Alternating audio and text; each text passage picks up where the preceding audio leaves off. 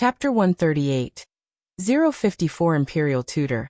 The true strength of Bai Lian _1 Xiangqing is taking this cultural and tourism planning very seriously. From Ren Qian and his likes down to the children, everyone is cooperating to maintain Xiangqing's civilized appearance. From ancient times till now, Xiangqing No. 1 Middle School has carried on its traditions for many years. The stone in the middle of the schoolyard is the biggest highlight. When the Culture and Tourism Bureau sent the order to the school, the principal immediately entered into full combat mode. He even emotionally and logically persuaded Lu Lingxi, pulling out Bai Lian. At the moment, when Ren Wanxian unilaterally said she didn't want to record, the principal really panicked. To him, the matter of making an apology, Lu Lingxi took it far too seriously. Calligraphy is most important. The principal had a very good impression of Bai Lian. He knew she always studied earnestly everywhere. Others might not know, but the principal was very aware that her physics grades had caught the attention of Jiangjing. But in our school, only Ren Wanxian has achieved the highest level of study. The history and culture of Xiangqing are profound, especially the Bai family. The most glorious stroke of the Great Yong dynasty was like a brilliant firework. Resplendent yet fleeting. It bloomed only in Xiangqing. The stone standing in the courtyard of Xiangqing No. 1 Middle School represented Liang-style calligraphy, and the culture presented in the video had to be the Liang style. Not to mention, that was also the style that Mr. Chen valued. Therefore, the only choice for this role was none other than Ren Wanxian. The Ren family was firmly holding on to the principal's lifeline. Oh, Bai Lian's gaze didn't fall on the two of them, her dark pupils seemingly fixed on some point in the void. In that case, I can give it a try. What are you going to try? Lu Lingxi blurted out instinctively. You and Zhang Xiais don't need to worry about this. Halfway through speaking, Lu Lingxi suddenly realized what Bai Lian meant. She scrutinized Bai Lian carefully. The girl's snow-white shirt was meticulously buttoned from bottom to top, and the cuffs and collar were embroidered with green gentleman bamboo. Her black pupils reflected the scattered sunlight outside the window. Peaceful and calm. You know Liang style too? Yes, Bai Lian nodded. Lu Lingxi knew about Bai Lian's foundation in Guanga style calligraphy. Although Guanga style was good, it was quite limited by the development of other styles. But she was always not one to discourage students and would not deny them opportunities. Then should we let Bai Lian try? Lu Lingxi suggested to the principal. Calligraphy isn't something just anyone can pick up and execute well. It requires training from an early age and immense wrist strength. According to what the principal knew, the hardship a calligrapher endured while practicing hanging the wrist was no less than that at Shaolin Temple. That's why few persisted with the practice. Getting onto the promotional video wasn't a matter of just any casually written character. It required characters that were presentable on stage. In the whole school, only Ren Wangshuan's practice showed proper form. But to say it so directly to Bai Lian would be too discouraging. The principal stared at Bai Lian for a while before speaking. Write a few characters for me to see first. He hadn't prepared any brush, ink, paper, or inkstone, so he just found a white paper in the office and a black pen on Lu Lingxi's desk, then handed it to Bai Lian to write. Bai Lian wasn't particular about the pen or the paper, nor the setting. She put aside her jacket, spread a blank A4 sheet on the table, and with her slender and strong fingers holding the black pen, she wrote 4 characters. Meanwhile, the principal and Lu Lingxi were still debating over the possibility of sending Zhang Xiais to apologize. Having put down the pen, Bai Lian picked up her school uniform, looked up towards Lu Lingxi and the principal, and politely said, "Teacher, I have finished writing." So quickly. The principal was somewhat surprised since he was accustomed to Ren Wangshuan's writing. She needed a long time to prepare, and she would write with great care, redoing it over and over if dissatisfied. Bai Lian hadn't even taken a minute from start to end, had she? Lu Lingxi glanced at the principal, then gently said to Bai Lian, "All right, you go back to doing your homework." After Bai Lian left, the principal continued. Leaving aside the matter with the longsword, it would be quite normal for Zhang Xiais to apologize. Living in this world, it's impossible not to adapt. As for the characters Bai Lian wrote, the principal hadn't even looked at them. He just didn't believe Bai Lian could write Liang style. Why leave aside the long sword? Lu Lingxi scoffed. I haven't even started to make trouble for them, and you're already leaving it aside. She turned around and returned to her seat. Seeing the paper that Bai Lian had casually placed on the desk, she picked it up and examined it. No, why is your vision so narrow? The principal still wanted to convince her. After talking for a while and realizing that Lu Lingxi was ignoring him, he turned around only to find her holding a piece of paper, so engrossed that she was lost in thought. The principal walked over to have a look, and upon seeing it, his face, previously filled with helpless entanglement, instantly turned to dumbfounded astonishment. Chapter 139. 054 Imperial Tutor. The True Strength of Bai Lian _2. There were only 4 characters written on the paper, Bai's Imperial Vines. It was the phrase she had used the first time to introduce herself. Even though she used a plain black pen, each character was deeply etched into the paper, their strength seeming to burst through the back, swirling and retreating with a surging vitality, the sinew of each character fully revealed. Through the paper, one could feel the momentum of 1,000 horses galloping. What kind of experience did it take to write with such formidable expression? Last time Director Chen visited, he was not very satisfied with Ren Wengshuan's calligraphy. At that time, the principal had not understood, but now he finally had a faint understanding of why Director Chen had looked down on Ren Wengshuan's calligraphy. Because he had seen better. Ren Wengshuan's characters indeed lacked a bit of real combat experience. Teacher Lu, the principal pulled out the paper from Lu Lingxi's hand and murmured, I think you're right, this apology might not necessarily need to be spoken out loud. I'll go contact the photographer right away.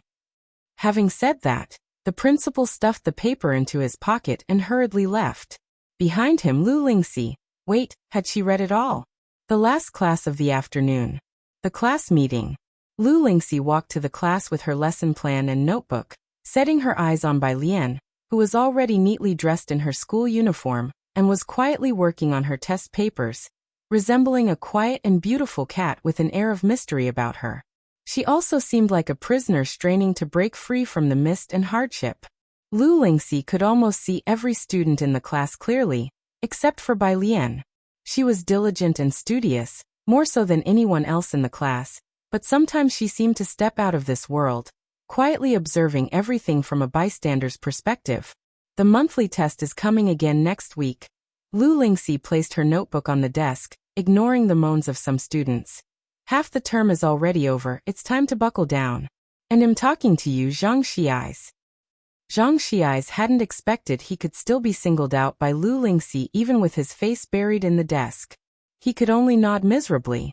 After the usual class meeting, Lu Lingxi called Bai Lian out again, to tell her to go for the photo shoot the next noon. Bai Lian nodded slightly after listening, meaning it was okay as long as she knew how to write in Liang style, and it wasn't a designated person. Returning to her seat, Zhang Xiais was still sticking his head out talking to someone across the aisle. My parents don't have such high expectations for me either. And I'm not that smart, don't have any grand aspirations, I think it's quite good this way. Zhang Shi's life motto was whatever obstructed him, he would give up. He didn't have grand aspirations and wasn't even sure what he wanted to do in the future. Halfway through his speech, he saw Bai Lian and couldn't help but touch his nose. Do you think I'm very hopeless? Bai Lian picked up her pen and glanced at him. Why would you think so? There are many kinds of lives. Just choose what you like. And, you are quite impressive. Most people feel guilty and reflective about their own relaxation and entertainment, feeling like they're wasting their time. But not everything has to be meaningful. And in this regard, Zhang Xiais does quite well, just purely happy. Really? Zhang Xiais crossed his legs, smiled broadly, then lowered his voice to Bai Lian. I'm thinking about becoming an extra in Yan Lu's film crew after I graduate. It took Bai Lian a while to search her memory before she grasped what an extra meant. Typical Zhang Xiais, his biggest dream was just to be an extra. You should at least be a director. After school in the afternoon, Bai Lian received a message from Mao Cohen. The logo for Imperial Revitalizing Plaster was out, and nowadays, too few people use traditional medicine. Once this plaster appeared in the fighting ring, it became popular throughout Bakhtar Street, circulating among a group of mercenaries. White tank top. Sis, there's a Western doctor looking for you. White tank top. He's a foreigner. White tank top. He's very curious about Chinese medicine. Bai Lian hadn't been concerned about it, but she arched an eyebrow when she heard he was curious about Chinese medicine. As she packed up her things, she replied to Mao Cohen. Bai Lian, one white tank top. Got it. White tank top. Do you have Instagram? Bai Lian had never heard of it, so she didn't reply. 2 seconds later, white tank top. Okay, got it. 5 minutes later, Bai Lian received a WeChat friend request, and upon checking, the avatar belonged to an old man with white hair and blue eyes. She accepted the friend request. Lance, your plaster is amazing. Bai Lian had memorized a lot of English words in the past month, and could understand them and communicate in simple English. Bai Lian. Thank you. The two conversed for a few exchanges, the other party speaking in English, and she responding in Chinese characters, which she could understand. Chapter 140. 054 Imperial Tutor. The true strength of Bai Lian _3. She said the other party couldn't understand her and needed a translator, but from her reaction time, this Lance could tell she knew English. Lance began to ask, "Can you speak English?" Bai Lian, no. Bai Lian closed her phone, yet her face remained composed. She indeed knew a bit of foreign languages because she needed to understand others' languages to study their items, but she only spoke and typed in Chinese. You don't understand? Then it had nothing to do with her. Yang Lin was much better today, and the bruising on her arm had disappeared. She went to the milk tea shop with Bai Lian. She went there for a part-time job. Jiang He waited for Bai Lian at the entrance of the milk tea shop. Ming Dongheng did not accompany Jiang He. The one waiting with Jiang He for Bai Lian was Director Chen. Miss Bai, Director Chen was on the phone. When he saw Bai Lian, he said something to the person on the other end, put down the phone, but still had a worried look on his face. Jiang He stood up, walked over to Bai Lian, and grabbed the hem of her clothes. Bai Lian didn't want to talk much with Director Chen, but remembering that he had given Ji Hung tobacco the day before, she set down her backpack and asked lazily, "Ran into some trouble?" Yeah, Director Chen didn't guard against Bai Lian and just vented to her. In working on Xiangqing culture and tourism, lots of relics needing restoration. The clash between workers and the police force yesterday, it's blowing up online. Some media had fermented the situation. This incident had a terrible impact on Xiangqing. On one hand, they said the wretched terrain breeds troublemakers. On the other, they said the local police department was corrupt. The incident itself was overly sensitive. Director Chen wondered whether to entirely lock down the news and stop journalists from reporting on it. Of course, he only wanted to vent at the moment, and wasn't expecting advice from Bai Lian. As Bai Lian walked toward the library, she listened quietly. Only after he finished did she look at Director Chen. It's best not to block this issue. Huh. Director Chen looked at Bai Lian in surprise. Bai Lian unpleasingly looked back at him, her almond eyes misty. Blocking is worse than channeling. As an administrator, what you want isn't to shut people up, but to show that survival is fundamental to the common people, to openly investigate. She laid out a clear strategy for Director Chen. Finally, she extended a pale finger, lightly tapped Director Chen's chest, and lazily turned her head with a smile. There's no absolute in law. You represent authority, credibility, so never let yourself lose the power of speech. Director Chen rarely discussed such matters with anyone. Ming Dongheng couldn't understand. Jiang Fulai didn't have the time to talk about it with him. He never imagined that he'd hear these insights from a high school senior. It was like breaking through layers of fog. I understand. Director Chen straightened up, now looking at Bai Lian with a touch of respect. Thank you, Miss Bai. This Miss Bai was more respectful than any he had said before. The library was one stop away from the school, and Bai Lian walked there because she was talking with Director Chen. The two of them talked about a lot more in bits and pieces. Upon reaching Xiangqing Library, Director Chen respectfully saw Bai Lian off as she went in, his heart shocked from his first casual chat with her. Many strategies she spoke of were enlightening. If Bai Lian wasn't clearly a high school senior, he couldn't help but wonder, had she been an official? Otherwise, where had she learned such art of governance? After Bai Lian entered the library, he took out his phone, calling his people. Have you found any good tobacco yet? Make it quick. After giving orders, Director Chen opened the chat with Ming Dongheng. He faintly sensed a broad and open path spreading out before him. Chen Yongquan. Mr. Ming, what does Miss Bai like to eat? Chen Yongquan. What are her hobbies in daily life? Chen Yongquan. Besides Guzheng, what else does she like to do? Ming Dongheng just sent back 2 characters. Suicidal? Director Chen, who was furiously typing.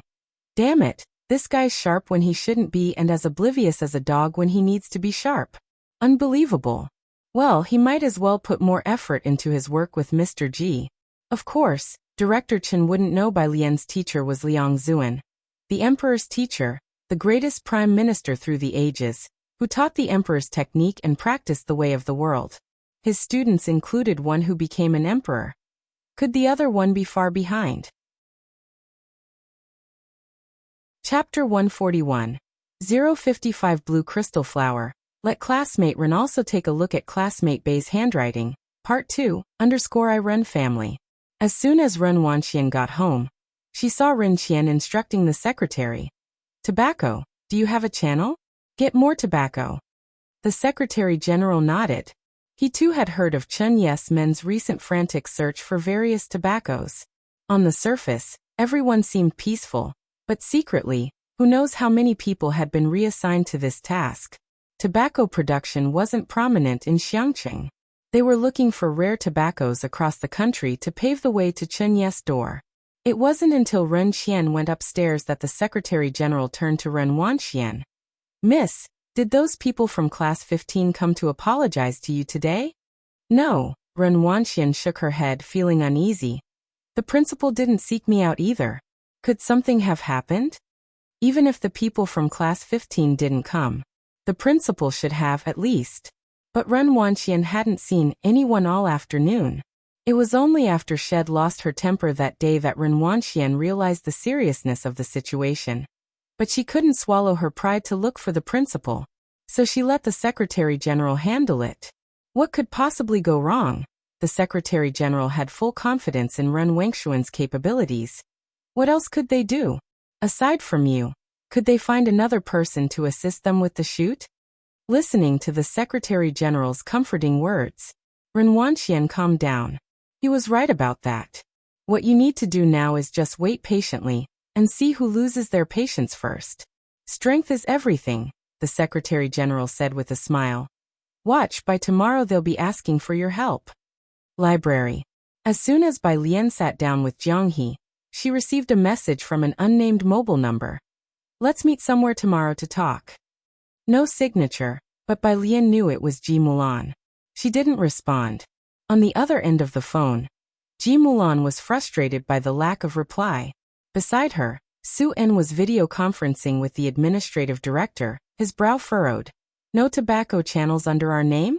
Keep looking. Chen Yi is in Xiangqing, a rare opportunity. In Jiangjing, they wouldn't even have the chance to meet Chen Yi. Ji Mulan didn't quite understand these business maneuvers. She and Su En indeed had a significant gap between them, just as Ji Heng had said.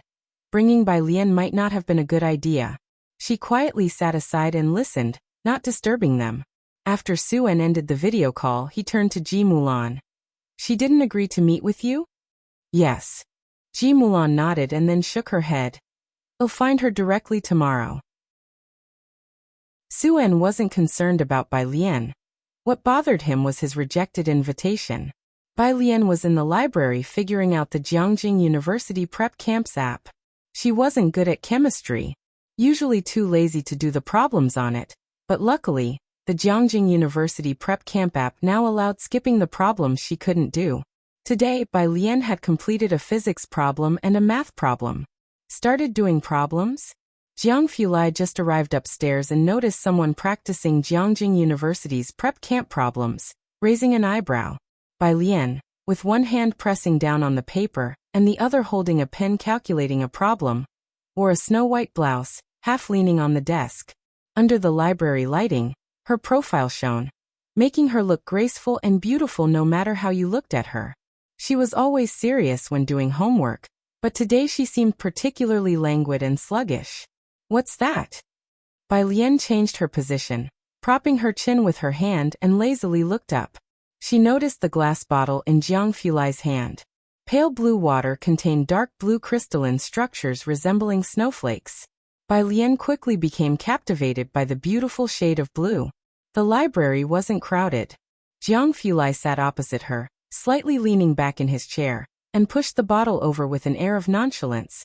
Blue crystal flower vase. Bai Lian took it and quietly observed the bottle under the light, looking at the crystallized blue flowers. Made with glycine and basic copper carbonate, Jiang Fulai's light-colored eyes always appeared cold, but now as he sat in the library, the light created a hint of a languid charm. Do you know this blue has another name? Bai Lian continued to observe the blue crystals. From Jiang Fulai's words, she roughly knew they were made with chemicals. Climb blue, Jiang Fulai said faintly. Bai Lian nodded, silently repeating the name. In the midst of their conversation, Jiang Fulai noticed Bai Lian working on the app's problems. He sat up a bit straighter and asked as if casually, started doing problems? He had always thought Bai Lian didn't want to do problems. He only found out later that she was a bit weak in chemistry and biology, but he never saw her studying chemistry. Yes, Bai Lian glanced at her phone then smiled. It seems I can skip the chemistry questions now. Chapter 142. 055 Blue Crystal Flower. Let classmate Ren also take a look at classmate Bei's handwriting. Part 2. _2 Someone with hidden talent and fame lightly opened their mouth. Pretty good. Jiang He sat next to Bai Lian, flipping through a large dictionary expressionlessly. During your winter vacation, the Jiangjing app will have a local training camp. Jiang Fulai reached for Bai Lian's phone and flipped through it a bit. It's quite helpful for chemistry. This was the first time Bai Lian had heard about the training camp, and she pondered it. 9 o'clock. The library closed. Jiang Fulai watched Bai Lian pack her book bag, his phoenix eyes slightly narrowed, and after a moment's thought he said, Qi Yundai made a lot of delicious food today. Qi Yundai was the best cook Bai Lian had ever encountered. She hesitated a bit about the meal he prepared but still swooshed to zip up her jacket and slanted her head towards Jiang Fulai with a hint of regret. Then you'll have to go eat with Jiang Xiaoniao. I have to go back and have dinner with my grandfather. Ji Heng had been restless these past few days. Bai Lian would go back every night to have dinner with him. Your grandfather hasn't eaten yet? Jiang Fulai looked at her. You guys go eat, Bai Lian waved behind her. I'll take the bus back. Having said that, the bus came to a stop, and Bai Lian got on board with her backpack. Jiang Fulai watched expressionlessly as the bus swayed into the distance, leaving him staring at its rear. Next to him, Jiang He crouched on the ground. He silently looked up at Jiang Fulai. Jiang Fulai looked down at him with a high and mighty gaze and let out a cold laugh. Are you crouching down to avoid being found by someone? The next day, Tuesday, Bai Lian didn't have lunch because she had to reshoot the promotional video. It was still the same photographer from last time. He recognized Bai Lian and was surprised. Bai can also write in the Liang style? Before Bai Lian could speak, the excited principal beside her explained to the photographer. Yes, and Bai writes the Liang style very well. Today was for reshooting the scene of writing in large characters. Bai Lian took off her school uniform jacket, revealing a light white shirt underneath, and then picked up a wolf hair brush. Write on this board, said the photographer in a gentle voice, naturally obliging since it was a newcomer recommended by the principal. Bai Lian stood in front of the board. She held down the rice paper with one hand and lifted the wolf hair brush with the other, her eyes and brows lowered. Her hair was loosely secured by a wooden hairpin. The sun filtered through the trees and the window, casting mottled shadows on her, shrouding her in a hazy and mysterious aura. Without any extra movements like those of Ren Wanxian, everyone on set involuntarily held their breath. She always had an inexplicable quality about her that seemed to link with the entire Xiangqing in countless ways. This sense of a collision between the past and the present was all too obvious. Without hearing the next step for a long while, Bai Lian looked up, asking in surprise, Can I start now? Oh, the photographer came back to his senses. Yes, you can start. Just like that, it feels great. He turned on the camera. Only then did Bai Lian lift her wrist and write a line on the paper. After drinking wildly to the heart's content with enemies, one man, one arrow, stormed through Fengdu. This was the line from a stone in their school, and also the one that Ren Wanxian had tried and failed to write well over and over again that day. Bai Lian completed it in one go. As she wrote, her strokes were fluid like drifting clouds and flowing water, her calligraphy robust and forceful. She had felt an overwhelming presence while writing with black ink for the principal the day before. And this was nothing compared to today when she was using the wolf hair brush she was most comfortable with. At a glance, each character seemed to exude an aura of ferocity and pride. This line of text made it easy to envision scenes of brave combat. Such was the charm of calligraphy. This was the resonating passion etched in the DNA of the people, felt through just a line of writing. Bai Lian, after writing, looked at the line for a while and was dissatisfied. Then she turned her head towards the photographer. I want to do it over. Since this was for promotion, it didn't need to be perfect. She had not removed the iridium bracelet from her wrist, and the brushstrokes hadn't quite reached the necessary strength. Bai Lian was about to take the inkstone and crumple the paper into a ball. The principal hurriedly stopped her, snatching the paper from Bai Lian's hands. Do it over? It's written so well. Why would you want to redo it? The photographer also replayed the video. He didn't understand calligraphy, but could feel the impact from Bai Lian's writing. Last time they filmed Ren Wanxian, he knew that calligraphers needed to be in the right state of mind to write well. A good state meant good writing, no state meant dissatisfaction no matter the effort, as was the case with Ren Wanxian. If Bai Lian's writing, as impressive as it was, got destroyed, what if she couldn't reproduce the same effect? Let's just leave it like this. The principal carefully dried the ink, his eyes never leaving the piece of writing. You go back to your class. This writing will remain as it is. Chapter 143. 055 Blue Crystal Flower. Let classmate Ren also take a look at classmate Bei's handwriting. Part 2. _3 Just like that, fearing Bai Lian might crumple up the paper. Clearly, he shared the same thoughts as the photographer. Bai Lian. She opened her mouth, wanting to explain. Then she was pushed out of the door by the photographer. Bai Lian looked at the closed door somewhat speechless. Principal, my school uniform. The door opened a crack. The school uniform was thrown out. Bai Lian picked up her uniform and looked at the door for a long while. Fine then. She slowly walked toward the direction of the cafeteria. Since the photo shoot was quick, most students hadn't finished eating. As soon as Bai Lian entered the cafeteria, Pu Xiaohan waved at her. Over here. Pu Xiaohan had gotten Bai Lian some food. The group finished their meal, and then returned to class. Along the way, they happened to run into a line of students from Class 8. Ren Wanxian and Chen Zhu had just finished eating too, and neither group had a good impression of the other, but at least they maintained superficial peace. Ren Wengshuan's eyes darkly stared at Zhang Xiai's. Zhang Xiai's felt goosebumps all over. Sister Lian, let's go, there's something filthy here. He exaggeratedly spoke and left with the class 15 students. Behind them, Ren Wanxian looked even more upset. She had thought Zhang Xiai's intentionally came to apologize, so why did he just leave? By her side, Chen Zhu also remembered the last incident. What happened with that thing? I don't know. Ren Wanxian was also feeling frustrated. She knew that the photo shoot was scheduled for noon today, but Zhang Xiai's hadn't looked for her, and neither had the principal. I'm going to find the principal. The whole situation from beginning to end was shrouded in strangeness. The Secretary General told her to stay put. The principal and people from Class 15 would surely come to find her. Initially, she was indeed full of confidence and didn't take it to heart, but as time almost ran out, she hadn't seen anyone come to apologize. That's when Ren Wanxian began to panic. She went to look for the principal in his office, but he was not there at that time. Ren Wanxian waited patiently for another 10 minutes before he finally arrived, late as usual. Run student. Seeing Ren Wanxian, the principal was quite surprised, then seemed to understand something. He smiled, yet didn't say it straight out. Please take a seat. Ren Wanxian sat down. The principal then poured himself a cup of tea and began leisurely. Ren student, what brings you here? Ren Wanxian could tell by the principal's composed manner that things were different than she and the Secretary General had imagined. Principal. Ren Wangshuan's demeanor as always had no issues. She was very polite. Regarding the cultural and tourism promotion, please don't take my grandfather's secretary's words to heart.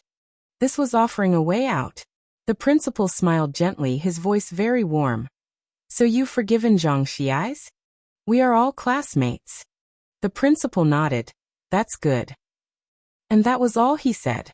Ren Wanxian waited for the principal to accept her offer, but after his "that's good," he fell silent.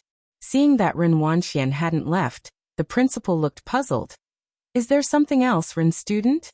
She bit her lip, looking at the principal. Almost humiliatedly she spoke.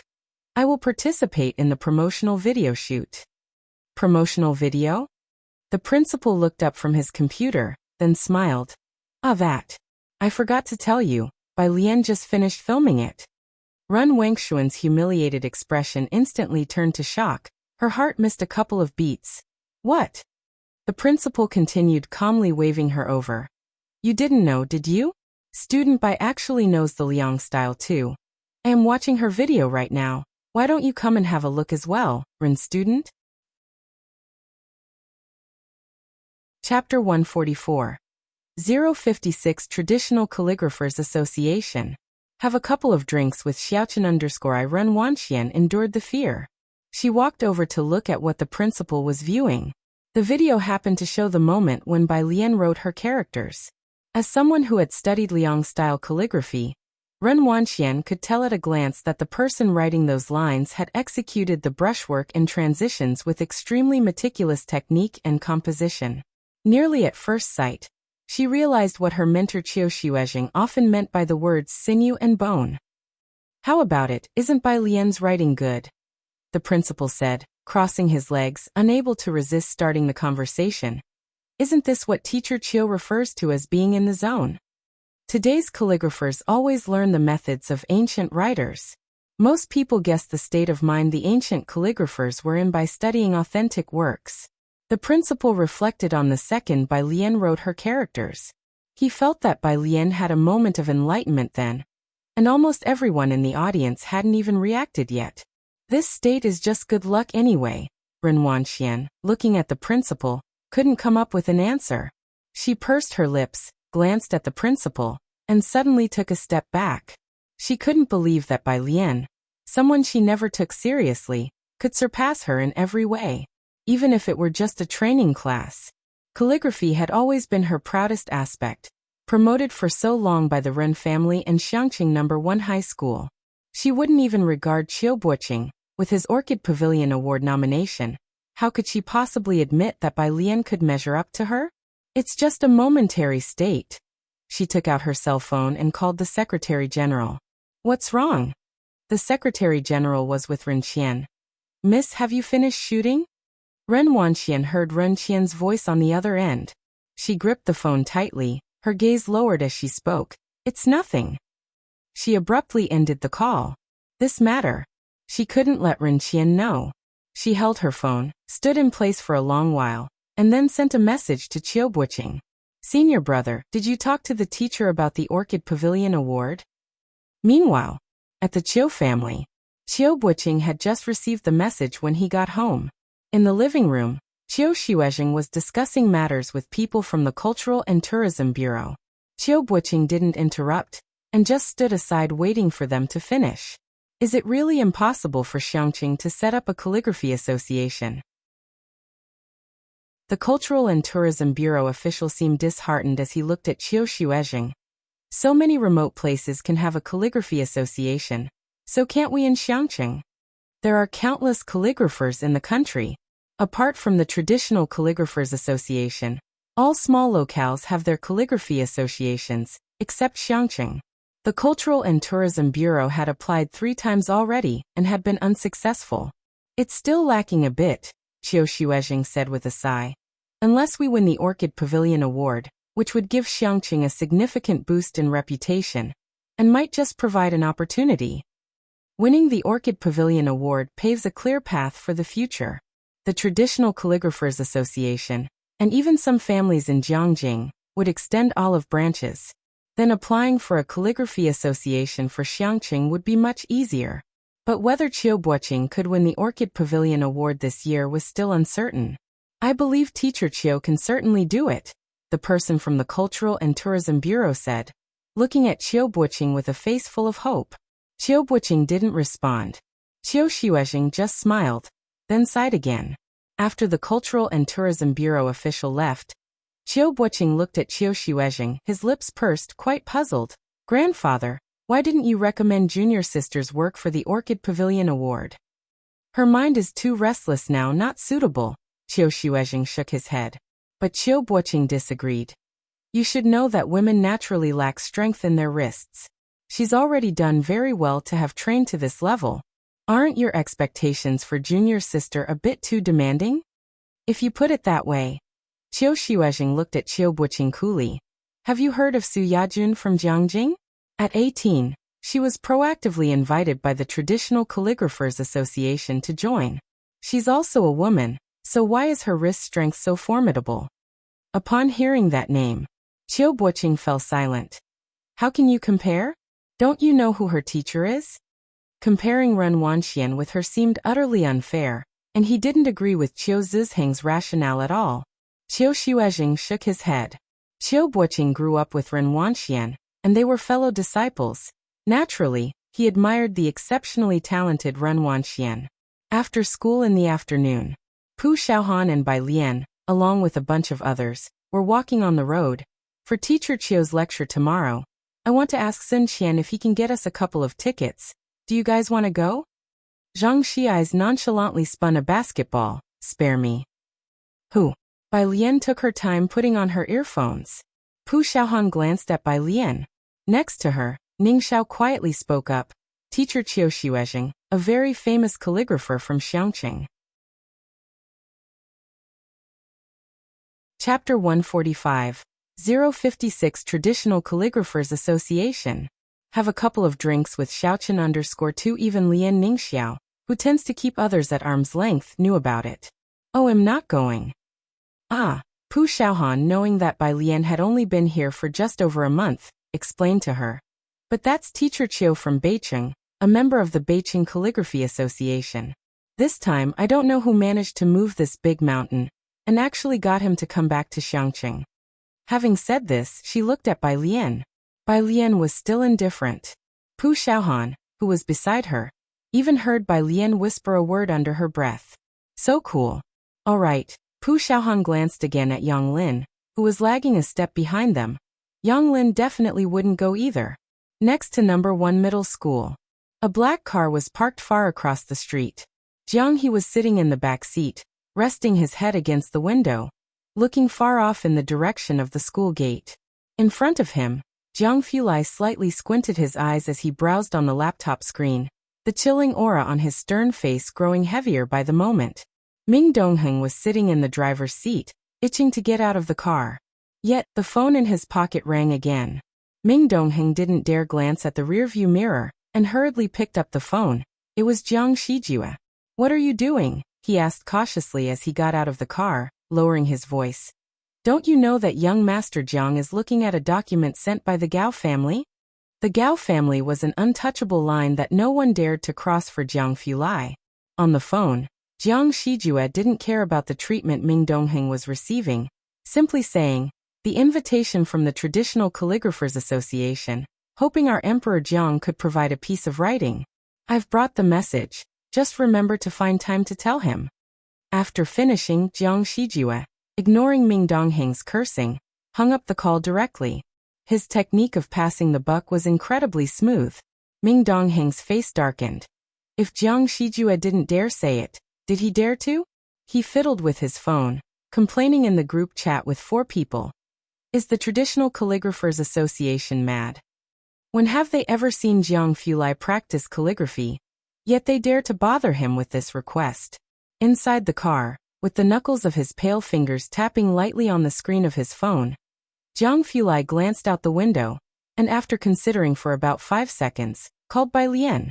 I'm about to come out. Bai Lian's voice sounded quite surprised.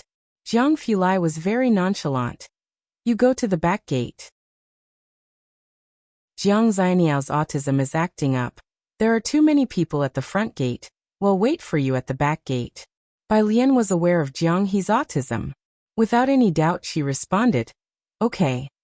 Sitting in the back seat, Jiang He. The black business van slowly drove into number 1 middle school's back gate.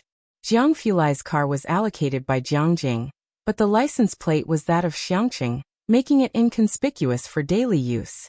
At the school gate, sitting in the driver's seat of a white car, Suen looked at the black car. He was slightly taken aback.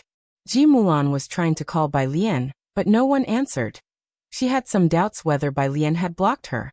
After speaking a few words to Suen, she saw him staring blankly at something. What's up?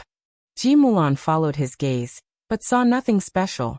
Suen came back to himself and shook his head. It's nothing. But he couldn't shake off the feeling, that car. He had once seen a similar one from a great distance in Jiangjing. The entire body of the car was bulletproof. However, he never saw the person inside it, and he hadn't expected to see a similar car in Xiangqing as well. At the back gate of the school, Bai Lian had already arrived. The season had turned to autumn, and she had her school uniform jacket pulled tight, with the sun already half set, casting a reddish glow. She stood by the roadside in her school uniform, cold and clear, holding her phone with fingers that were also pale and cold. Her silhouette projected like a simple ink painting of early autumn. Ming Dongheng quietly parked the car beside her. The rear car door opened automatically. Bai Lian stood still, looking at Jiang He propped up against the back of the seat, smiled, as if the silent figure in the painting had come to life. Why are you so weak? She got into the car and pinched Jiang He's face. Jiang He pursed his lips and looked up. Jiang Fulai cast a warning glance at Jiang He, his long fingertips tapping the laptop as if absent-mindedly. Chapter 146. 056 Traditional Calligraphers Association. Have a couple of drinks with Xiaochen_3 today. Ming Dongheng seemed to be heading to the fighting arena to watch some new godly match. Jiang Fulai had given him the day off.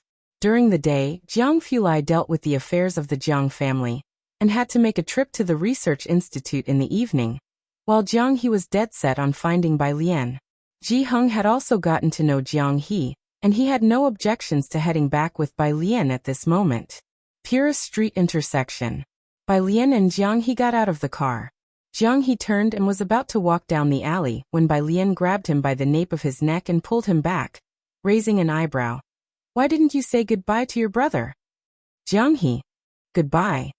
Jiang Fulai's gaze lightly swept over Jiang He before he said to Bai Lian. If he has any trouble, call me. After all, Jiang He was not a normal child. It wasn't until Jiang Fulai left that Bai Lian led Jiang He into the alley. The long and winding alley was filled with many workers installing street lamps today. Bai Lian was somewhat surprised. However, she didn't pay much attention to it. When they arrived at Ji Heng's courtyard, she found the door half open, and Ji Heng's somewhat hearty laughter could be heard inside. Xiaochen, you must have dinner here tonight, ill cook? As soon as Bai Lian opened the courtyard door, she saw Ji Heng sitting at the stone table with a pipe in hand, squinting his eyes, taking a deep drag on the tobacco. You know, although this tobacco has no brand, it's even stronger than what I used to smoke. A thin wisp of smoke exhaled from his mouth. On the stone table lay a small bag of tobacco casually stuffed into a plastic bag. Xiaochen immediately noticed Bai Lian returning, his face lighting up. Miss Bai is back. Ji Heng paused, his smoking slowed down a bit. Bai Lian knew Ji Heng had a strong addiction, but she just didn't want him to smoke so uncontrollably. She greeted Xiaochen. I'm going to tidy up Jiang Xianiao's room. Ji Heng pointed with his pipe to a room next to Bai Lian. That was Shane's old room. I tidied it up in the afternoon. You check if there's anything missing. As the two talked, Xiaochen did not dare to chime in. It wasn't until Ji Heng asked him, do you have any dietary restrictions for the meal? Xiaochen hardly dared to trouble Ji Heng to cook for him. He was thinking of bringing that cake maker over. He was pondering the possibility. Then Ji Heng's old-style cell phone rang. It was Ji Mulan. I've been waiting for her at the school gate until now and haven't seen her. Has she skipped class again? Ji Mulan didn't bother with pleasantries, her voice cold as if she were angry. Of course, she was talking about Bai Lian. Ji Hung walked towards the door with the phone, holding the tobacco pipe upright and taking a puff. She's already back. How come I didn't see her? Ji Mulan's voice rose. She wanted to say more, but remembering that she had just made peace with Ji Hung, she said, "What I mean is I've been waiting for her. Never mind, Suen just acquired a hotel, and we're celebrating tonight. You two come out first, Suen, and I will wait for you." "No thanks," Ji Hung said calmly. "I'll have a couple of drinks with Xiaochen tonight. If you want to come, you can join us for a few drinks." With that, he hung up the phone. On the other end of the phone, Ji Mulan's expression was very unpleasant. She really didn't understand. Why was she bending over backward to create opportunities for Bai Lian to meet Suen? If Bai Lian was clueless, it was one thing, but was Ji Hung just as oblivious? What's wrong? Suen looked at her as she sat back in the car. Ji Mulan shook her head, not letting her displeasure show. "It's nothing, my dad said we should go back for dinner, but you're not used to the place where he lives, and he also has a friend over for drinks tonight. Let's just head back first." Ji Mulan wouldn't take Suen to a place like Purist Street. Suen nodded slightly. He wasn't in the mood to join Ji Hung and his friend for drinks. Wednesday. Under the watchful eyes of most of the students, Qiu Xuezheng came to the auditorium of Xiangqing No. 1 High School to give a speech. The principal personally greeted him. Even 2 reporters showed up. "Mr. Qiu, please have a seat." The principal escorted Qiu Xuezheng to the reception room and personally made him a cup of tea. "Thank you for caring so much about our senior students." He was a big positive example for the whole of Xiangqing. "There's no need for formalities, principal. I grew up in Xiangqing," said Qiu Xuezheng, one of the few who had made it out of Xiangqing and achieved a bit of success. Although he returned infrequently, it didn't mean he wasn't concerned about his hometown. "I'm happy to do something for the place where I grew up." The principal naturally knew this as well. In Xiangqing, especially among the older generation, feelings for the hometown ran deep. The principal was tidying up a pile of stuff on the conference table. "This year, the school has a few top students. I wonder if they have a chance to soar to great heights." As he was speaking, a piece of paper drifted gently to the floor. "That's what Mr. Ren told me," said Qiu Xuezheng as he took his teacup, blowing on it lightly. He was about to sip when he noticed the paper on the floor, his eyes casually glancing at it, and he stopped in his tracks. Snap, he slammed down the teacup, reached out to pick up the paper. Who wrote this? Chapter 147. Chairman Teacher 057, Sister Lon is going to stir things up. Second update. _1 The principal was still organizing books. Upon hearing the voice, he quickly set down the book and took 2 steps forward. Seeing Qiu Xuezheng lost in thought over a piece of paper, he lowered his head to take a look and then smiled. "This is written by our student Bai Lian. It's no less impressive than the work of student Ren, don't you think?" The principal knew that Ren Wanxian was Qiu Zizheng's prized disciple, so he didn't overly praise Bai Lian. Yet Qiu Xuezheng shook his head. "No, this kind of brush strength, let alone Wanxian, even my grandson might not measure up to him."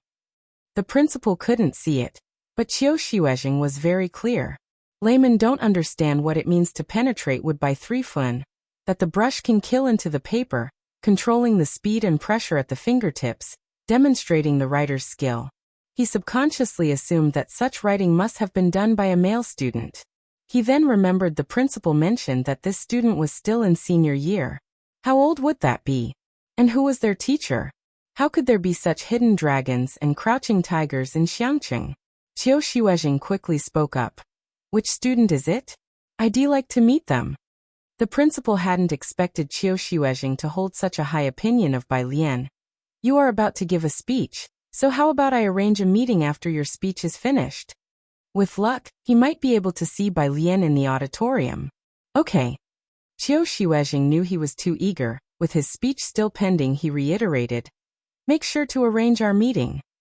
The principal didn't understand why Qiu Xuezheng was in such a hurry, but he still made the arrangements and went out to call Lu Lingxi.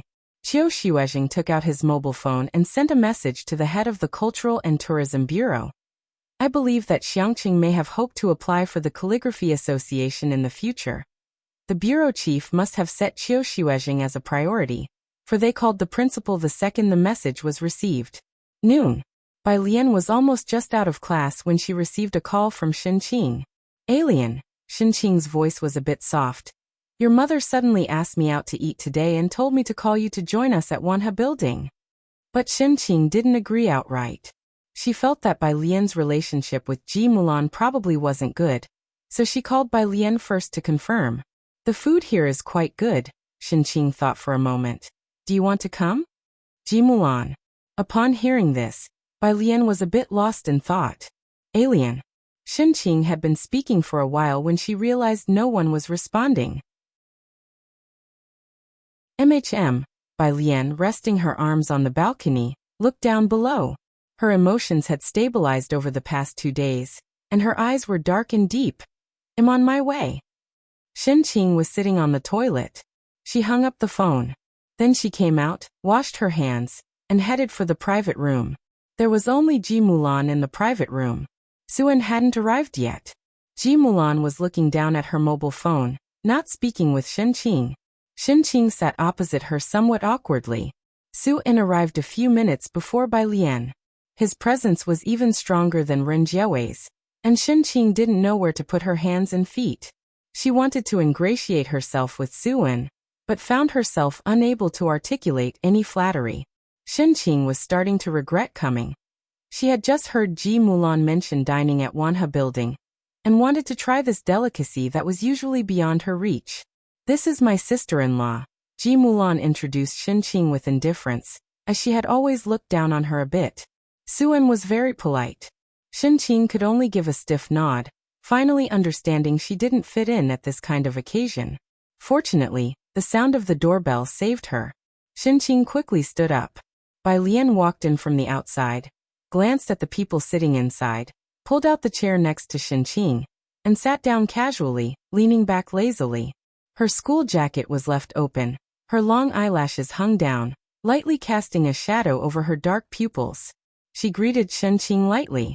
As for the others, Bai Lian found it hard to extend any politeness. Ji Mulan sat opposite her, troubled by her rebellious demeanor. Don't you know how to greet people? This is your Uncle Su. Only then did Bai Lian look up, silently observing Ji Mulan. The person had a very beautiful face, but the expression was noble and domineering. Those eyes lacked warmth. They were gradually becoming estranged from the memory she held. Bai Lian couldn't help thinking of the Klein blue Jiang Fulai had mentioned. The color of a person's pupils after death. Was that the color of her mother's eyes when she passed away? Kids are always like this. Suen didn't mind, just smiled at Bai Lian. Even though you don't want to be registered under the Su family, I still consider myself your Uncle Su. Suen was skilled in negotiations, and with just a sentence or two, he lightened the mood. Chapter 148.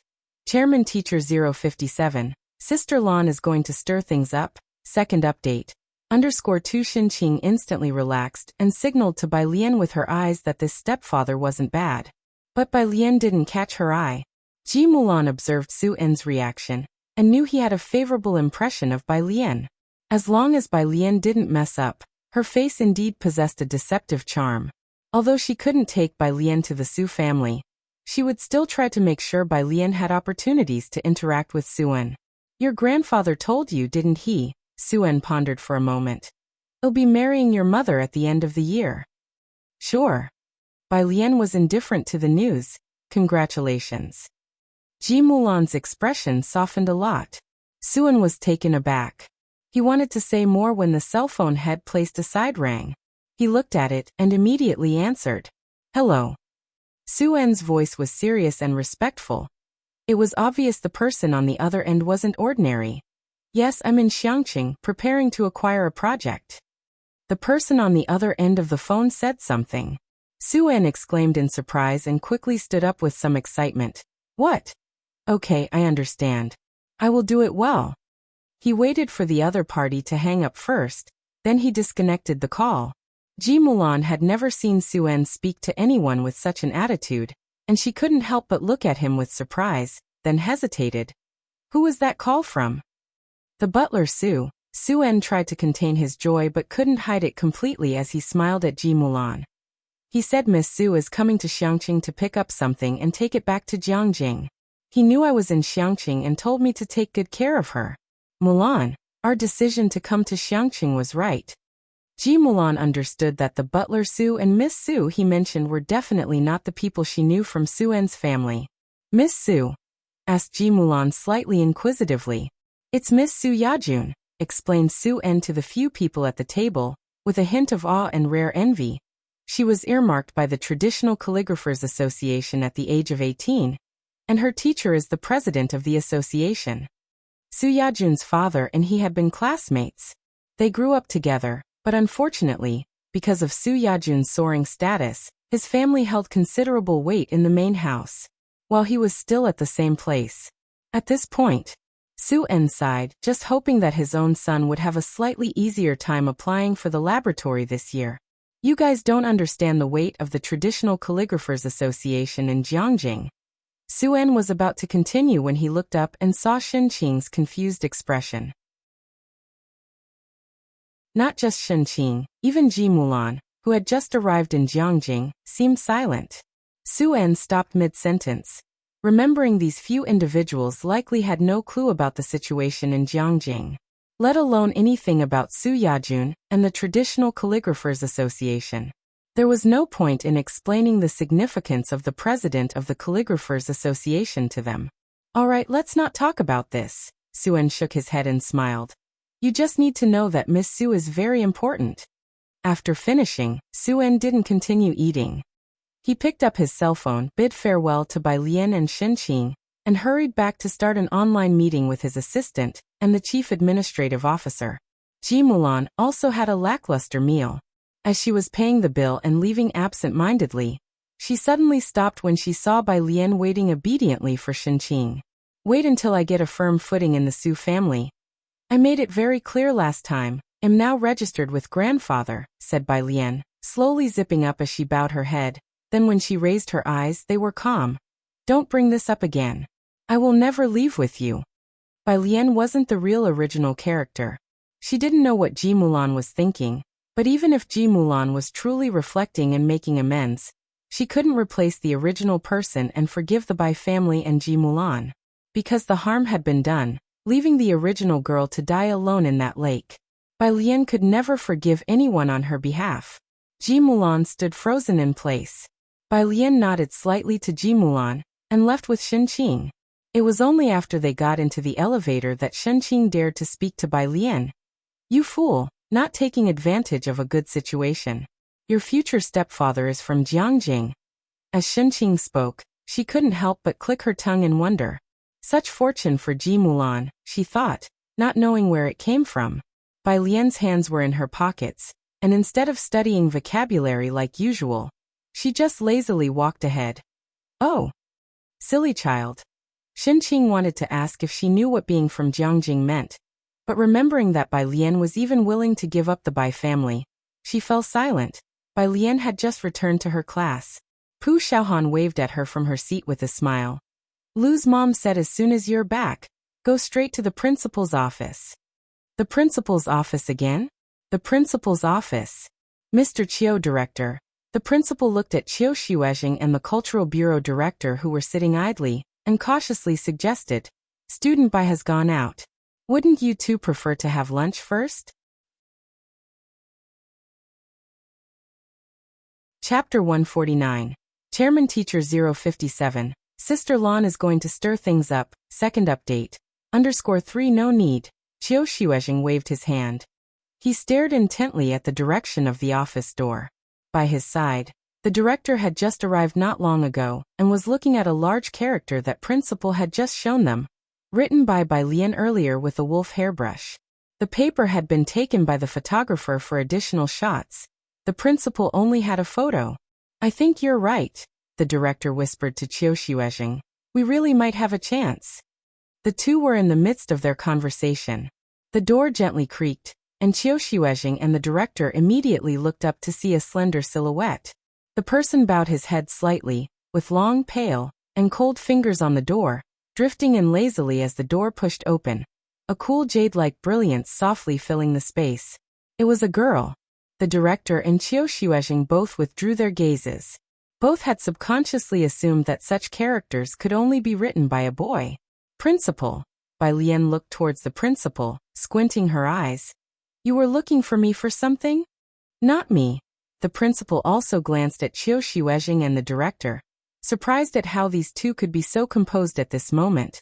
Bai Lian, it's elder Mr. Qiu and his colleague who are looking for you. Qiu Xuezheng had thought it was some student looking for the principal. Upon hearing what the principal said, he suddenly stood up, staring intently at Bai Lian. She wrote these characters? Yes. The principal was startled by his reaction.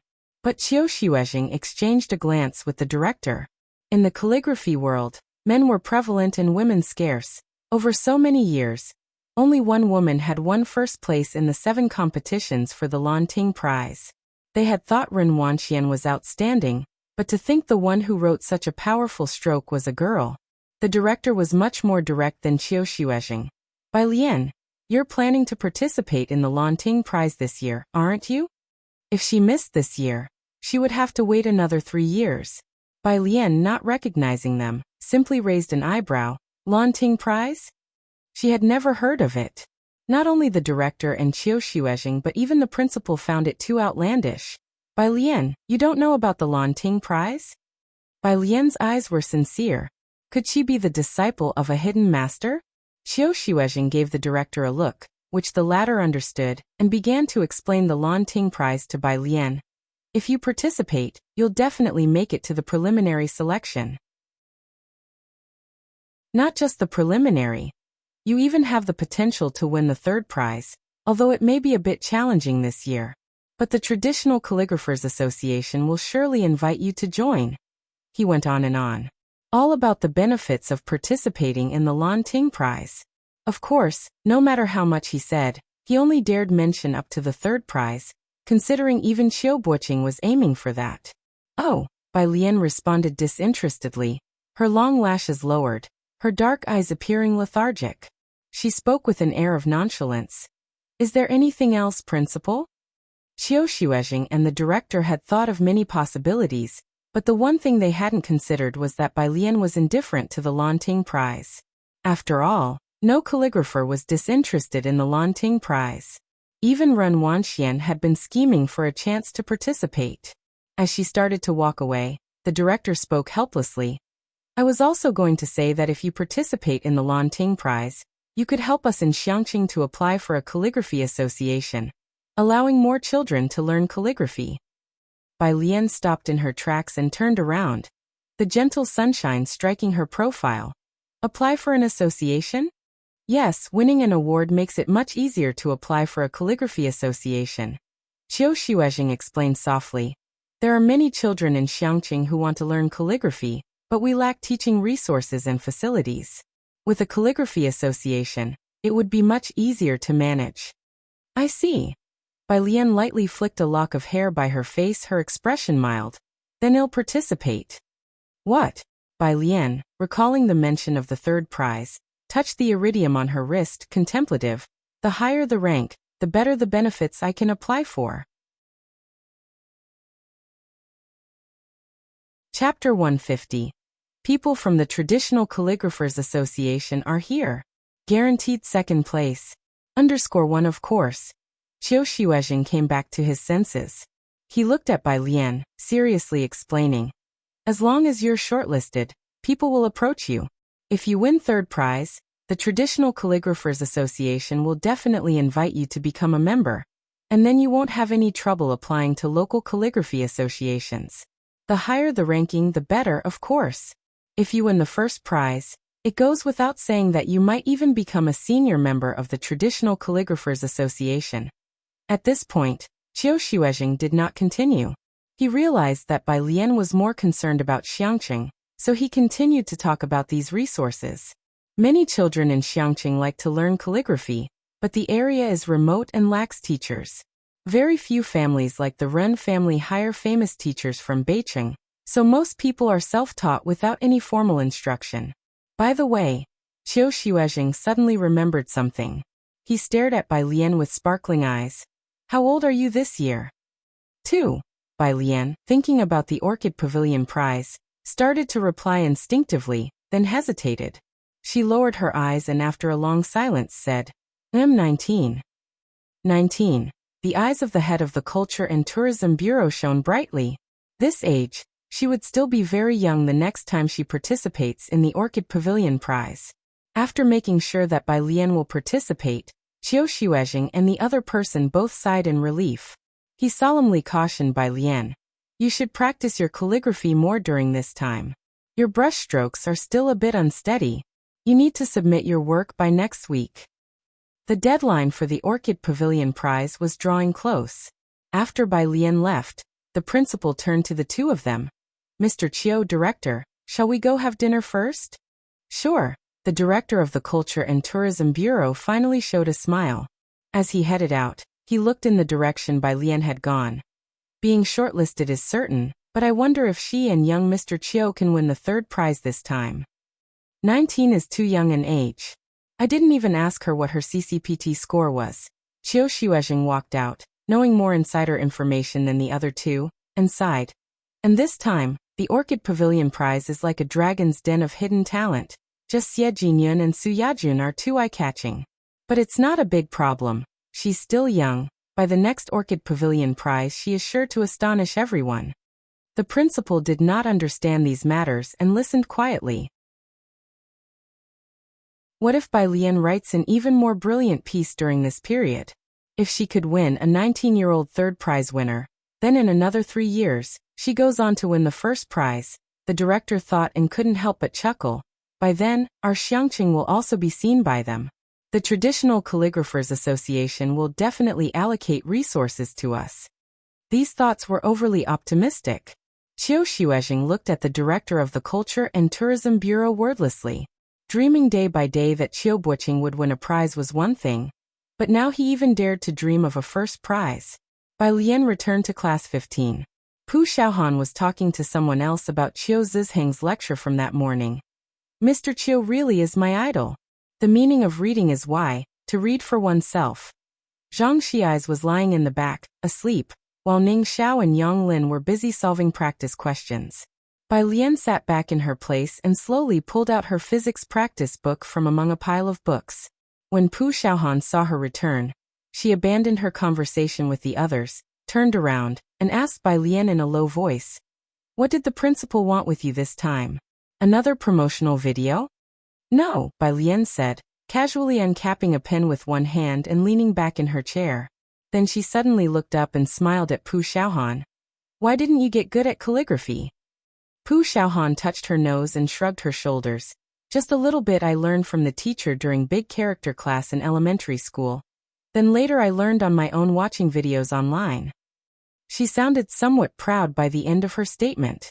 Everyone studying calligraphy knows that with a teacher's guidance, one can avoid many detours and lay a good foundation more quickly, making writing much easier.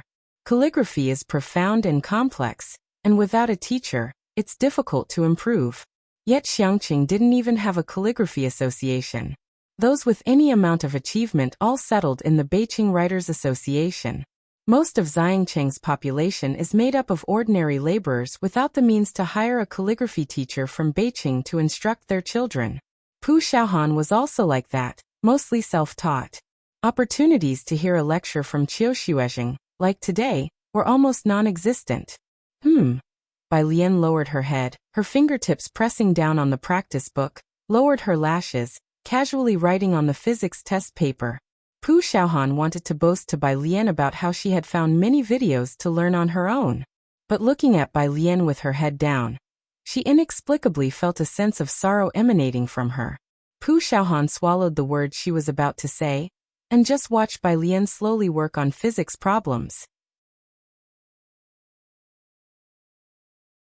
Chapter 151. People from the Traditional Calligraphers Association are here. Guaranteed second place. _2 In fact, for these 2 weeks, Bai Lian spent most of her time on biology, occasionally exchanging ideas with Ning Xiao when he encountered a difficult physics problem. It was at this time. The whole class 15 suddenly fell silent.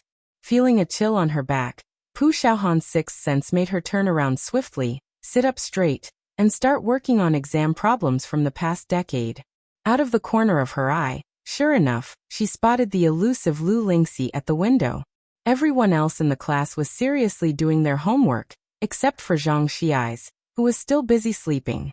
Lu Lingxi walked up to him quietly and raised her hand. Zhang Xiai stood up with his ear being pinched and caught sight of Lu Lingxi. "Lu Mom, spare a handsome guy's life. How late did you play games last night?" Lu Lingxi sneered. Zhang Xiai's. "I just at 1 o'clock, 2 o'clock 2:59. Not a minute past 2. This was his final act of defiance. "You think it's fine to sleep during the day and play games at night, huh? How many times have I told you, Zhang Xiai's, in today's society without a diploma you'll face setbacks in everything." Lu Lingxi let go of his ear, pleading earnestly, and then pointed to the back of the room. "Go stand at the back." Zhang Xiai's reluctantly took his book and went to the back. After Lu Lingxi finished speaking, she looked down as Bai Lian finished a question, and then gently said to Bai Lian, "Bai Lian, come out for a moment." Zhang Xiai's was amazed at her quick change of demeanor. "The principal said he wants to give your contact information to Mr. Chiu." Lu Lingxi was telling her this. "I can give him your number, is that okay with you?" That was fine. Bai Lian nodded. Saturday. Director Chen came to look for Ming Dongheng. Jiang Fulai and Jiang He were not around, so he was much more relaxed in his seating. There's another match for Mr. by next Tuesday. If he wins, his score will reach 3rd place. Tickets. Ming Dongheng poured himself a cup of tea. His words were succinct and cool. They're already prepared. Director Chen took out freshly printed tickets and handed them to Ming Dongheng. He had been in high spirits these past 2 days, having managed 2 issues in Xiangqing with perfection after Bai Lian's advice, earning high praise from Elder Chen. The 2 of them were still talking. Outside, a servant brought in a woman. "Young Master Ming, someone from the Traditional Calligraphers Association is here." Ming Dongheng glanced slightly and grunted an acknowledgement. Being a naturally cool person, his presence became even more intimidating after following Jiang Fulai. Director Chen didn't know who this Miss Su was and looked curiously towards the door. A tall woman in a plain white dress walked in. Despite Xiangcheng's weather not being too hot, she didn't even wear a coat. Upon entering, she slightly lowered her head, not daring to casually look around. "Young Master Ming," she stood to the side. Noticing there were only 2 people sitting on the sofa, she paused slightly. "Director Chen." Director Chen clearly recognized the woman in front of him. He poured himself a glass of water too. "Su, what brings you here?" "The teacher sent me to fetch something." Su Yajun stood to the side, her reply very cautious. Ming Dongheng knew she would come. He glanced at Su Yajun and, not recognizing her, spoke indifferently. "Sit for a while, I'll go upstairs to get it." Su Yajun quickly nodded. Only after Ming Dongheng left did she feel a bit more at ease, and took a seat to the side. "Oh, by the way, the president of the Traditional Calligraphers Association was adept in both calligraphy and painting, known for writing in the Liang style, and often joined Elder Chen for tea." Director Chen was very familiar with her. "Is President Xue in good health lately?" A servant came over to pour a cup of tea for Su Yajun. Su Yajun took it with thanks and then slowly said, "The teacher is well. A few days ago he went to enjoy tea and admire calligraphy with Elder Chen." Director Chen smiled upon mentioning Elder Chen. He looked at Su Yajun, his expression growing much lighter. Ming Dongheng came down with a rectangular wooden box from upstairs and handed it to Su Yajun. "Hold on to this, give it to President Xue and don't open it." He was used to being cold. Su Yajun quickly stood up and received it with both hands formally. "Oh," Director Chen suddenly realized upon seeing the wooden box. Recalling how President Xue used to bother Jiang Fulai frequently, and had been driven out many times by Ming Dongheng. "This is for the exhibition, right?" He was still speaking. His phone in his pocket buzzed. Seeing the name displayed, Director Chen's eyes lit up. He stood up briskly. "Hello, Uncle Ji, fishing? Great, I love fishing the most. Wait for me. He couldn't bother with the people in the hall any longer and rushed to Ming Dongheng. Mr. Ming, I need to go fishing with Uncle Ji. Keep the tickets safe. Chapter 152. People from the Traditional Calligraphers Association are here. Guaranteed second place. _3 After saying that, Chief Chen walked out. Ming Dongheng still heard Chief Chen talking to his subordinate. Go prepare fishing gear for me. Ming Dongheng. Ji uncle? Who the hell is this Uncle Ji that Chen Yongkuan is calling for? Ming Dongheng's expression became increasingly cold as he gazed at Chief Chen's retreating figure. His hand brushed something. Su Yajun, still standing to the side, was also very surprised inside. Ji. She had searched all over Jiangjing and hadn't heard of anyone with the surname Ji who could elicit such a strong reaction from Chief Chen. Who was this Uncle Ji? Ming Dongheng glanced at Su Yajun and asked coldly, Does Miss Su have any further business?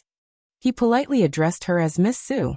However, Su Yajun didn't dare respond and quickly stood up straight, glancing subconsciously upstairs before saying, I won't bother Mr. Ming any longer. Once out of the iron gate, Su Yajun's complexion lightened significantly.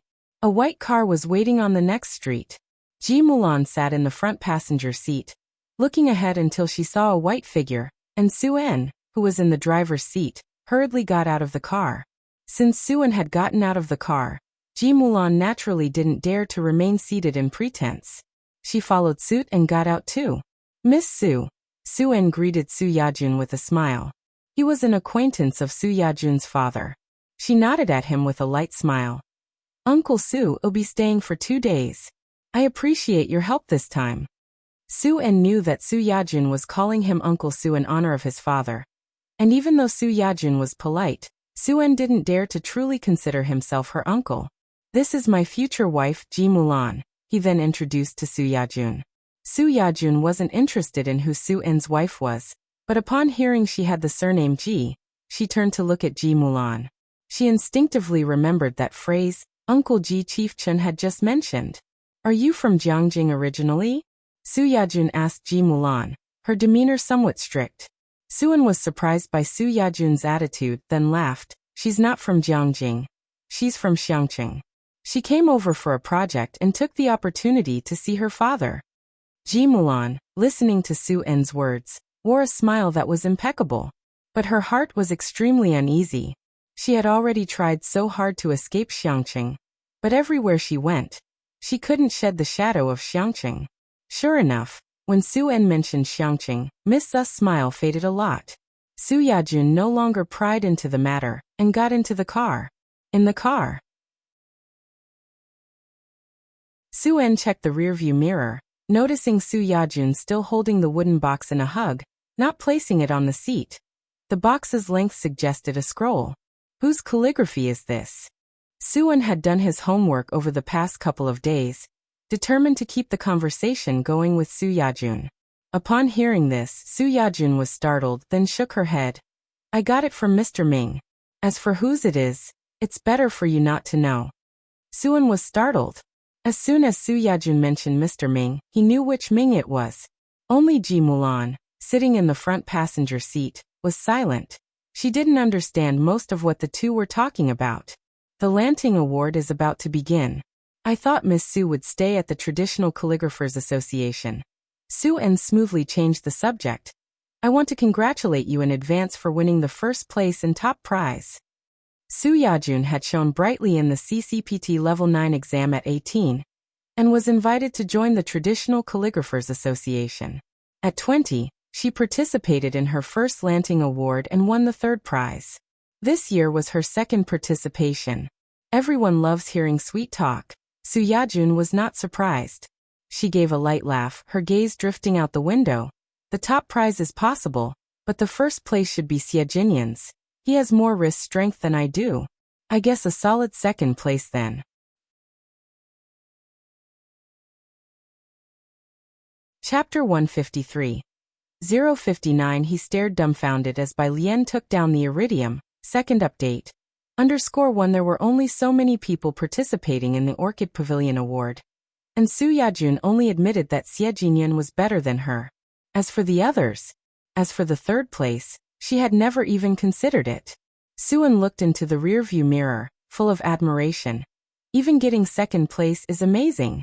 Since the Orchid Pavilion Award has been established, only one female scholar has won the first prize. If Su Yajun were to get the second place, her popularity would be even more intense than Xie Jinyan's. This point, Suan was also very clear. She became increasingly jealous of her old classmate. In the passenger seat, Ji Mulan was holding her mobile phone. She couldn't join in the conversation, so she just searched for information about the Orchid Pavilion Award. As for this Min Xiao, Xie Jinyun and Chairman Shui, she had no idea. As it was Saturday, Bai Lian and Ji Heng had lunch at Ji Shan's home at noon. This place might be demolished, Ji Xiaojun said with furrowed brows at the dining table, bringing up the matter. Xinqing was also unusually silent. Bai Lian sat quietly to the side, eating her meal leisurely, listening to their conversation. Ji Heng bowed his head to pick up the tobacco pipe, lit it, took a puff before speaking. The government hasn't issued a notice, so it might not necessarily be demolished. Don't worry, let's go fishing this afternoon to relax. That's right. Xinqing suddenly laughed and served Bai Lian a helping of vegetables with chopsticks. Places like ours, which developer would take a fancy to us? Eat, everyone eat. Ji Xiaojun relaxed his frown slightly and picked up his chopsticks again. Where shall we go fishing? Xiang River. Ji Heng, who always had a poor appetite, didn't eat much, only urging Ji Xiaojun to eat faster. Xiaochen will also join later. Let's secure a few good spots after we finish eating. After lunch, Ji Heng took Ji Xiaojun for fishing. Bai Lian picked up her backpack and went to the library. Just as she walked out, her mobile phone lit up with a WeChat message from Lance. Lance. Hello. Bai Lian raised an eyebrow. Hello, Lance. Traditional Chinese medicine is simply magical, Lance. Image. He sent her an image. Bai Lian closed the door and casually clicked to view it. It was a diagnosis of an illness. Bai Lian. And yen, I asterisk and percent hashtag at percent. After replying, she didn't care whether the person on the other side could understand her or not. She walked slowly out, just flipping to a vocabulary app when a new message popped up at the top of her mobile phone. Mom. Where are you? Have lunch with us at noon. Your Uncle Su has an important guest. She thought she was building social connections for Bai Lian, giving her a leg up. Bai Lian paused slightly. This was the first message from the other party. And only then did she realize that the original host still had her on WeChat. She clicked through to the message and saw a very long page of conversation with Ji Mulan, almost all messages from the original host. From 2 years ago. Mom, where are you? Dad brought that pair of siblings home. Mom, why aren't you coming back? I won't be willful anymore, I'll study well. The original host seemed to treat Ji Mulan as a recorder, noting down everything. The last message was from 3 months ago. Dad took away the letter of introduction you gave me to become an apprentice. Ji Mulan hadn't replied to any of them. She stubbornly believed that she was doing what was best for her daughter, unable to accept her daughter's mediocrity. And after encountering a marriage crisis, she left the original host alone. Today was the first time Ji Mulan sent a message. Bai Lian stopped, took a deep breath, and almost with a cold expression deleted Ji Mulan from her WeChat friends list. Then she tilted her head slightly back, hand resting on her heart, as if she could feel the despair left by the original host in this world. Outside the community gate, a black car was quietly parked opposite, with the car door open. Jiang He was squatting at the front of the car, hands covering his ears, staring intently in the direction of the community entrance. By his side, Jiang Fulai stood in a black shirt, coldly standing there. Apparently too angry to care, he had unbuttoned the top button of his collar, and his solitary, cold gaze rolled over Jiang He like a chilling moon, aloof and proud, without a trace of emotion. His figure was tall and slender, his profile as if exquisitely sketched to perfection. Yet passing pedestrians didn't dare to approach them. Bai Lian stood at the community entrance for a while. Her mood gradually calmed down. Today, she was dressed in a grayish-blue long dress, with a white long coat on top. The coat didn't have any buttons, just casually left open, with clusters of dark green vines embroidered on the cuffs and the front of the coat. They curled upwards and swayed gently with the wind, seeming as though they would burst forth from the fabric, reflecting against the various colors of poppies around the hem of her dress. What's wrong with him now? Bai Lian stood beside Jiang He, bending down to look at him closely for a moment before putting away her phone, lazily tilting her head to ask Jiang Fulai.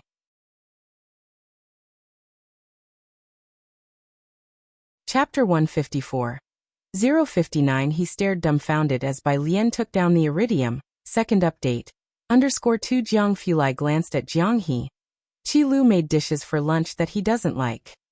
Jiang He is particularly picky about food, unlike normal people. The chefs at the Jiang family know his preferences, and they always make a dish or two that Jiang He will eat.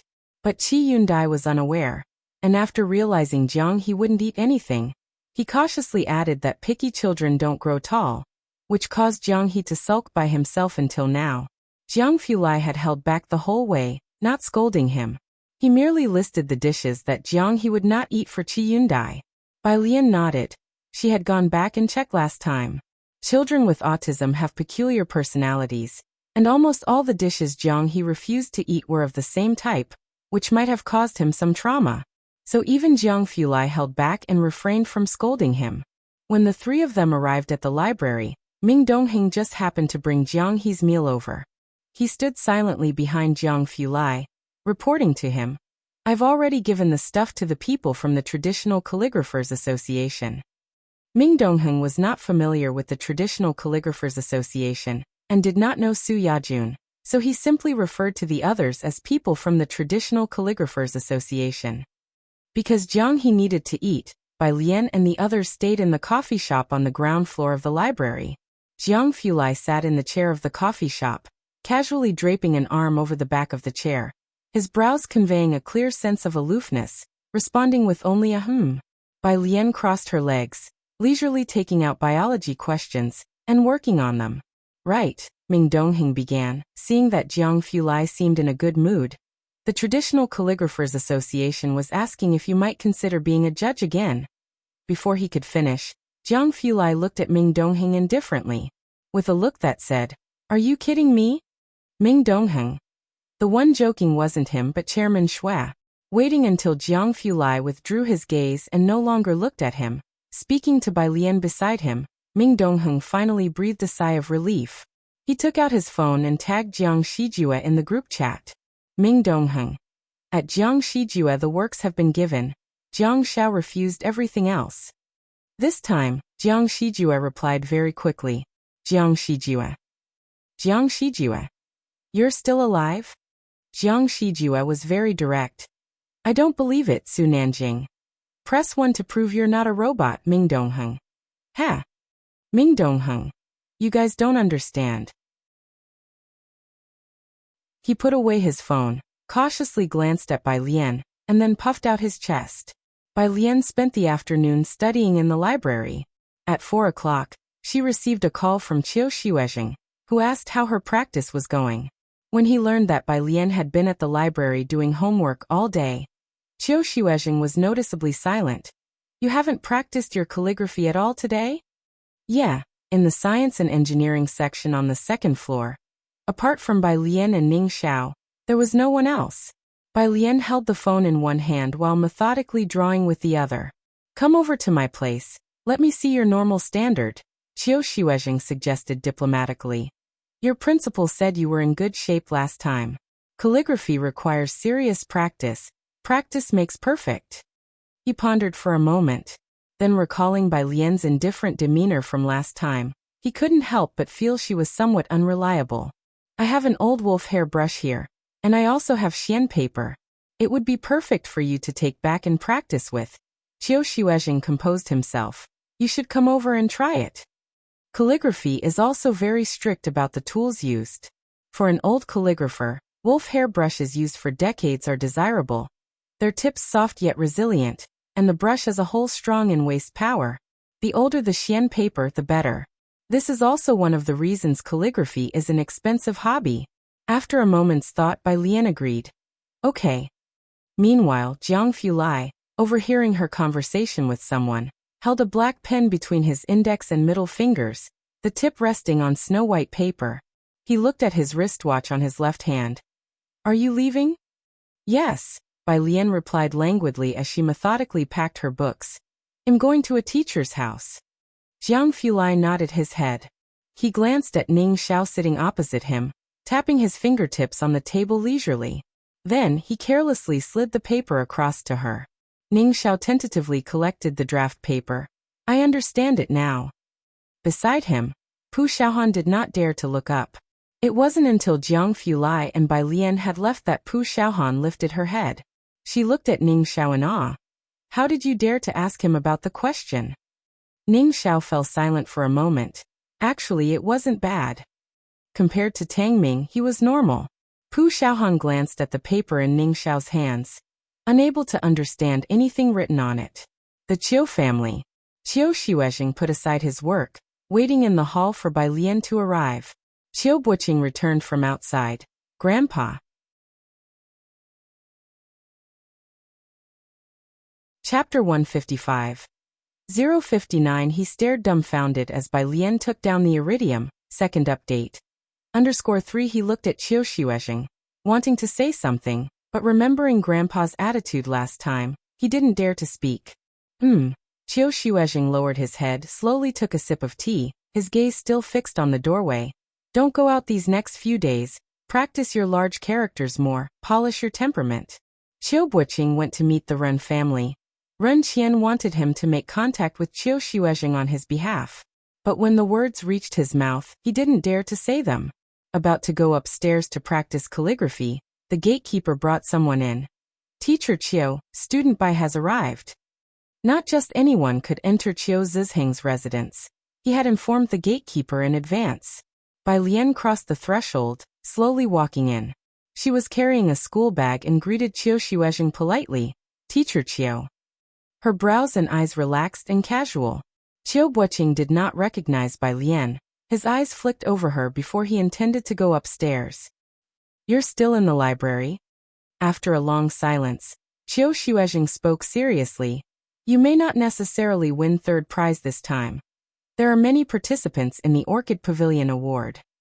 Qiu Buqing, who was about to go upstairs, paused in his steps. He turned around abruptly, looking at Qiu Xuezheng. Grandpa, you recommended her for the Orchid Pavilion Award? Qiu Xuezheng frowned slightly. That's right, her calligraphy is very unique, and her artistic conception is much stronger than yours. Qiu Buqing's gaze shifted to Bai Lian. He rested his hands on the stair railing and looked at Bai Lian with an inquisitive and competitive air. What did you score at level 9? Hearing his question, Qiu Xuezheng also looked at Bai Lian.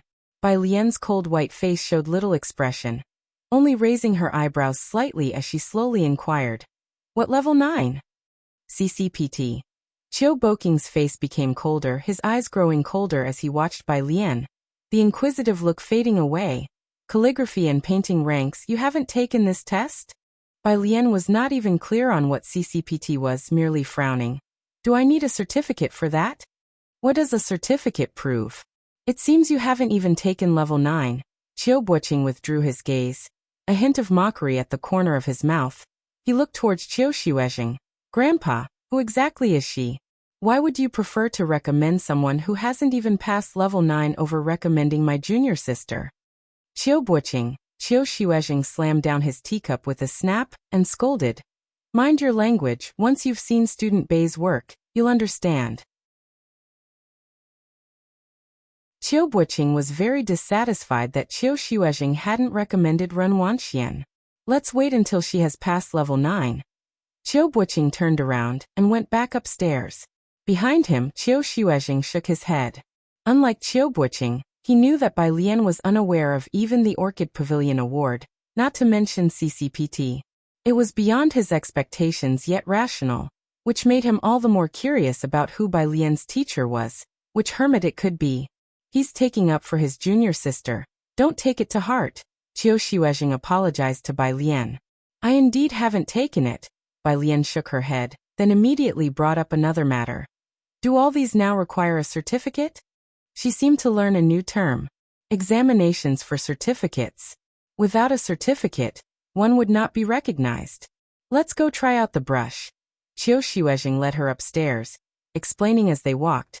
Not just calligraphy, even traditional Chinese doctors need a certificate to practice. Practicing without one is against the law. Without permission from law, it's forbidden. Even traditional Chinese doctors need certificates? Bai Lian followed, murmuring in amazement. So the wandering herbal doctors no longer exist? There used to be some in Xiangqing. Qiu Xuezheng was surprised by the archaic term Bai Lian used and after a moment's pause said, later, due to the need for medical practice certificates, these people disappeared. Bai Lian fell silent for a bit. She was now starting to understand why Lu Lingxi was always managing Zhang Xiai's. Qiu Xuezheng opened the door to his study, solemnly took out a pen box from the drawer, opened it to reveal a dark brown weasel hair brush. Try this brush today, see if it feels right for you. He also took out some plain white paper, letting Bai Lian test the brush first. Bai Lian uttered an no longer thinking about the certificate issue, placed her school bag aside, and then approached the desk, noticing at first glance the weasel hair brush Qiu Xuezheng had brought out. With her eye for quality, she could naturally tell that this brush was very precious. Qiu Zizheng's desk was large, and he was stooping over to grind ink.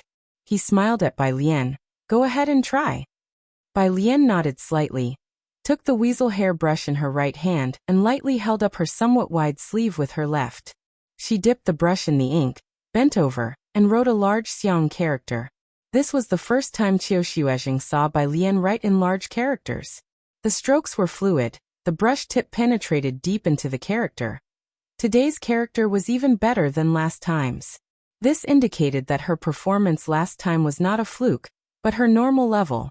There it is. Qiu Xuezheng stopped, looking at Bai Lian with a sharp gaze.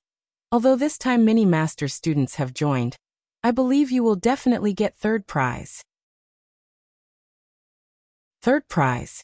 Bai Lian tilted her head slightly, pondering for a moment. Please wait. What? Qiu Xuezheng didn't understand. Bai Lian carefully placed the weasel hair brush down, lifted her right sleeve, revealing a brilliant ribbon inside, and a silvery white small ball tied around her wrist. Qiu Xuezheng watched, dumbfounded, as Bai Lian effortlessly removed the metallic white sphere from her wrist.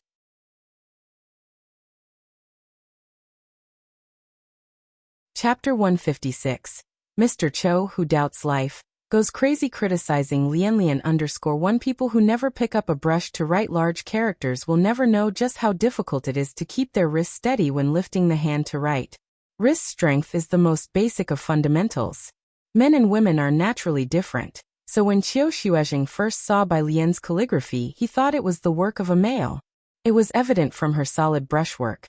But now, as Qiu Xuezheng watched Bai Lian remove the chunk of metal the size of an egg and calmly place it aside, he felt an urge to swear for the first time despite his usual composure in practicing calligraphy. He wasn't Chenju. He didn't deal with iridium or even recognize it. Looking at the silvery white metal, he could only think of iron and alloys. Judging by its size, it seemed to weigh more than half a gene, which was already enough to make him question his life's choices. This isn't your hand. Qiu Xuezheng began to speak, unable to restrain himself. You've been carrying half a gene of iron in your hand. As he spoke, he reached out to pick up the iridium Bai Lian had set aside, wanting to weigh it himself. As soon as he got a hold of it, Qiu Zizheng's half-spoken sentence stopped abruptly. Classmate Bai, how heavy is this? Qiu Xuezheng couldn't tell, and simply turned his head to ask. His face was almost expressionless as he asked. Bai Lian placed the iridium down, lifted her brush again, and upon hearing the question, she tilted her head slightly and casually replied, Just 2 gene.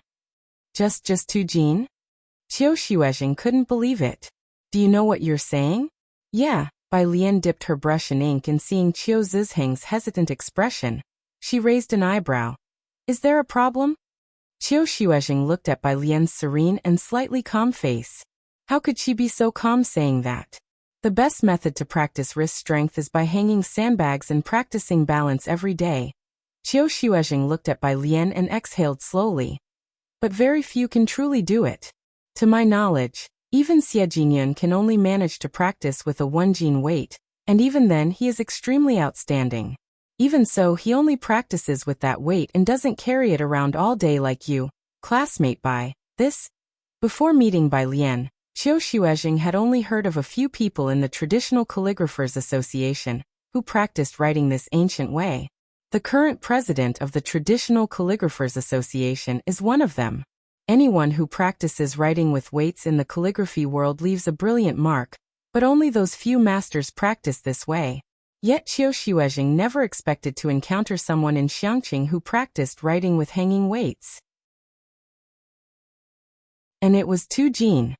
He looked at Bai Lian, eagerness and anticipation apparent in his eyes. This time at the Orchid Pavilion Awards, Xiangqing might indeed secure a place. I see. Listening to Qiu Zizheng's explanation, Bai Lian just smiled faintly. Tu Jin? Bai Lian didn't understand Qiu Zizheng's shock.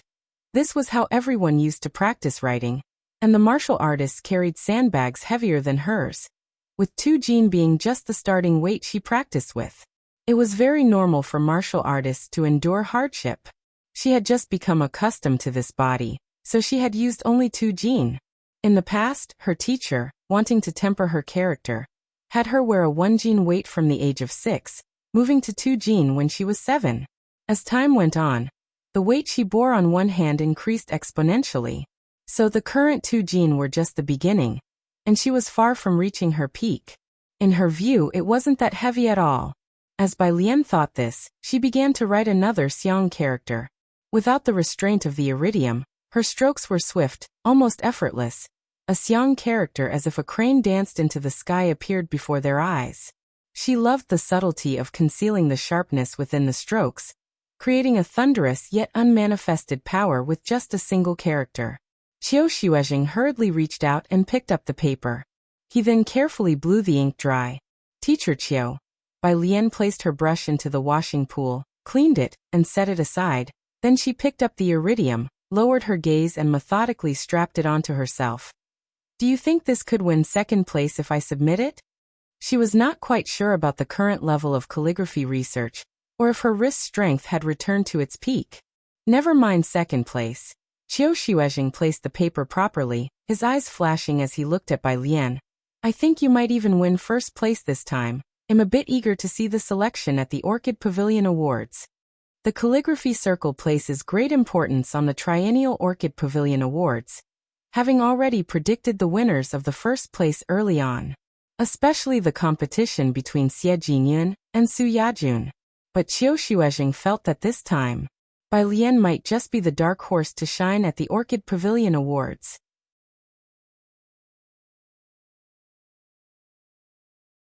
Chapter 157. Mr. Cho Who Doubts Life Goes Crazy Criticizing Lianlian _2 Qiu Xuezheng brought out a pile of rice paper, and also packed his precious wolf hair brush that he had cherished for many years, pushing them into Bai Lian's arms. Teacher Qiu, my calligraphy. Bai Lian, hugging a pile of paper, was also handed the wolf hair brush. She wanted to tell Qiu Xuezheng that she could do without this kind of brush. But Qiu Xuezheng simply wouldn't listen to her. You go home first, practice well, bring out your top-notch state, I'll take care of your leave from school. Alright, I also want to admire your calligraphy, so I won't walk you downstairs. He ushered Bai Lian out, and to prevent her from returning the rice paper and the wolf hair brush, Qiu Xuezheng even locked the door behind her. Holding her backpack and the papers and brush, Bai Lian stood outside the door, staring at it for a long time before she finally started walking downstairs. Downstairs, Qiu Buqing was sitting on the sofa, quietly talking on the phone with someone, his gaze briefly landing on Bai Lian as she descended from upstairs before quickly shifting away. He had no fondness for someone who sought fame by unworthy means. After Bai Lian had left, he hung up the phone and went upstairs to find Qiu Xuezheng. Grandfather, you must give me a reason. He stood outside the study without entering. A person who hasn't even passed level 9, don't you think it's a joke? Qiu Xuezheng stood by the door, looking at Qiu Buqing. Don't judge people by their credentials.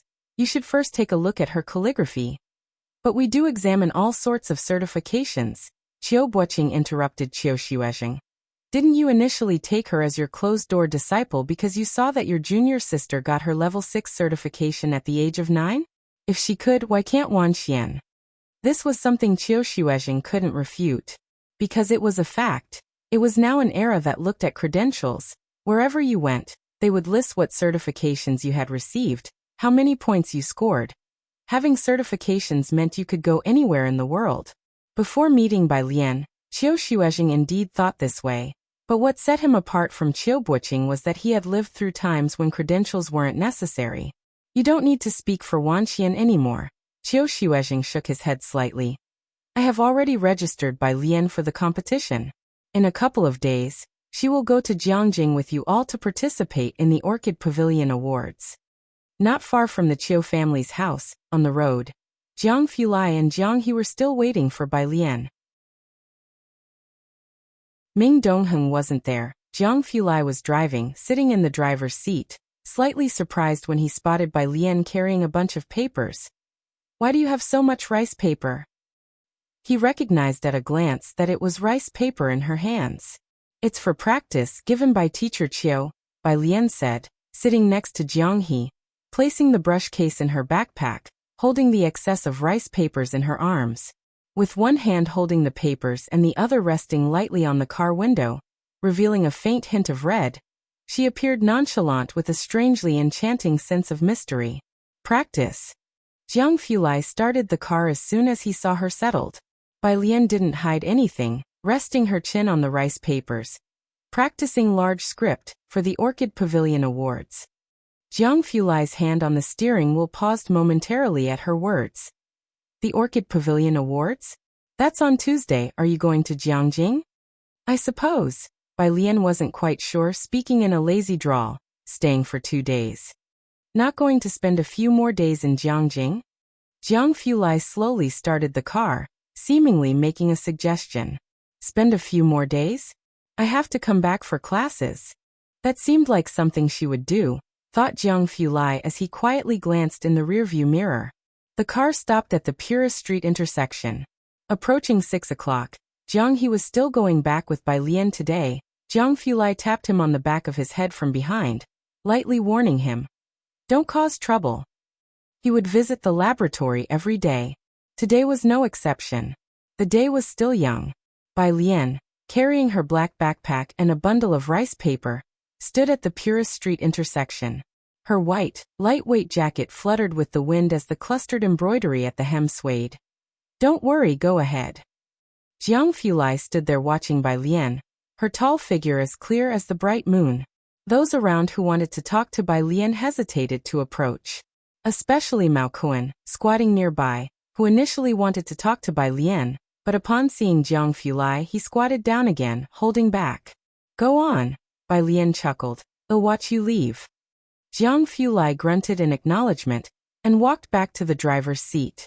He drove off, and when he turned a corner, he looked in the rearview mirror, seeing Bai Lian still standing lazily in place, watching the car leave. Once the black car completely disappeared, Mao Kuan dared to approach Bai Lian. Sis. Mao Kuan came over with a cigarette in his mouth, trying to help Bai Lian with the rice paper. This is, he looked towards Jiang He. Jiang He, my friend. Bai Lian handed the rice paper to Mao Kuan casually, heading into the alley.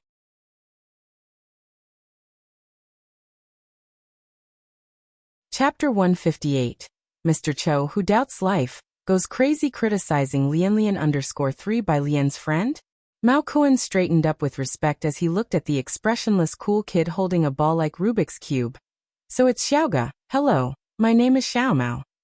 Jiang He glanced at Mao Kuan expressionlessly, and didn't say anything. Mao Kuan had now become well adapted to carrying the 8 gene of iridium, lifting it as if it were weightless. Bai Lian knew at a glance that her initial judgment was right. He was very talented and had wasted many years. You don't need to use the solid foundation paste for now, Bai Lian said as she walked down the alley, taking out flashcards to memorize words while conversing with Mao Kuan. Next is the medicinal bath. 15 grams of poria, 50 grams of atractylodes macrocephala need to be stir-fried first, 18 grams of pelon grass, 12 grams of dried rehmannia. She listed a long string of medicinal names. Mao Kuan looked at Bai Lian with a blank expression on his face. It indicated that the list was too long and he didn't catch it all. Bai Lian. I'll send it to you later.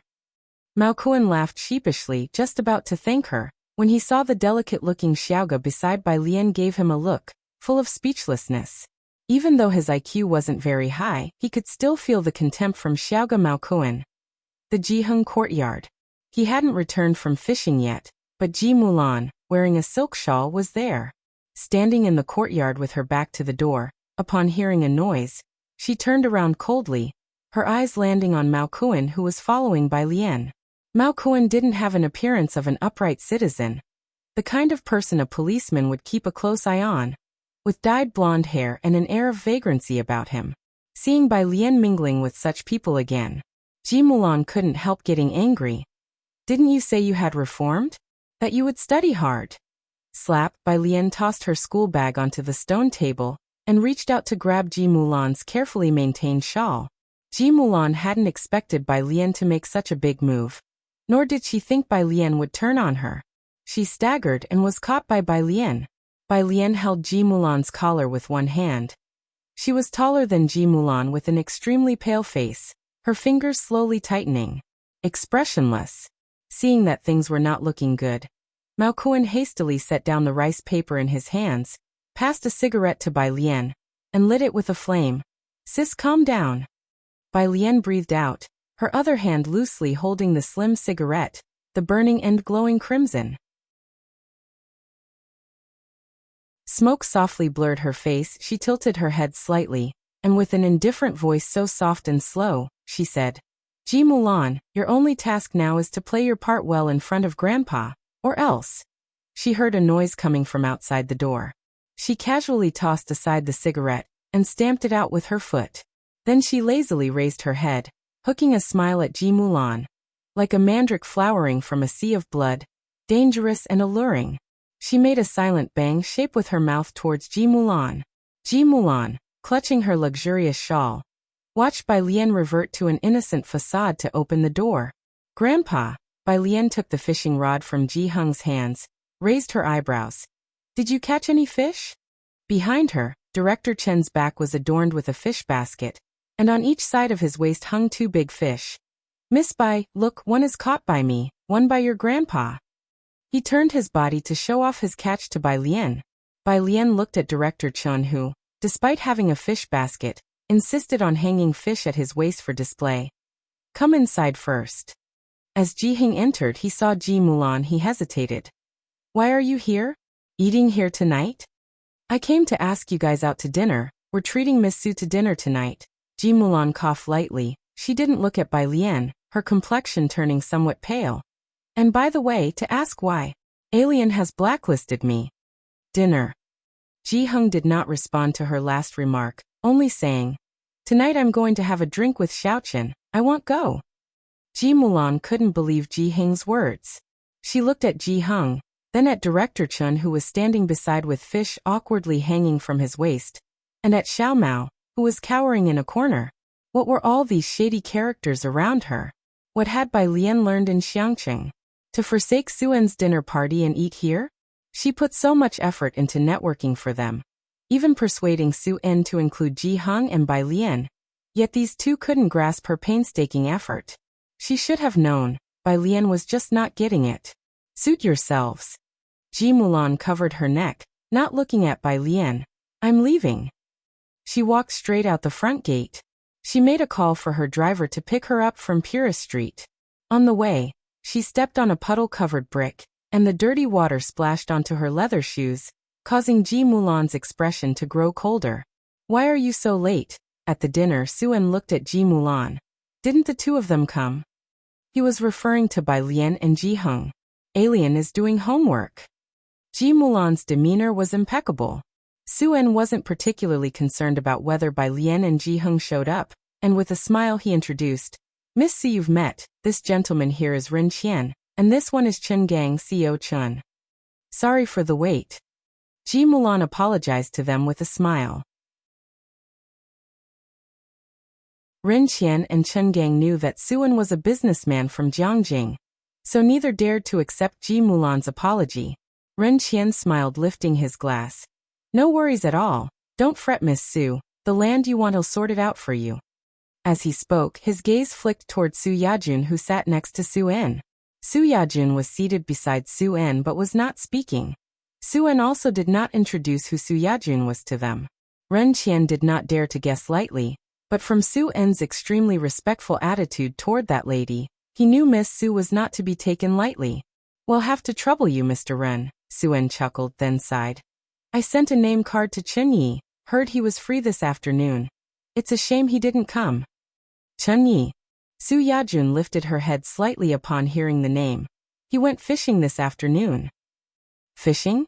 Ji Mulan was taken aback.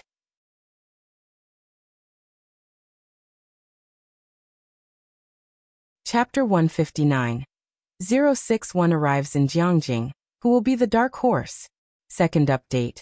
_1 Ji Mulan instinctively recalled that Ji Heng had also gone fishing that afternoon. There was someone with a fish. It seemed.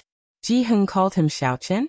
It was too chaotic at the time, and Ji Mulan hadn't heard very clearly, but then she laughed at herself, wondering what she was thinking. How could she associate the Master Chen mentioned by Miss Su and the others with those shady characters? She and Su En were aware of Su Yajun. However, Ren Qian and Chen Gang didn't know and exchanged shocked glances. Could this girl actually be so familiar with Master Chen's whereabouts? "You want to invite him to dinner?" Su Yajun looked at Su En and pondered slightly, thinking that she would likely return after receiving the Lanting Award. "I'll ask him for you later." "That would be great." Su En's eyes lit up. He found it hard to even meet Master Chen, but it was not the case for Su Yajun. Across the table, Ren Qian and Chen Gang looked at each other, Su Yajun's tone suggesting she was quite familiar with Master Chen, prompting a new realization about her identity. Su Yajun, having no interest in the others, left early to rest after finishing her meal. After she left, Ren Qian raised a glass to Su En. "The young lady just now is her?" Su En didn't hide anything. Being new to Xiangqing, he wanted to use this opportunity to create some buzz for himself. "She's my old classmate's daughter, a student of President Shui of the Traditional Calligraphers Association. Miss Su Yajun. You might not have heard of her in Xiangqing, but she's quite famous in Jiangjing. You know about the Lanting Award, right? She's a shoo-in for the first prize." The Traditional Calligraphers Association, President Shui, Ren Qian and Chen Gang might not be familiar with these names. But Ren Qian had heard of the Lanting Award. Ren Wanxian had wanted to apply for the Lanting Award this year, but was rejected by Qiu Xuezheng. Yet this Miss Su was actually aiming for the first prize. Both of them had their calculations. Meanwhile, at Ji Heng's place, Director Chen and Xiaomao stayed for dinner. He cooked himself in the evening, preparing fish head with chopped chilies, sour soup fish, and handmade fish balls for the soup. The skill wasn't anything impressive, but it was very homely. Director Chen took a photo and posted it on social media.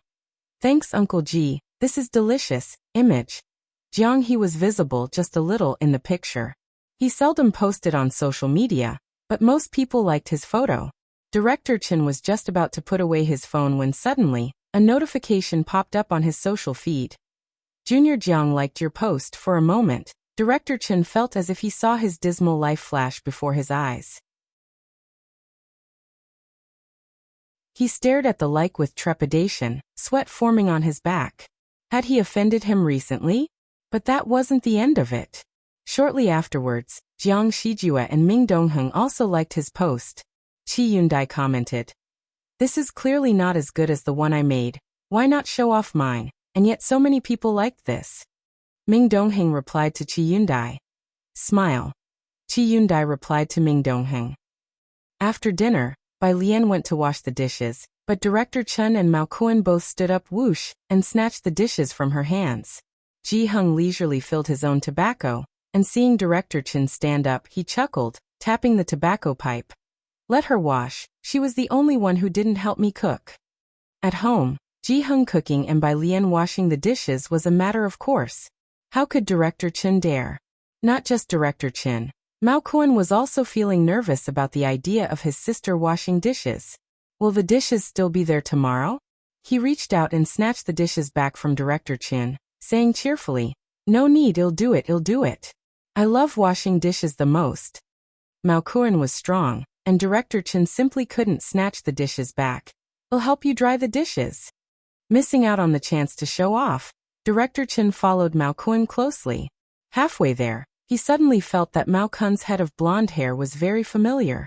Jiang He sat aside, watching the two of them squeeze into the kitchen, utterly speechless. Ji Hing's courtyard had grown more vibrant lately. As he watched Jiang He solving the Rubik's Cube, when he saw Bai Lian come out looking relaxed, he asked again, "How could you let a guest do the dishes?" "I did want to wash them."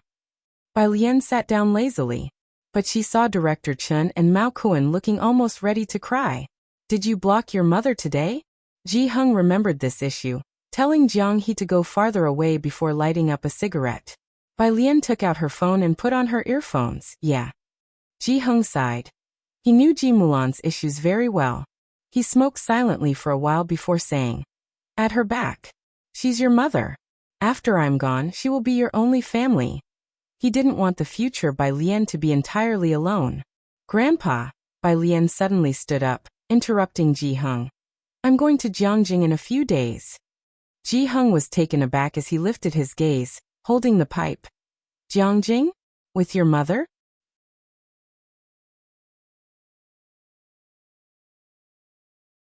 Chapter 160. 061 arrives in Jiangjing, who will be the dark horse. Second update. _2 Bai Lian raised an eyebrow. "No," she said, looking at Ji Heng before leisurely responding. "The teacher asked me to participate in a competition, so I asked for 2 days off." "Oh." Ji Heng lowered his head and continued smoking. At this moment, he didn't speak any further about Ji Mulan.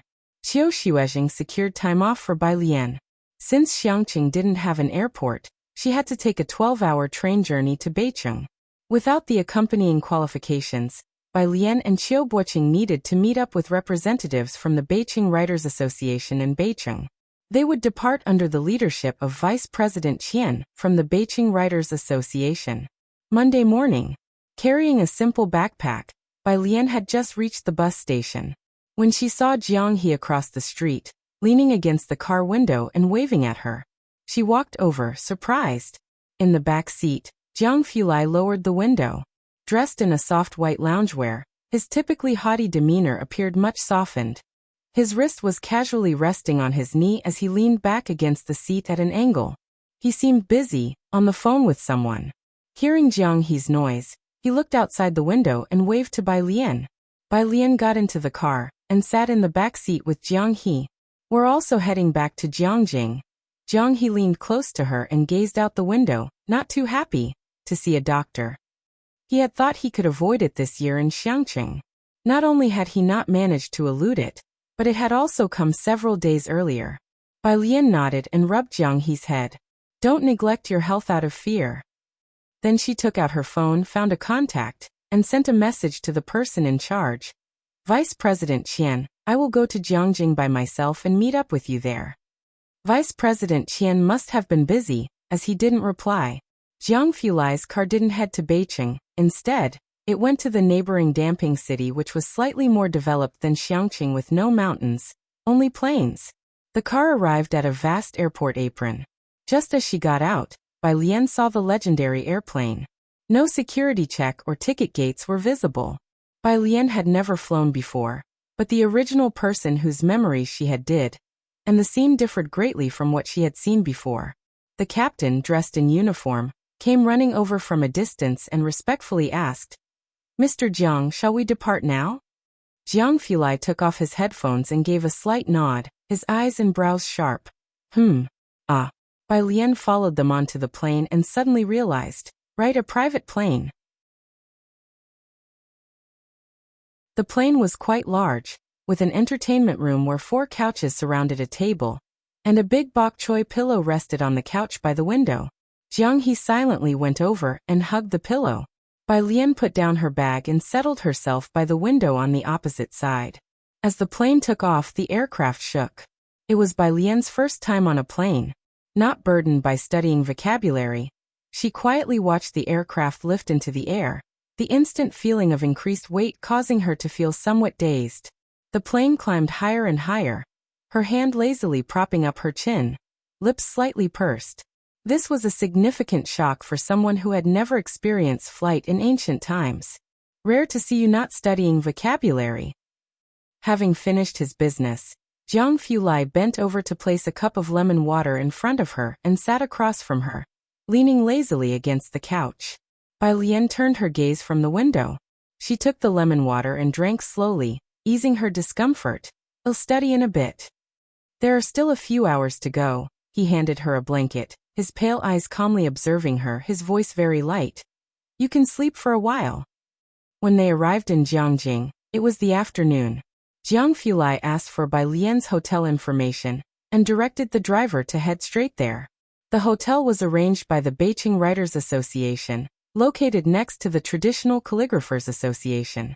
After checking into her room, Jiang He didn't want to leave but was expressionlessly dragged away by Jiang Fulai. That was all the flights from Beijing to Jiangjing.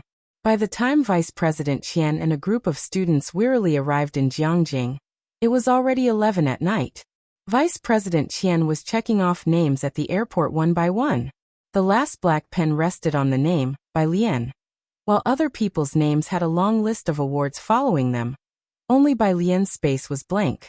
Only the most basic information was filled. With the pen and the roll call list in hand, Vice President Qian called Qiu Xuezheng. "This is the last flight today, and she hasn't arrived. Even if she catches the earliest flight tomorrow, she'll arrive in the afternoon and miss the competition." Bai Lian was a late addition to the roster of recommended individuals by Qiu Zizheng's insistence. Otherwise, Qiu Xuezheng didn't say much. Her file lacked details and was sparse on credentials. She was young and on top of that, a girl. Vice President Qian didn't pay much attention to her. On the phone, Qiu Xuezheng sounded surprised. "She should have arrived, right? She sent me a message in the afternoon. Check the hotel later."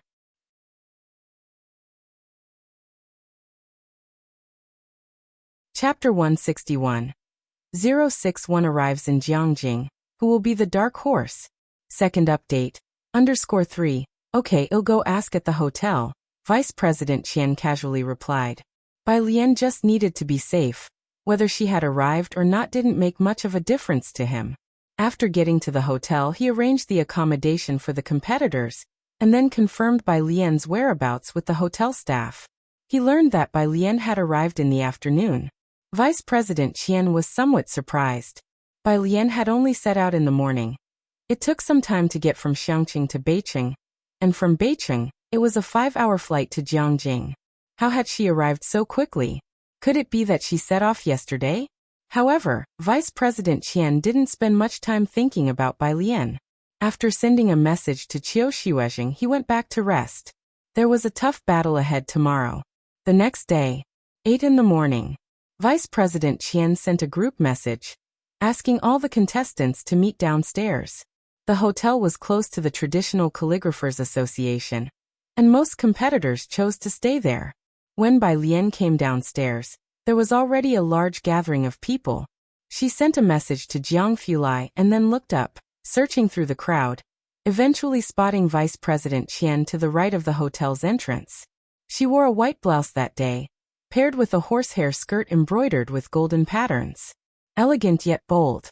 Her complexion was pale, her figure slender and tall.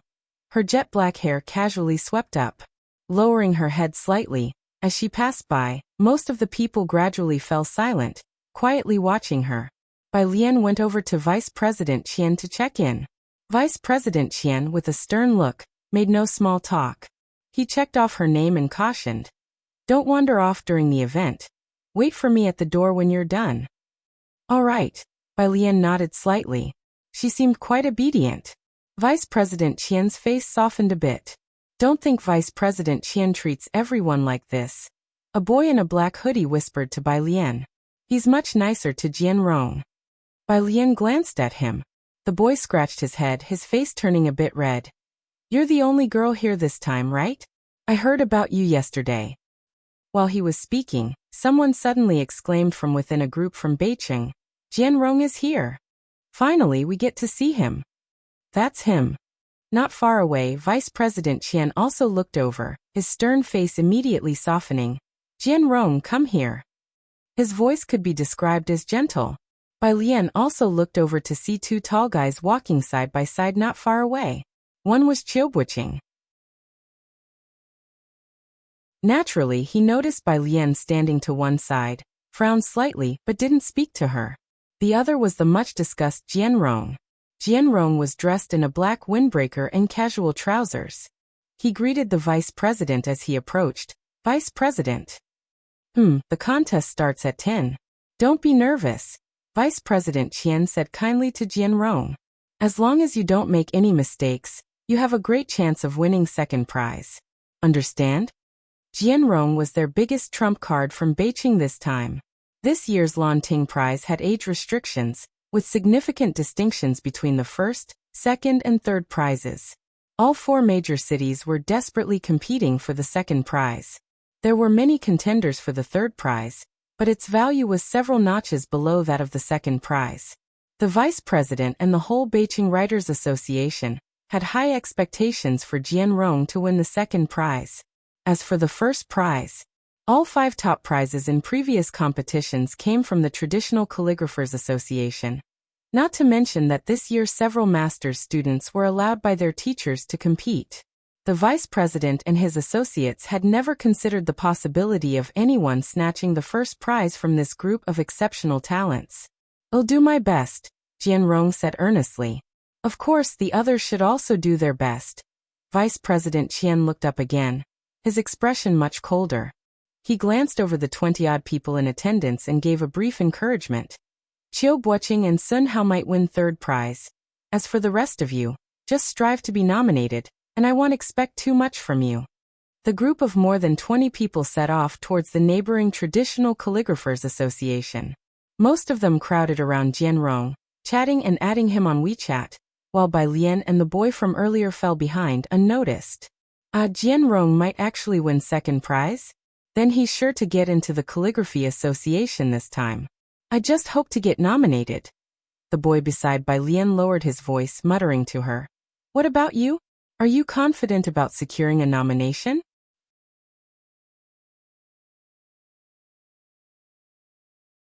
Chapter 162. 062 Lanjie's Slick Moves. Approachable nuclear Mr. Jiang _1 Bai Lian was at the end of the line and slowly replied, I'll do my best. The young man scratched his head. Up ahead, Jianrong, who had been joined by many others, also noticed a girl in the group. Girls were rare in the Beijing Writers Association, so he turned to Qiubuqing and asked, Do you know that girl? Qiubuqing didn't look back, just nodded his head. To be selected to participate, she must be quite skilled, right? Jianrong was a bit curious. He somewhat wanted to get to know her. Upon hearing this, Qiubuqing scoffed. She hasn't even passed level 9. Jianrong immediately lost interest. Among their group, which one hadn't scored above 80 in level 9? And yet here was someone who hadn't even taken the assessment. The doors of the Traditional Calligraphers Association were heavy and dignified, with wooden plaques and golden beams. The gateway was 8 meters wide, with stone lions squatting on either side, where everyone came to check in. Even the deputy chairman and those with Jianrong were no exception. Bai Lian used the young man's phone to take a photo for him. Just as she was returning the phone to him, a burst of commotion came from the entrance. All eyes turned toward the direction of the gate, as a line of people wearing the fan-shaped logo of the Traditional Calligraphers Association slowly made their way through the entrance. Young calligraphers from all over the country who had come to participate in the Lanting Award couldn't help but look over. They eagerly gazed at the Traditional Calligraphers Association uniforms they were wearing. Xie Jinyan. It really seems to be him. Exclamations rang out. It's Xie Jinyan. Next to Bai Lian, the young men also looked very eagerly at the group, turned around to discuss with Bai Lian, but found that Bai Lian was looking at her phone, her back. Memorizing vocabulary? What's up? Seeing him staring at her, Bai Lian tilted her head, her eyes narrowing slightly. Aren't you curious? His fervor was immediately extinguished by Bai Lian's slightly cold look. It's Xie Jinyan, the frontrunner for first place this time, rumored to be the next president. Then he watched as Bai Lian memorized another word amid their conversation. The young man, having been sidetracked by Bai Lian, the young man looked back at the people from the Traditional Calligraphers Association. his eyes no longer burning with enthusiasm. Let's add each other on WeChat. He figured that since adding Xie Jinyun was out of the question, he took out his phone and added Bai Lian on WeChat instead. The interior of the Traditional Calligraphers Association was spacious, understated yet luxurious. Their competition venue for today was in the largest building in the middle. Here are your exam passes. The deputy chairman distributed the passes to them downstairs. I won't say more about the content. Inside you have 3 chances to write. Everyone needs to choose their best piece to submit. They'll be waiting for you downstairs. He handed out the exam passes one by one. Finally, he admonished Jian Rong with a kind look in his eyes. Don't be nervous, keep a normal mindset. The teacher believes that one day you will also reach such heights. I know. Jian Rong held his exam pass and took a deep breath. He was exceptionally talented in Beijing, but here at the Traditional Calligraphers Association, no one knew him. 20 people from Beijing entered. Downstairs, many team leaders who knew each other were chatting, and the manager from South City came over smiling. Lao Qian, was that your association's Jian Rong just now? Yes, Deputy Chairman Qian smiled. It's him, the young fellow has talent, it's just a pity bad timing. Indeed quite unlucky, the South City manager clicked his tongue. Bad luck running into Xie Jinyun and Su Yajun, one being groomed as the next president, the other a student of the current president. Those participating in the Lanting Award this session are rather unlucky. I just did a lengthy pep talk with my students. Even the most talented individuals could be suppressed by such figures. And how could Deputy Chairman Qian not know this? I hope Jian Rong can stay calm, sighed Deputy Chairman Qian. If he can secure second place, earning a spot in the Traditional Calligraphers Association would be enough. The contest at the Traditional Calligraphers Association tested more than just skills. It tested temperament as well. Every session, the geniuses from each city who came to the Traditional Calligraphers Association were hit hard by the array of exceptional talents. This year, there was more than one such prodigy, with Xie Jinyun and Su Yajun being trump cards in any session. And this time these two happened to be in the same session. With such pressure, how were the others supposed to stand out? They waited for an hour and a half, and not a single person from Qian's group left. They all waited downstairs for them to emerge. However, just 10 minutes into the competition, a figure came out from inside. Which contestant has broken down? Given up? Someone asked. Deputy Chairman Qian, chatting with people from South City, looked up, curious to see who had such poor composure, but upon recognizing the figure, he struggled to maintain his calm. Why are you out so soon?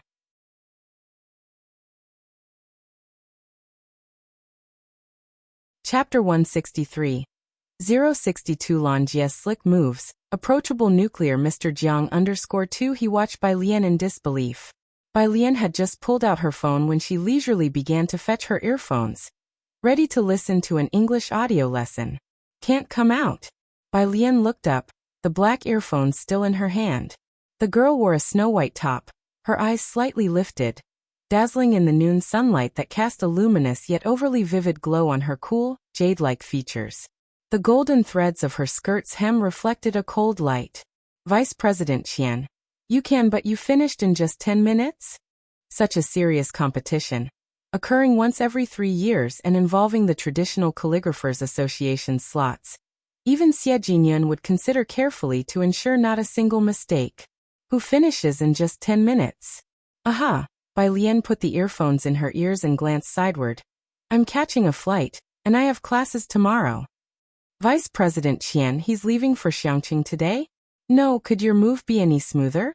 He felt somewhat tired at heart, but then he thought it made sense. Bai Lian wasn't here to win a prize, and lingering in Jiangjing was of no use to her. Then you should go back, just be careful on your own. Vice President Qian waved her off without trying to keep her. He watched Bai Lian leave, and only after she had gone did someone from South City ask in surprise, "She's with you?" "Yeah, just here for the excitement," Vice President Qian said with a smile, refraining from discussing Bai Lian further. Just to gain some experience. His gaze was fixed on the building, waiting for Jian Rong and Qiu Buqing to come out. Meanwhile, Bai Lian returned to her hotel to pick up her backpack. She took a flight back to Xiangqing. A black car was already waiting quietly not far from the hotel. Inside, Jiang He sat expressionless in the back seat, a pile of medicine beside him. Bai Lian got into the car. She glanced at Jiang He. "Where's your brother?" Jiang He hugged a pillow listless. "At the Jiang family." Bai Lian nodded without further questions. She and Jiang He headed back to Xiangqing first. They still landed in Damping City, and Ming Dongheng came to pick them up because Jiang He had just seen a doctor and was emotionally unstable, so Bai Lian accompanied him back to the manor. In the Great Hall, Director Chen had been waiting for Ming Dongheng's return. Seeing Bai Lian, he didn't dare to ask much, simply greeted her carefully, then inquired about some trifles. After keeping Jiang He company for a while, Bai Lian planned to go back and have dinner with Ji Heng. "Miss Bai, I'm actually heading back as well." Director Chen stood up in a timely manner. "I need to rest early tonight because I have to pick someone up first thing tomorrow." He seemed to be calculating nicely, offering her a ride along. "Who are you picking up?" Ming Dongheng asked coldly, looking at Director Chen. He couldn't tell if Director Chen was really going to pick someone up, or if it was just an excuse. Director Chen, however, was not frightened. His excuse was not entirely false, just the timing was off. Picking up Su Yajun tomorrow, changing it to tonight, did that count as a lie? Xiao Su, she just finished her competition and wants to experience the history in Xiangqing. Ming Dongheng narrowed his eyes, failing to recall who that was. That one who came last time. Director Chen helped him remember. Although talking to Ming Dongheng, Director Chen didn't forget Bai Lian and turned to calmly explain to her, "Miss Bai, this Xiao Su is Su Yajun from the Traditional Calligraphers Association. Yesterday, she met with President Xue and the Old Master. The Old Master said her Liang style was written exceptionally well. She should shine in the Orchid Pavilion Award this time." He paused midway, noticing Bai Lian's calm face. He quickly changed the subject, wiping the cold sweat on his forehead and wondering to himself why he was discussing this with Miss Bai. "Miss Bai, I'll drive you back." He picked up the car keys. "Thank you." Bai Lian gathered her backpack and left with Director Chen. Meanwhile in Jiangjing, the Traditional Calligraphers Association, the Orchid Pavilion Award, held once every 3 years, is always a significant event for the Traditional Calligraphers Association. This year was no exception. The morning exams had just concluded, all works were sealed, and in the evening, they were all delivered to the evaluation room.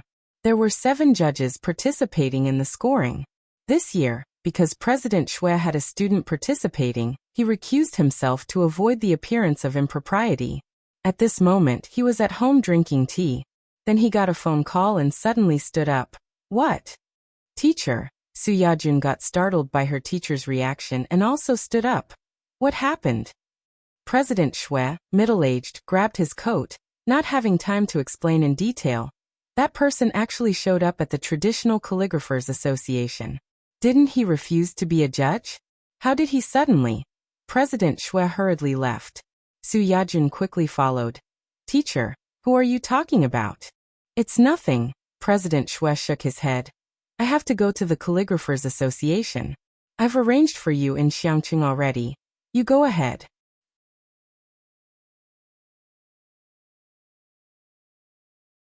Chapter 164. 062 Lanjia's Slick Moves. Approachable nuclear Mr. Jiang_3, he didn't have time to explain to Su Yajun. He drove directly to the Traditional Calligraphers Association. The Traditional Calligraphers Association's judging area. In the middle of the conference table, a man in a snow-white shirt sat, his eyes lowered. His pale fingers tapped on the computer's surface, fine black hair falling over his eyebrows, the corners of his eyes and brows carrying an air of coldness. Even without speaking, one could feel the chill of his lofty demeanor soaking his whole being. With a single movement of his finger, it seemed as though a cold gust had swept through the entire judging room. Next to him, a refined elderly man stood smiling gently. "Everyone, don't be restrained. Our young master is just here to have a look. All the teachers need to do is score properly, just relax a bit." 7 judges clutched the artworks tremblingly, and upon hearing this, were almost in tears. "Your words sound good. But with this gentleman seated here, Who dares to relax? Also, don't you know that even when young Master Jiang is silent, he's not very approachable? As soon as Chairman Shui arrived, he saw the 7 judges huddled in their seats like quails. Butler Jiang, what brings you and the young master here? Chairman Shui was very, very polite. He didn't dare speak to Jiang Fulai directly, only to the old butler at his side. Butler Jiang chuckled. Young Master Jiang just came to take a look. He intends to donate a sum digitally to the Lanting Award. As he said so, Butler Jiang gestured with his fingers. Chairman Shui rejuvenated. I thank young Master Jiang on behalf of the participants. Butler Jiang looked at the 7 judges. I heard that this year has hidden dragons and crouching tigers. Chairman Shui's student is also among them. Yajun. Chairman Shui proudly mentioned his outstanding disciple. For her, a young lady, to have come this far, it's truly not easy. The arrival of Chairman Shui greatly improved the atmosphere of the office. Finally, the 7 judges could give the artworks their scores. The grading was on an average point system. This slender gold script must belong to Xie Jinyan, said one judge as he flipped to a piece, admiring it with a colleague and then sighed. No wonder he is the hot favorite this year. He gave the calligraphy 91 points. Calligraphy has many contenders, but nowadays not many people can truly settle down to study the art. The Lanting Award is intended for the younger generation. The levels of skill were varied. Apart from Xie Jinyan's slender gold script, most had not seen any other good work. Isn't Chairman Shui's student also here this year? I thought I saw she wrote in the Liang style. A judge chuckled as he turned to the next piece, his words trailing off abruptly as he stopped. He stared at the artwork. It was in Liang style. It was record of Xiangqing. The person who wrote this poem, each stroke was like a bayonet. The curved strokes resembled vines, and overall it flowed like water. The brushwork splashing ink onto the paper unrestrainedly, as if the vast waters of the Milky Way were tumbling down from the heavens. The style and spirit striking one in the face. He looked at the piece for a long time before he could bring himself to put it down. The person next to him noticed the unusual reaction and looked over. What piece have you found that has left you so? After a long look, he suddenly turned to Chairman Shui, who was chatting with Butler Jiang. Chairman, you are really keeping a low profile. Your student is remarkable, this vigor in the strokes, it leaves me somewhat ashamed. What? Chairman Shui was momentarily dazed by the remark. This one, the judge showed him the piece. Look at this boldness, this sharpness, it's quite a bit higher than Xie Jinyan. Those present were intimately familiar with the capable competitors for the first prize in this contest. The one who excelled in the Liang style was Su Yajun.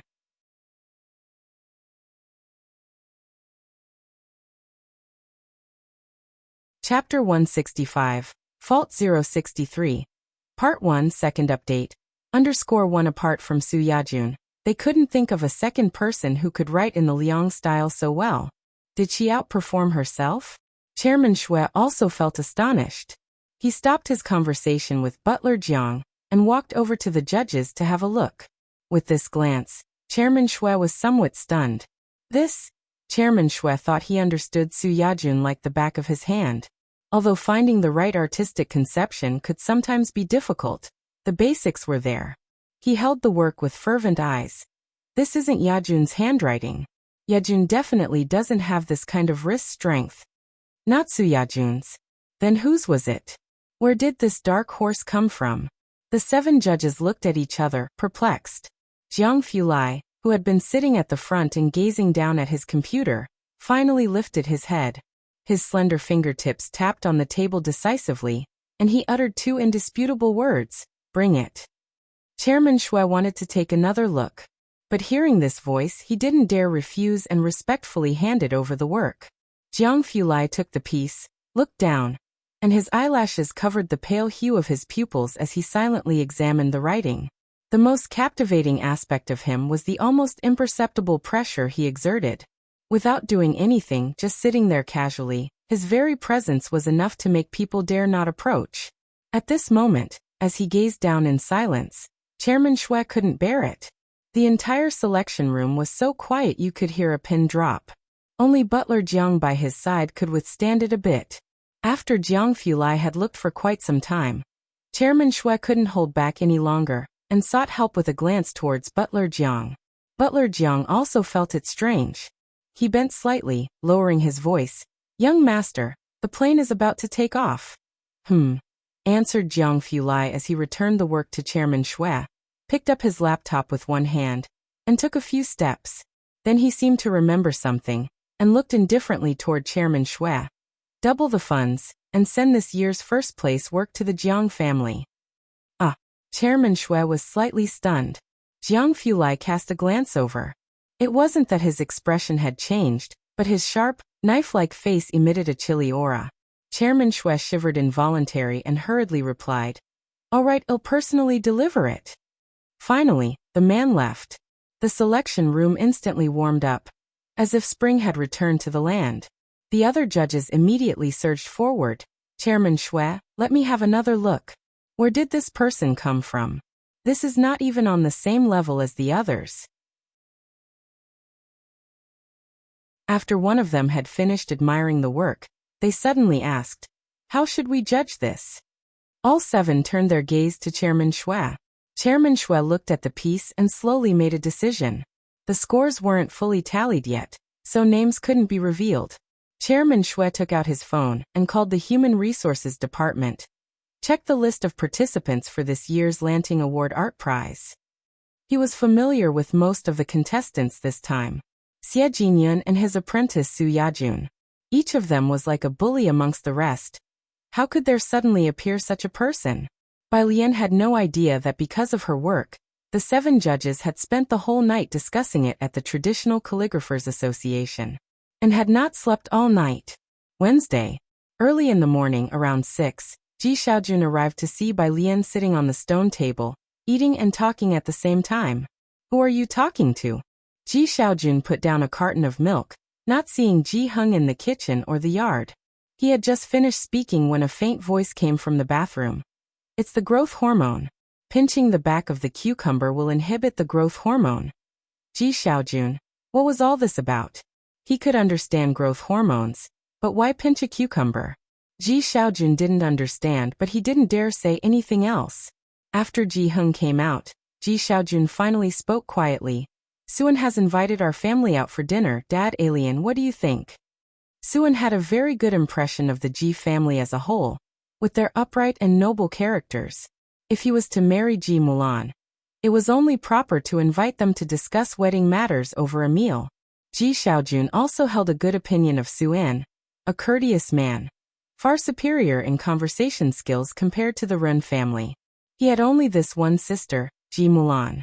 Even when Ji Mulan had run away from home to marry into the Bai family, Ji Xiaojun had never given up on his sister.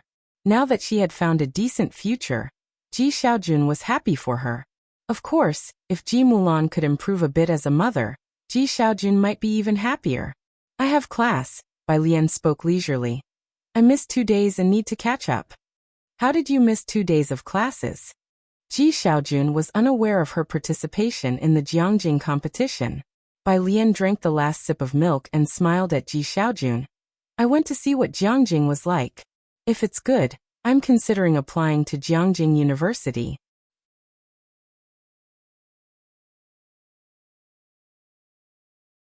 Chapter 166. Fault 063. Part 1, Second Update, _2 Ji Xiaojun. "As long as you're happy." "Alien isn't going." Ji Heng, holding a rag, asked Ji Xiaojun to carry out the embroidery frame and pondered for a while. "I'll go with you." He needed to clarify things with Ji Mulan.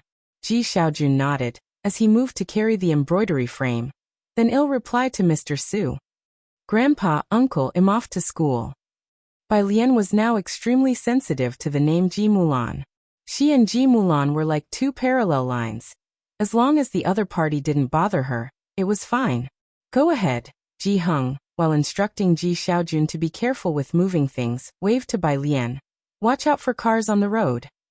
It wasn't until Bai Lian had left that he looked at Ji Xiaojun, who had moved the embroidery frame out. "Really going to demolish?" Ji Xiaojun set the embroidery frame down properly and uncommonly took out a cigarette, responded vaguely, "I want sign the contract." He squatted to one side, looking very silent. Ji Hung, holding the rag, slowly wiped the embroidery frame. Should I go talk to the Ren family? Don't bother. Ji Xiaojun had an extreme aversion toward the Ren family. He knew what Ji Hung was thinking just by hearing him. They wouldn't agree to it anyway. Ji Hung, seeing Ji Xiaojun like that, didn't bring it up again, but his brows were slightly knitted. Bai Lian took her backpack and headed to school. She had just left Purist Street. That's when she saw the blue car parked across the street. Bai Lian raised an eyebrow. She walked over and knocked on the car door. The passenger window lowered, revealing the man seated in the driver's seat.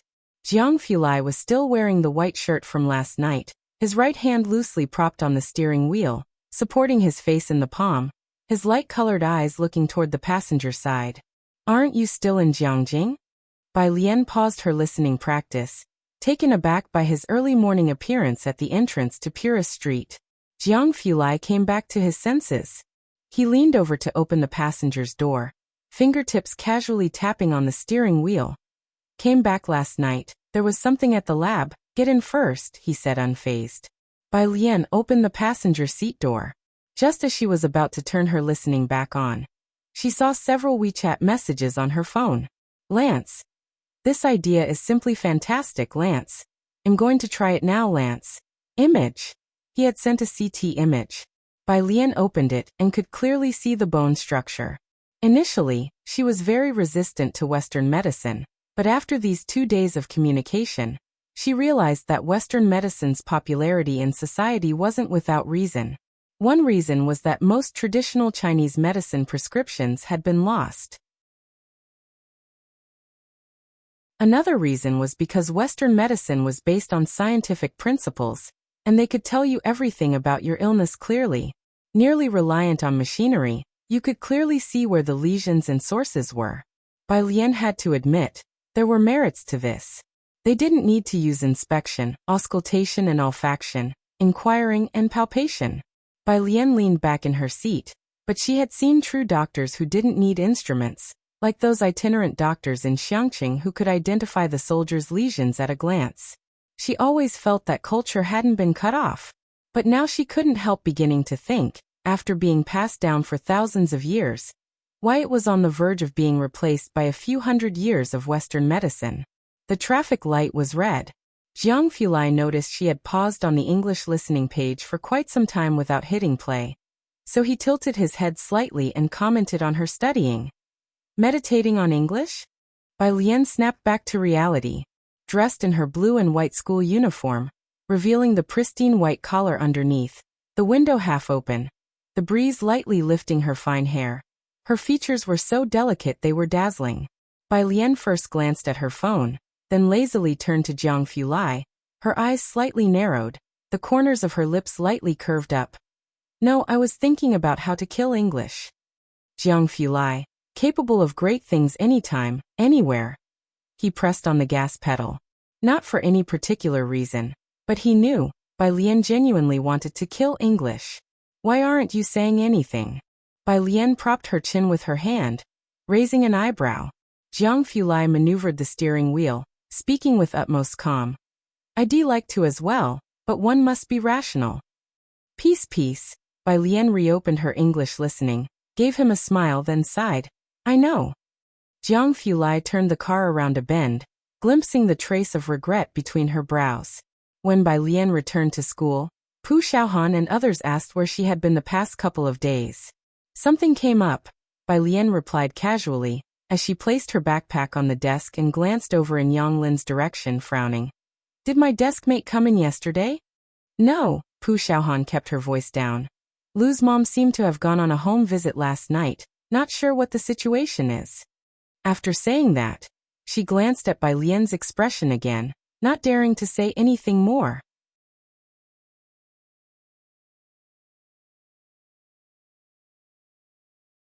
Chapter 167. Fault 063. Part 1 Second Update. _3 Yang Lin had always been a loner, and it wasn't until Bai Lian had come that she became familiar with Yang Lin.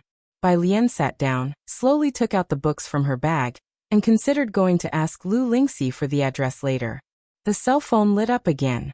This time it was a message from Qiu Xuezheng. Qiu teacher. The slots will be announced at 10 today, remember to tell me immediately. Bai Lian took out her biology book, glanced at it, can't watch, have to attend class, she replied with a calmness. Qiu teacher. Qiu teacher. Did you return to Xiangqing? You just went back like that? Did you really go back? Qiu Xuezheng asked 3 questions in a row. Bai Lian. I still have to attend class. Qiu teacher had no doubt she could win the award. But after the announcement, you still need to accept the award. You have to attend the award ceremony. There's always time for class. Bai Lian's response was cold and merciless. Then they can mail it back.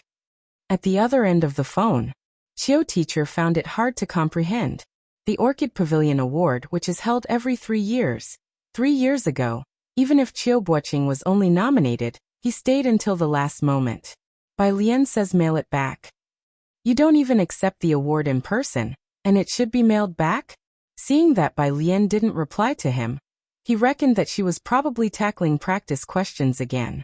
Qiu Xuezheng took out his phone to call Vice President Qian.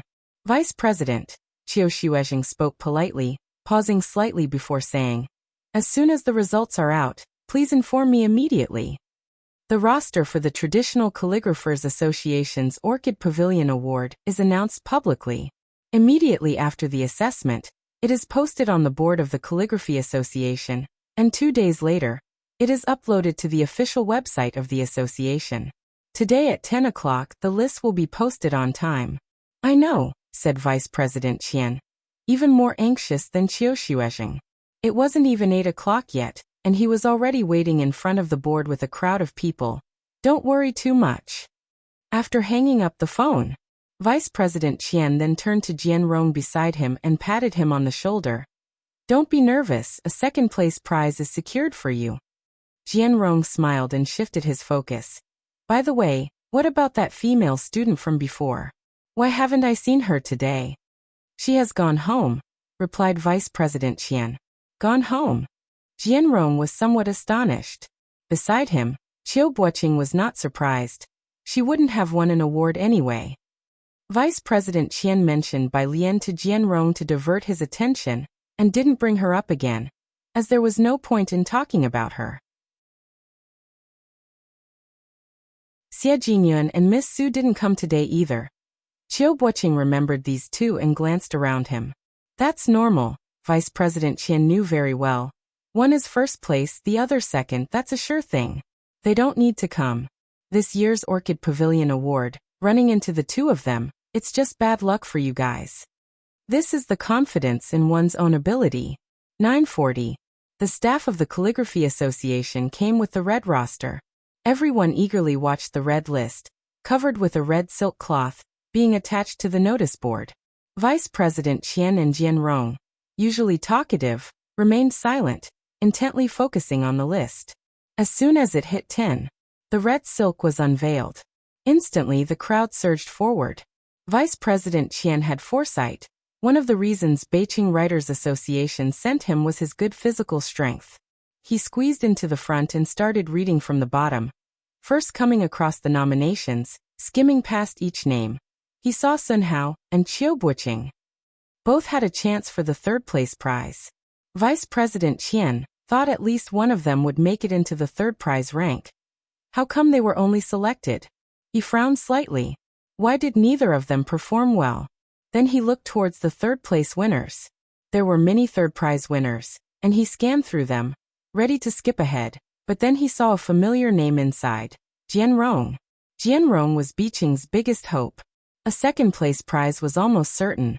How could it be just a third-place prize?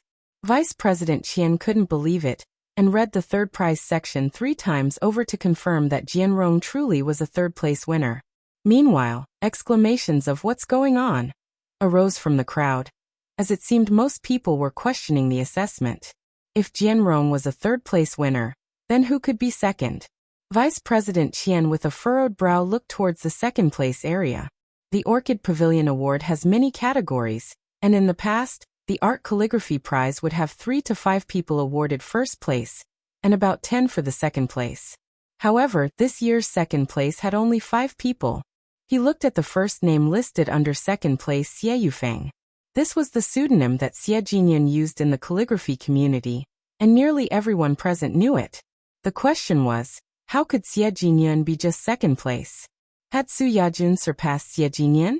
Vice President Qian looked at the names following closely behind Xie Jinyan, and there was Su Yajun. The three names after her were those from the Calligraphy Association who were expected to compete for first place. So what were they all doing in second place? Was there no first place this year? Everyone with this question turned their gaze to the top row. The sunlight at 10 o'clock was somewhat dazzling. Vice President Qian thought maybe there was some problem with the world as he wiped his eyes and looked towards the first line. Then, his fingers trembling, he took several tries to fish out the wrinkled report form from his pocket. His eyes went to the last name, by Lian competition name, by Jian. After repeated confirmations, he lifted his head again. Looking towards the top row, there were only 5 words. First place. By Jian. This year, the Orchid Pavilion Award had a breakthrough in its history. For the first time, there were no multiple first-place winners concurrently. Instead, a first-place prize had been set aside for one person, with no other name standing in comparison. A standalone first.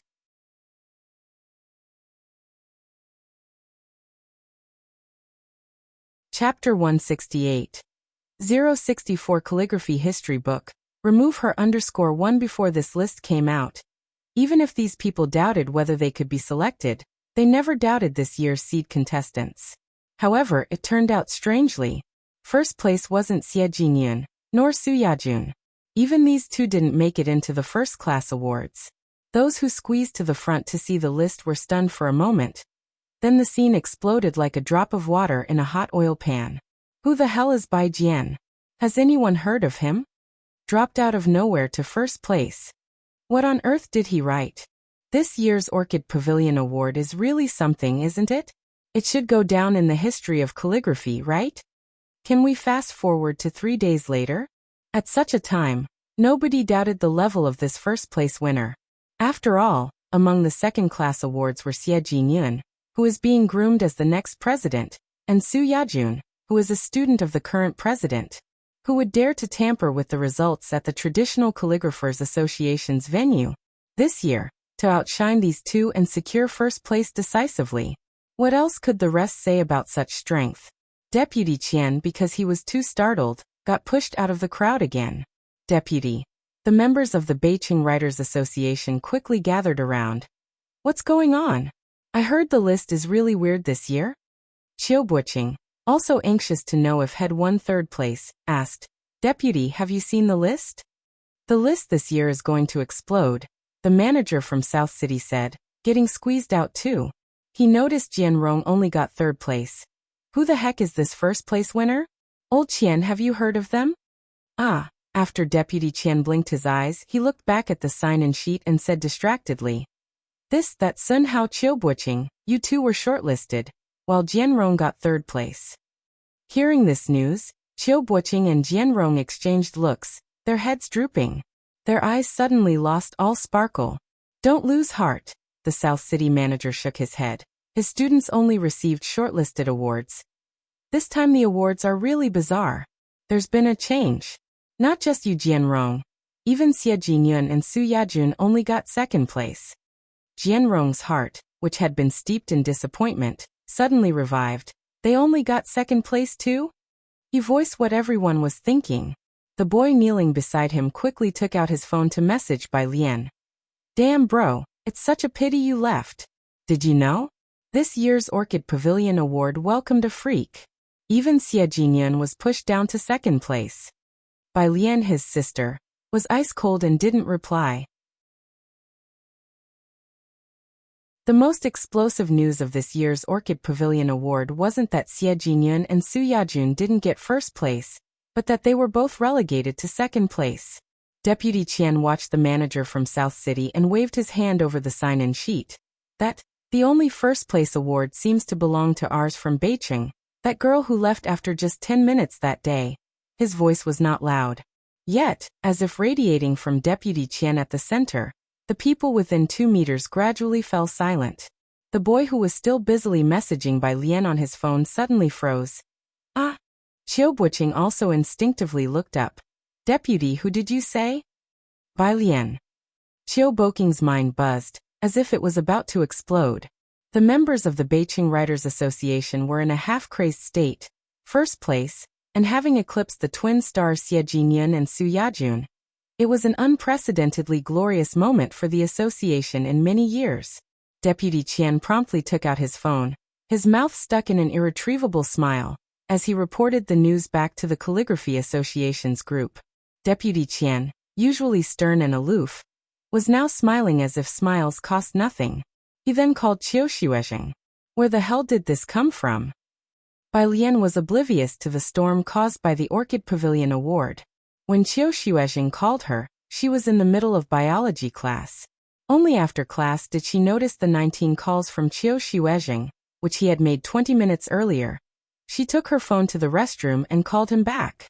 Having calmed down for 20 minutes, Qiu Zizheng's emotions had stabilized. Why didn't you answer the phone? Bai Lian casually closed the door of the stall, lifting her eyebrows. Am I not supposed to attend class? After a long pause, Qiu Xuezheng spoke airily. You got first place, the only first-class award. Oh, Bai Lian responded nonchalantly, then remembered, standing up straight. Does that mean I can apply to the Calligraphy Association now? How do I apply? Where do I apply? On the other end of the phone, Qiu Zizheng's forehead was covered in question marks. Aren't you a little too calm about your massive first place? That's what he was thinking, so he went ahead and asked it.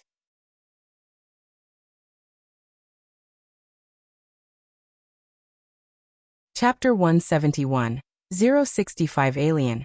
Idiots, just play by yourselves. Second update. _1 Who? Minister Su leaned over to take a look. He only saw the name Bai Lian. He had just been transferred today, and was informed that he would be in charge of the Calligraphy Association matter. This slot had been directly assigned to him by the director, and Minister Su hardly knew anyone involved. Apart from Ren Wanxian, he had only heard of Qiu Buqing. Not to mention the name Bai Lian, he hadn't even heard of anyone with the surname Bai in Xiangqing, but with caution, he still asked a question. Do you know her? Ren Wanxian spoke indifferently. My father's niece. Ren Wangshuan's father? Minister Su had not heard of her father's name. He only knew that the Ren family had taken in a son-in-law. I see. Minister Su suddenly felt enlightened. Miss Ren, shall we exchange contact information? Of course. Seeing that Minister Su was on board, Ren Wanxian was not stingy either.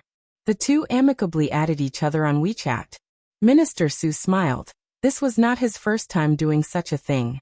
As a new official, he was using an insignificant person to ingratiate himself with Ren Wanxian and the Ren family. This deal was indeed extremely worthwhile. Meanwhile, Su-en was having a meal with Ji Hung and others. The place was Su-en's rented cottage, where he was always able to lighten the mood. He started the conversation. Why isn't Alien here today? Alien had something to attend to the day before yesterday. Xinqing felt a bit uneasy about the situation, but Ji Hung and Ji Xiaojun were never ones to talk much. She has to make up classes today and is quite busy. Naturally, she would not say that Bai Lian didn't want to come here. The implication was clear. Bai Lian hadn't been attending school the past few days. Across from Xinqing, Ji Mulan was holding her chopsticks and glanced at Su-en subconsciously. Su-en didn't mind. He knew about Bai Lian's grades and lightly moved past the subject. The date has been tentatively set for the 20th day of the 12th lunar month, close to the new year. Alien will be on holiday by then, so you all will have time to attend. After the wedding, you can still enjoy a few days in Jiangjing.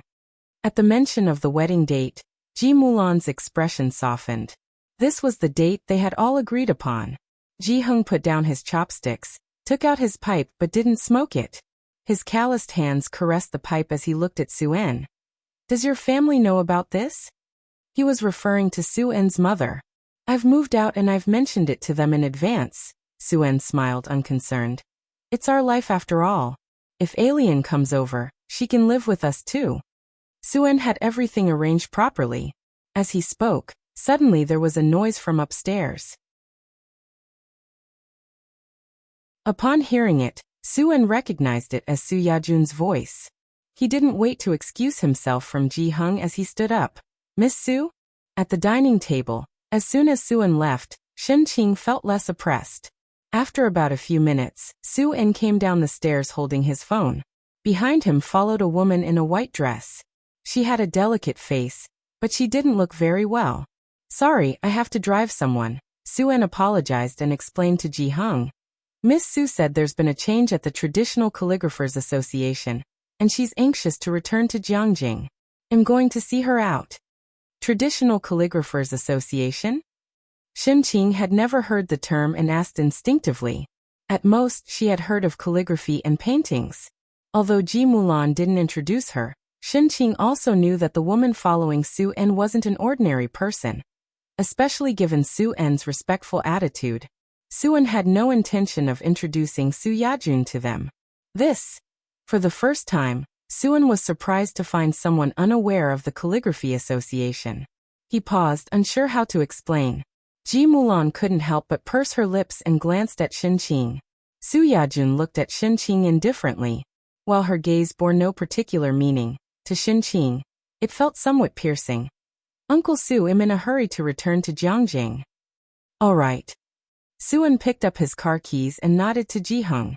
He also signaled for Ji Mulan to take good care of the Ji family's guests. After Su-en and Su Yajun left, Shin-ching turned to Ji Xiaojun. "Should I have not spoken just now?"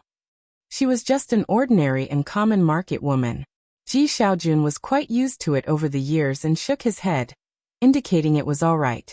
However, Ji Mulan's face turned cold, looking back and forth between Shin-ching and Ji Xiaojun. She was amused with annoyance. Since he's not here, Ji-hung finally lit his pipe, the smoke rising thinly, blurring his vision. "Let me remind you not to push alien too hard." Ji Mulan watched Ji-hung smoke his pipe. The image of Bai Lian flashed through her mind in an instant, and she made the connection in a heartbeat. "Isn't what I'm doing for her own good? Me pushing her? She used to listen to me so much, but look what she's learned since coming to Xiangqing."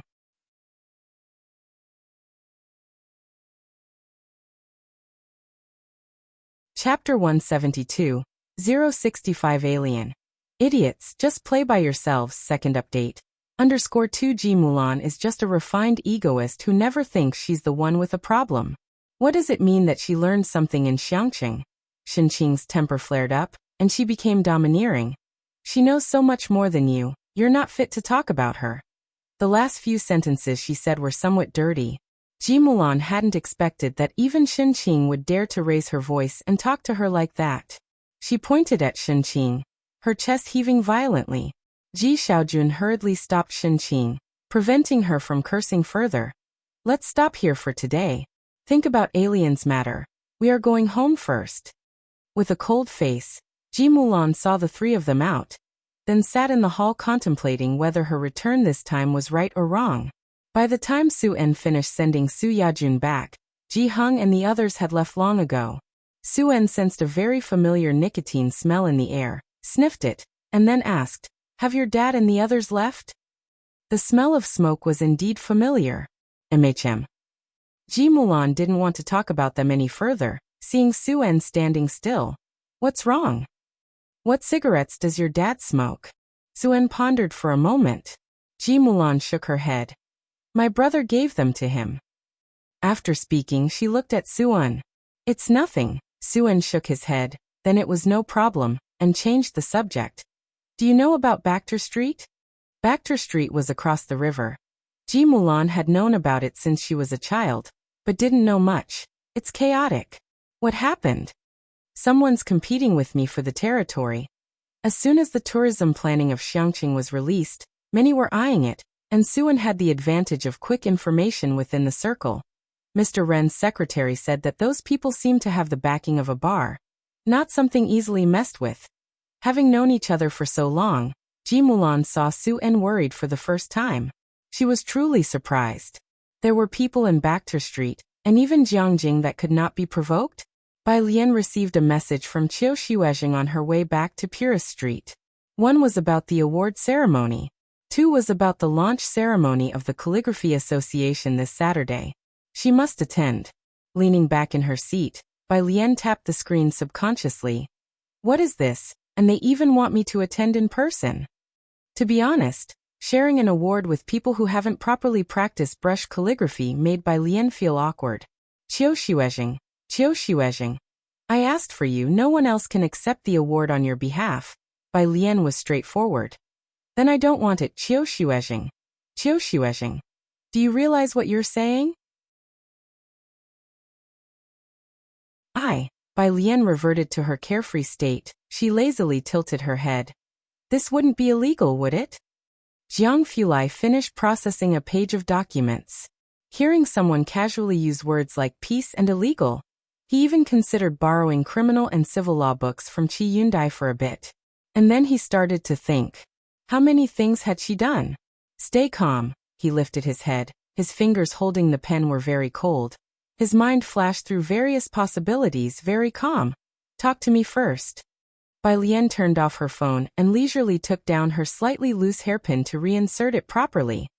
Just the traditional calligraphers' association. She briefly explained. Jiang Fulai slightly relaxed. This was indeed a minor issue. His gaze lingered on the hairpin at the back of her head for a while, his tone neutral. I'll have someone pick it up for you. Proxy acceptance? Bai Lian smoothed her sleeves, raising her eyebrows. A trifle. Jiang Fulai replied unhurriedly. The car arrived at Purist Street. Bai Lian got out of the car. While Jiang He intended to follow her out. He was pulled back by Jiang Fulai using 2 fingers. Jiang He kicked his leg a bit. In the end he was frustrated. Jiang Fulai stood tall and handsome beside the car, watching Bai Lian walk back, and only returned to the car unhurriedly afterward. Then he took out his phone and found someone on WeChat. Go collect an award on the other side of the phone. Jiang Shijue was a bit stunned. He rubbed his temples, thinking there might be a problem from working overtime, and signaled his executive director to come over. Read this message from young Master Jiang for me. Seeing the name on the contact, the director felt tingles. He read it out with a hard scalp. Ah, Jiang Shijue muttered, looking up. My eyes aren't playing tricks on me. The next day Lu Lingxi took Yang Lin back to school. Things hadn't changed much. Bai Lian sat at her desk, observed Yang Lin for a long while, and then took out her phone to message Chief Chen. Help me check on someone. She remembered Chief Chen was from officialdom. Saturday. The final location of the Xiangqing Calligraphy Association was chosen next to the water wheel by the Xiangqing Building, a well-preserved ancient building. Knowing the location, Bai Lian arrived early. She stood in front of the tall threshold, looking up at the architectural relic with many years behind it.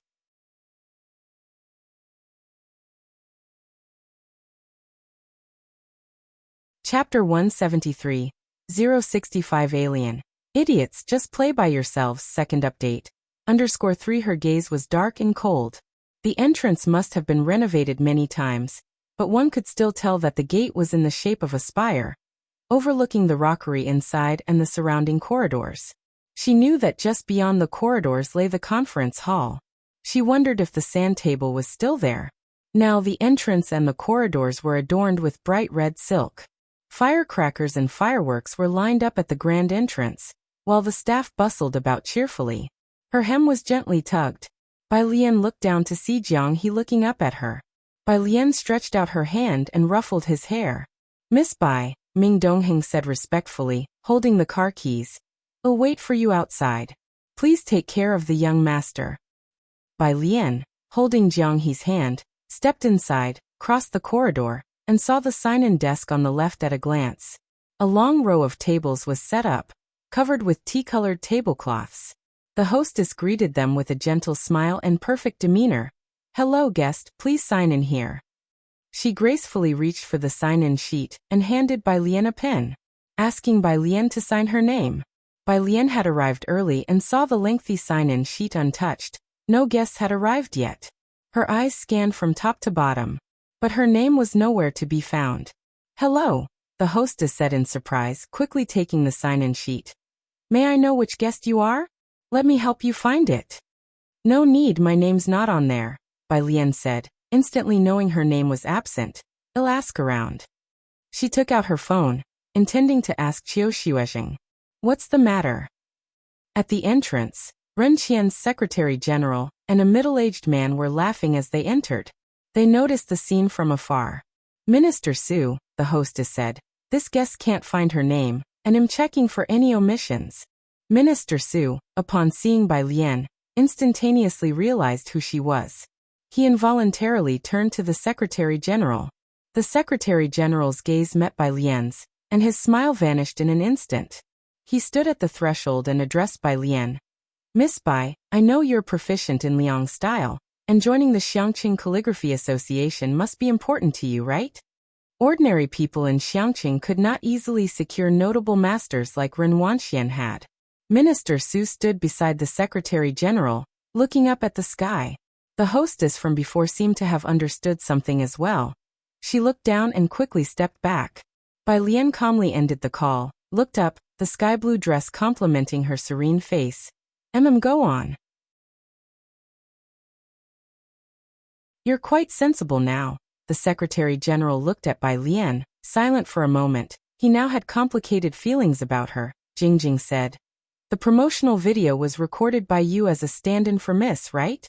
If you agree to let our Miss re-record the video, I'll ask Minister Su to add you back to the list." He no longer dwelled on their past issues. Bai Lian's mastery of Liang style would eventually come to Ren Qian's attention. Give it to her? Bai Lian narrowed her eyes. The Secretary General was about to praise Bai Lian for being understanding when her unhurried 3 words struck him like a thunderbolt the next second.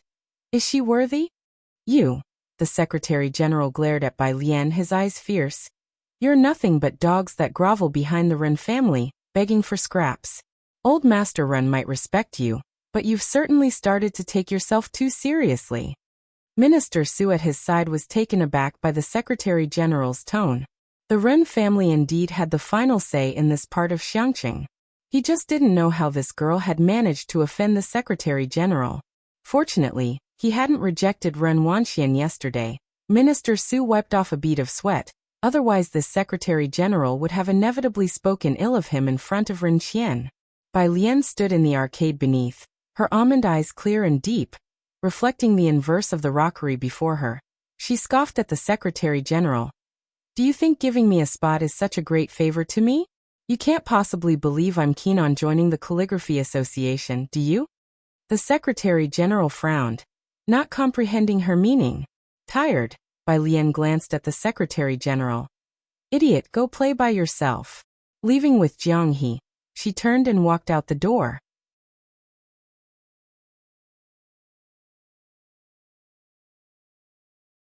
Chapter 174. 066 just casually crossed out the applicant's name. _1 Bai Lian left in such a decisive manner that the Secretary General and Minister Su took a long while to regain their composure. Especially the Secretary General. Ren Qian was still unaware of the incident where Ren Wanxian didn't take a video. The Secretary General had originally thought that Bai Lian would make a compromise this time. It was the first time Xiangqing had held a Calligraphy Association event of great significance. Anyone who understood the underlying importance would not give up this opportunity. Unexpectedly, Bai Lian was tough and left as soon as she said she would. The Secretary General watched Bai Lian's retreating back, his eyes unfathomable. Having obtained the video recording from Ren Wangshuan's hands, and being able to join the first batch at the startup ceremony of the Xiangqing Calligraphy Association, Bai Lian was now far from being one of the Ji family's unimportant people in the Secretary General's mind. Next to him, Minister Su finally withdrew his gaze that had been fixed on the sky, acting as if nothing had happened. He personally handed a pen over to the Secretary General with a smile and a jest. "Please." He felt no particular sentiment about Bai Lian's departure. To him, she was just a name he had casually crossed out. She was merely one of the countless waves he had personally suppressed. For Minister Su, it was the Ren family and this Secretary General who were the most important at the moment. He had climbed to this position with great difficulty. Naturally, he had to grasp the thoughts of those above him. As for fairness, there's no such thing in this world. Ming Dongheng's car was parked not far away. There were many people today, so he didn't go in with Bai Lian and Jiang He but parked the car on the next street instead, from where he could see Bai Lian appearing at the end of the street. Bai Lian's coat today was the same color scheme as her inner garment, both close to sky blue. It wasn't that particularly dazzling blue, but rather a serene blue revealed through the gaps in clouds after rain, pure and gentle. However, it didn't match Bai Lian's indifferent complexion. Although he didn't know the reason, Ming Dongheng felt that Bai Lian seemed to be in a bad mood at the moment. Ming Dongheng quickly snapped out of it and got out of the car. He opened the door. "Miss Bai, why have you returned so early?" Ming Dongheng was not familiar with the Calligraphy Association, but he knew that Bai Lian was supposed to attend the startup ceremony today. He had attended such events himself, which usually took an entire morning. Even if one left early, it would take at least 2 hours, but Bai Lian had returned too quickly. "It's nothing." Bai Lian stood at the car door with a languid yet sharp air about her, and gestured for Jiang He to get into the back seat first.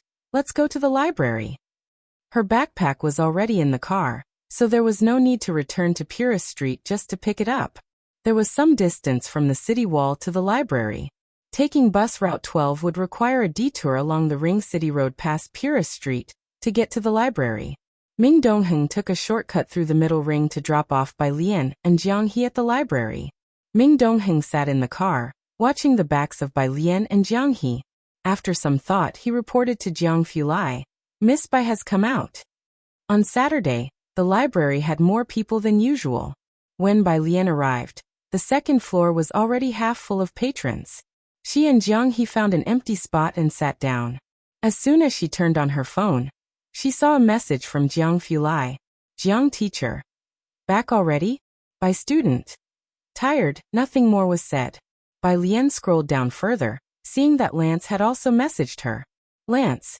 Myopia can really be Lance. Goodness, this is unbelievable. Bai Lian." Lance never minded Bai Lian's reticence. "I am coordinating with my assistant to find time." Bai Lian. The two had intermittently exchanged medical knowledge over time. Bai Lian's mind was filled with thousands of years of uninterrupted traditional Chinese medicine, discussing many pharmacological aspects that amazed Lance. Meanwhile, the surgical videos sent by Lance also made Bai Lian realize the horror of Western medicine. In their respective fields, both held a kind of proud solitude that overshadowed all others. Initially resistant, Bai Lian's attitude had turned into one of reverence. She even somewhat admired those who had developed Western medicine to its current glory. She wished she could too. Lance was referring today to Bai Lian's suggestion from a few days ago that acupuncture could cure his myopia. Due to his profession, Lance couldn't use laser treatment, and was planning to arrange some time for her to treat his myopia. Bai Lian was very straightforward. "I don't have a medical license." Lance seemed to take a moment to check what a medical license was, as his response was a bit slow. "Lance." Bai Lian didn't look any further, and kept scrolling until she saw the Jiangjing brother who had competed with her. Bai Lian. Spamming. With just a question mark, the Jiangjing brother at the award ceremony was startled by her message, and dared not post another word afterwards. She replied one by one until she reached the back and saw the documents sent by Director Chen. Bai Lian slowly sat up straight. It was a document.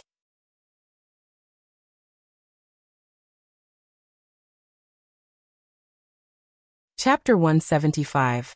066 casually crossed out the applicant's name. _2 Director Chen is not a detective agency after all, and the information he could obtain was limited. There was even less about Yang Lin, only her address, family information, and some records at the police station. Bai Lian looked slowly from the top down. There was no news about Yang Lin's mother. Director Chen had specifically noted in the mother's column that her mother was driven away by her father when she was 5 years old. And Yang Lin's father had multiple detention records, either for causing trouble while drunk or for gambling. Bai Lian's fingertips slowly scrolled down, flipping to a very old record. Yang Lin had called the police when she was 9 years old. Bai Lian sent a screenshot of this record to Director Chen. Frowny face. Image. Director Chen replied very quickly. Frowny face with such cases. Had be detained for a few days, and once back, he would become even more abusive. Director Chen. Frowny face. Now that she's turned 18. I suggest she relocate her household registration and distance herself from him. Bai Lian was silent for a long time. 1. As Bai Lian was pulling books out of her backpack, she asked Director Chen about the relocation of the household registration. Meanwhile, Ren Qian received Ji Mulan and Su En at the Ren family household. Su En's visit this time was for the major tourism business. He was from Jiangjing and reaped the benefits of Jiangjing, but he had no clear idea about the power dynamics in Xiangqing. I understand what Mr. Su means. Ren Qian never brushed off Su En. You're probably talking about Boss Lu. Boss Lu. It was another surname Su En hadn't heard of. He looked towards Ji Mulan. Ji Mulan hadn't been back to Xiangqing in over a decade, and was even less clear about the situation. Ren Qian set down his teacup and solemnly said, his main business is on Bacter Street. The manager of Qinglong Bar is very familiar with him. Does Mr. Su understand what I'm saying now? Xiangqing turned a blind eye to Bacter Street. One reason was that the place was on the border, not within their jurisdiction, and the second was the intricate web of powers there. A bar with the most comprehensive information in Asia. A world-famous fighting arena. An auction house on the underworld that no one dares to provoke. Ren Qian could manage a city well, knowing whom he could provoke and whom he couldn't. He had a list in his heart. I see, Su En furrowed his brows. Qinglong Bar, do you have Boss Lu's contact information? He had actually guessed as much. Since he couldn't go it alone, he also wanted to collaborate with this Boss Lu, especially with the backing of people from Qinglong Bar. Su En didn't expect that little Xiangqing could offer him such a big surprise. By his side, Ji Mulan naturally hadn't heard of any of this. But she didn't ask, just looked at Su En and he patted the back of her hand. Mr. Su, Ren Qian was still due at a ceremony later today. I need to attend the launch ceremony of the Xiangqing Calligraphy Association, so I won't keep you both any longer. Su En stood up, surprised that Xiangqing even lacked a calligraphy association. But then he thought about it, considering Xiangqing didn't even have a high-speed rail yet, and he felt he could understand. He politely took his leave from Ren Qian. Only once they were outside did Ji Mulan ask Su En about Qinglong Bar. Bacter Street. Su En took out his car keys, opened the door, and turned his head to explain to Ji Mulan. It's a complex border area. For Qinglong Bar to be established there, the forces behind it are no less significant than the several big families in Jiangjing. It's normal that you don't know. The several big families in Jiangjing? Ji Mulan settled into the passenger seat, looking rather silent. The launch ceremony of the Xiangqing Calligraphy Association was an important event. Ren Qian wore a dark-colored formal suit and called the Secretary General to confirm. Did you inform Mr. Chen? Mr. Chen said he is working on a case. The Secretary General was very respectful and doesn't have time. Ren Qian wasn't surprised but felt a sense of regret. Ren Wanxian had also dressed meticulously in a design gown, accompanying Ren Qian to the vicinity of Xiangqing Building. When the two arrived, it was already 9 o'clock. The director of the Culture and Tourism Bureau and Qiu Xuezheng were standing at the entrance. The Secretary General and Director Su dared not be negligent, standing at the entrance accompanying the two of them. Ren Qian was startled, wondering why these two elders were outside to receive him. Teacher Qiu, why are you two outside? Qiu Xuezheng was in high spirits, having especially worn a gown with dark red helical patterns for the day, smiled at Ren Qian, waiting for someone. Waiting for someone. Ren Qian and Ren Wanxian looked at each other in confusion. He thought Qiu Xuezheng was waiting for him, but didn't expect they were waiting for someone else. Qiu Xuezheng, however, didn't say much, only occasionally glancing down at the time. Then, his gaze turned towards the street corner. The launch ceremony was to start promptly at 9:30. It was 9:10. Bai Lian had not yet arrived. Because Bai Lian had made a good impression on Qiu Xuezheng, he didn't think she was someone who would be late. But as the start of the launch ceremony neared, and there was still no sign of Bai Lian, Qiu Xuezheng couldn't help but send Bai Lian a message. Frowny face, where are you?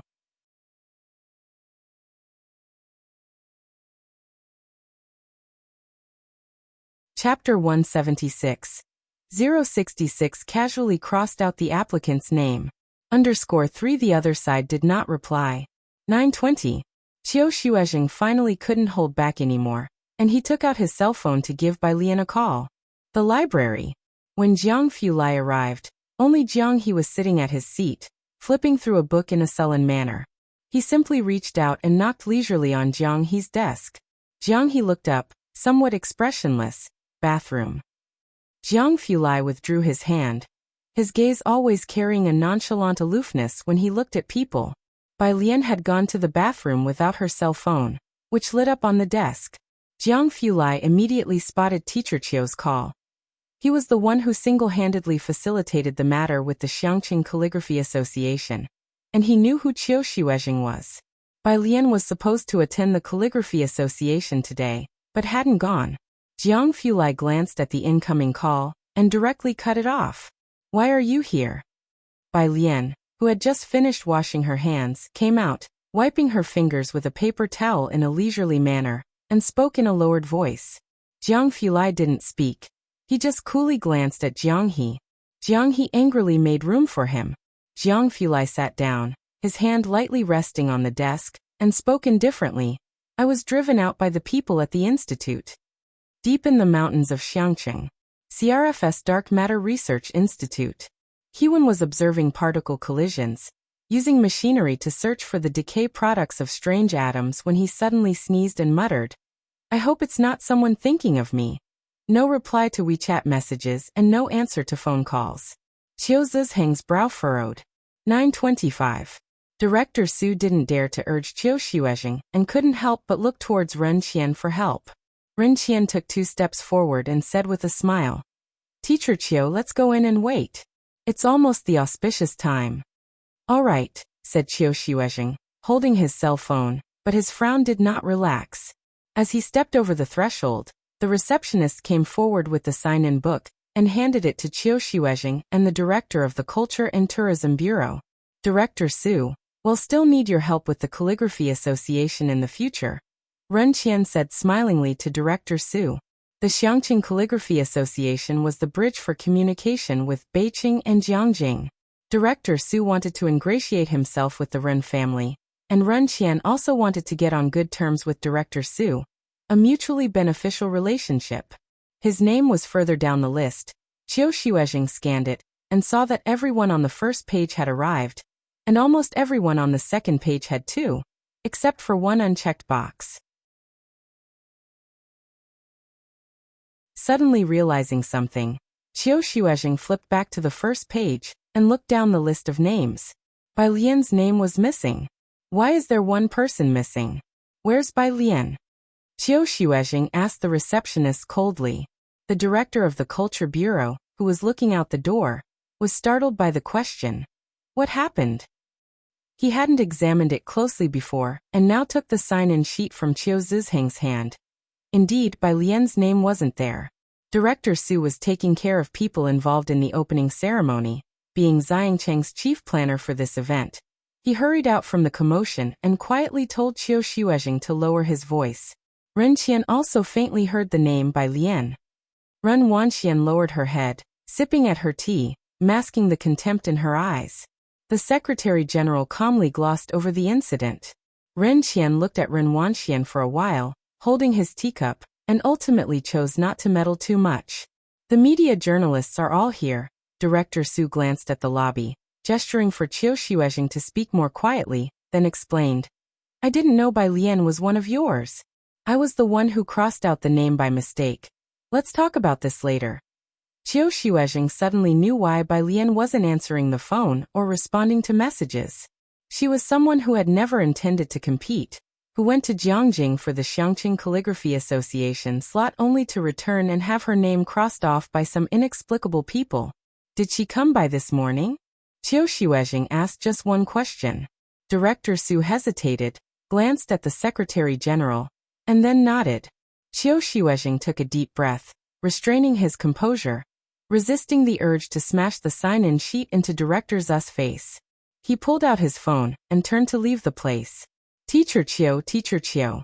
Director Su was panic-stricken. Qiu Xuezheng was the second most important figure for this opening ceremony, next only to Ren Qian. The Calligraphy Association's future talent acquisition would largely depend on Qiu Zizheng's reputation. How could he leave? Both Ren Qian and Ren Wanxian saw Qiu Xuezheng leave, and at this point, they could no longer pretend not to notice. Ren Qian stepped out. Why is Teacher Qiu leaving? Director Su was also frustrated. Director, isn't Teacher Qiu being too frivolous? I said I accidentally crossed out a name, and if he still wants someone to come in, I could in a few days. Frivolous? The director of the Culture and Tourism Bureau interrupted, glaring at Director Su, then verbally lashed out. Cross out just like that? With just one stroke, you crossed off an applicant's name, and you think you have such insight.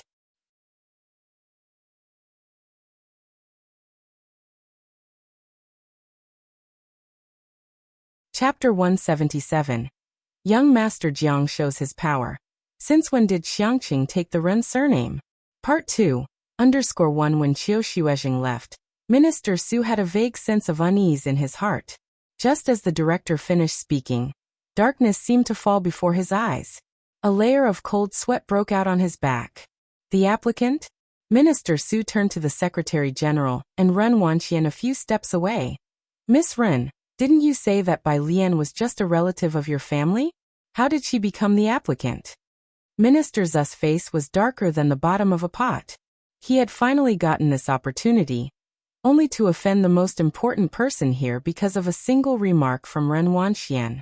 Ren Qian, who had been observing with a cold eye, moved the corners of his lips slightly, finding it fantastical. She is the applicant? In his eyes, Bai Lian was someone completely unrelated to the Calligraphy Association. So how did she suddenly become the applicant? Why hadn't the Ji family let slip a word? Mr. Ren, said the director, his face cooling, probably understanding the situation. Let's postpone today's commencement ceremony until Miss Bai arrives. He didn't exchange further words with the Ren family. He left promptly, following in Qiu Zizheng's footsteps. Miss Ren, you really have caused me a disaster this time. Minister Su gave Ren Wanxian a look. The stir-causing commencement ceremony was thus put on hold. Ren Qian held his forehead, glanced at Ren Wanxian, who was looking downside, and said to the Secretary General, look into this. Before lunchtime, Bai Lian finally answered Qiu Zizheng's call. They agreed to meet at the coffee shop on the first floor of the library. Qiu Xuezheng hadn't been to such a place in many years, and upon entering the coffee shop, he saw Bai Lian sitting by the window. Next to her sat a stranger, whose face he couldn't see, but whose silhouette was somehow disturbingly alarming. By classmate, Qiu Xuezheng sat across from Bai Lian, not daring to look at the person next to her, and apologized. I just found out about today's incident, and it's related to me as well. He and the director had already investigated the matter thoroughly. Jiang Fulai sat next to Bai Lian, a quantum mechanics book in hand, and upon hearing this, his long, narrow phoenix eyes lifted slightly. Russell, his pale, slender fingers turned a page. Even without saying another word, the nearly 70-year-old Qiu Xuezheng felt an inexplicable pressure. Old Mr. Ren also said he wants to personally apologize to you.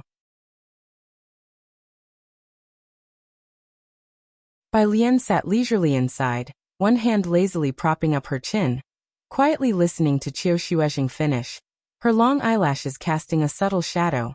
It's her, huh? Qiu Xuezheng looked at Bai Lian, clearly tense. No need to apologize. I could continue, but then remove those two names from the list, Bai Lian said, turning her head to look outside the window, her voice neutral. Ah. Qiu Xuezheng didn't know about the conflict between Bai Lian and Ren Wanxian. But Ren Wanxian was, after all, his prized disciple. Hearing Bai Lian's words gave him pause. This was beyond his expectations. Minister Su is already making arrangements, but Wanxian, after all, she is Ren Qian's granddaughter. Qiu Xuezheng considered both sides. Bai Lian, although a student with decent calligraphy skills, also needed a stroke of luck. Bai Lian's phone vibrated. A message from Ji Xiaojun, inviting her to have a meal together. Bai Lian didn't want to talk more with Qiu Xuezheng and stood up, nodding slightly to Qiu Xuezheng. Teacher Qiu, I only have one request. If met, continue.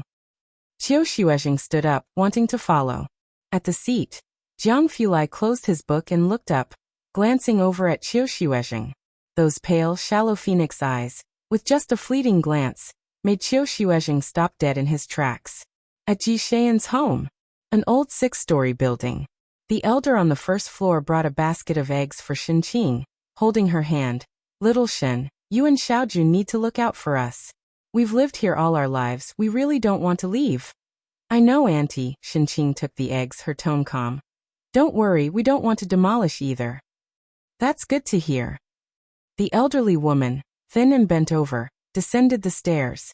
Mostly solitary elderly people lived in this part of the neighborhood. Some had children who went out to work and were seldom home. Some had gone away for good after succeeding academically. And others were like the old couple on the first floor, with no descendants. In the entire old neighborhood, only Ji Xiaojun was the sole intellectual. Whenever there was a problem, everyone liked to come to him for advice. Ji Xiaojun, sitting in the living room, frowned at the eggs Shenqing was holding. Why are you still accepting people's eggs? It's not easy for them without children. Shenqing put away the eggs and glanced at him. Then you can go downstairs tomorrow and drink the dew. There was a knock on the door. Shenqing closed the fridge door. That must be Alien and Dad, you go answer it.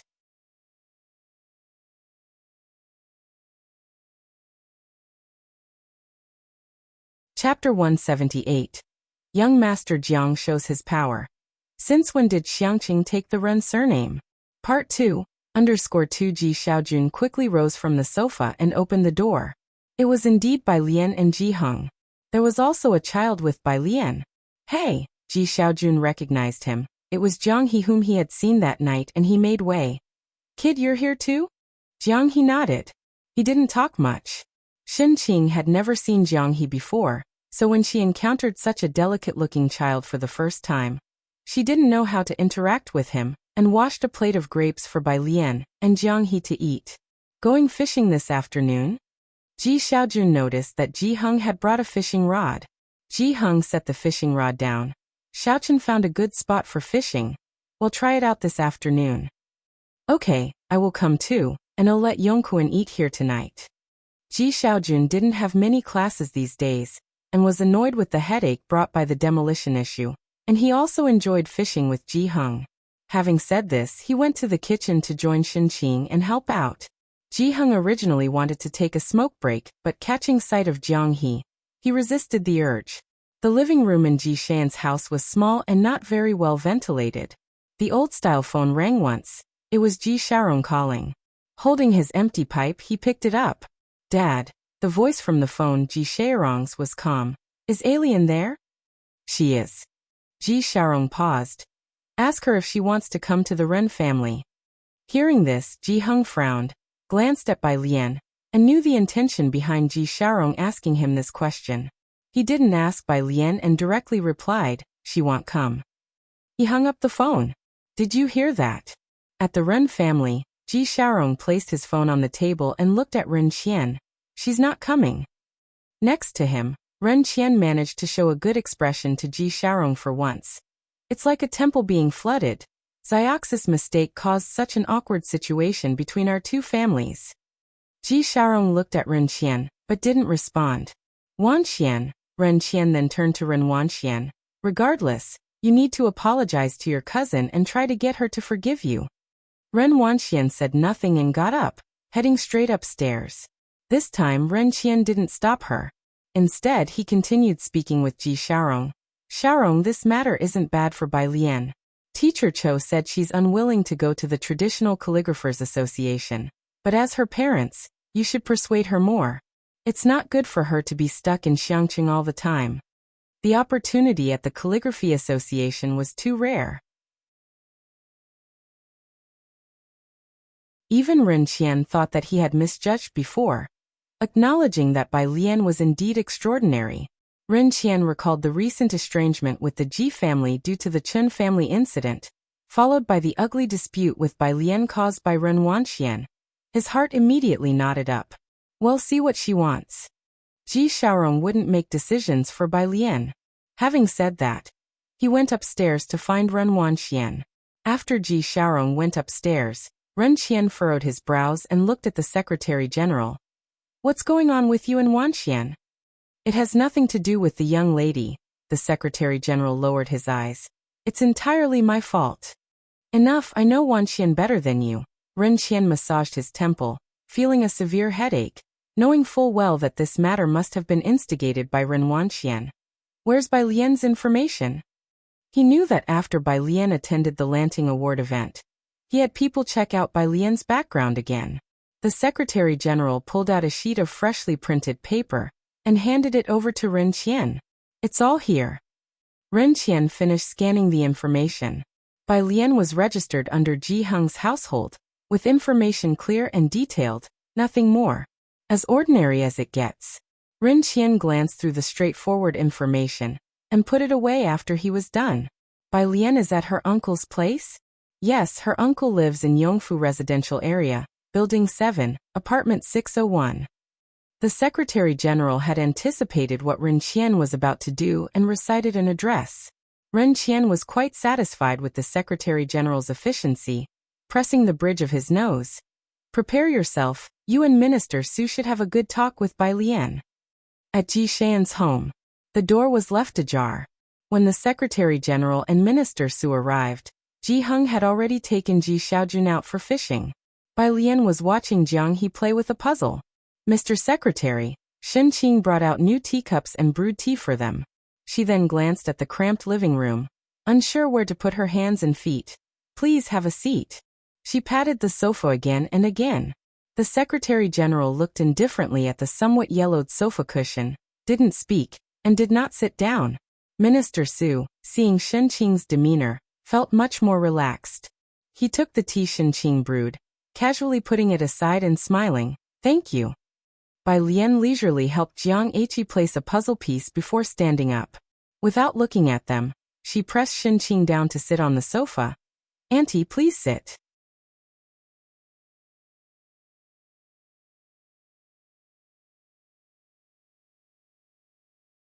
Chapter 179, Young Master Jiang shows his power. Since when did Xiangqing take the Ren surname? Part 2. _3 Bai Lian didn't sit down but just leaned against the back of the sofa and looked up.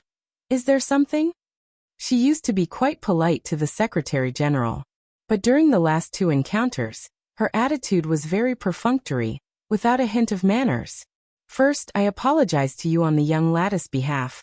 The Secretary General fully played the part, wanting to reconcile with Bai Lian. His demeanor was gentle, and after a slight pause, he still sat down on the yellowing sofa cushion. I also apologize to you. We're all family after all. She now realizes her mistake, and has been grounded by the Sir. Can we consider the matter settled, Miss Bai? Minister Su also hurriedly spoke up. Miss Bai, I'm sorry. He stood up and bowed deeply to Bai Lian. Absolute sincerity. Bai Lian languidly leaned on the sofa, with one leg propped up, holding a mobile phone in her hand, her sky-blue skirt hem half-pressed on the couch.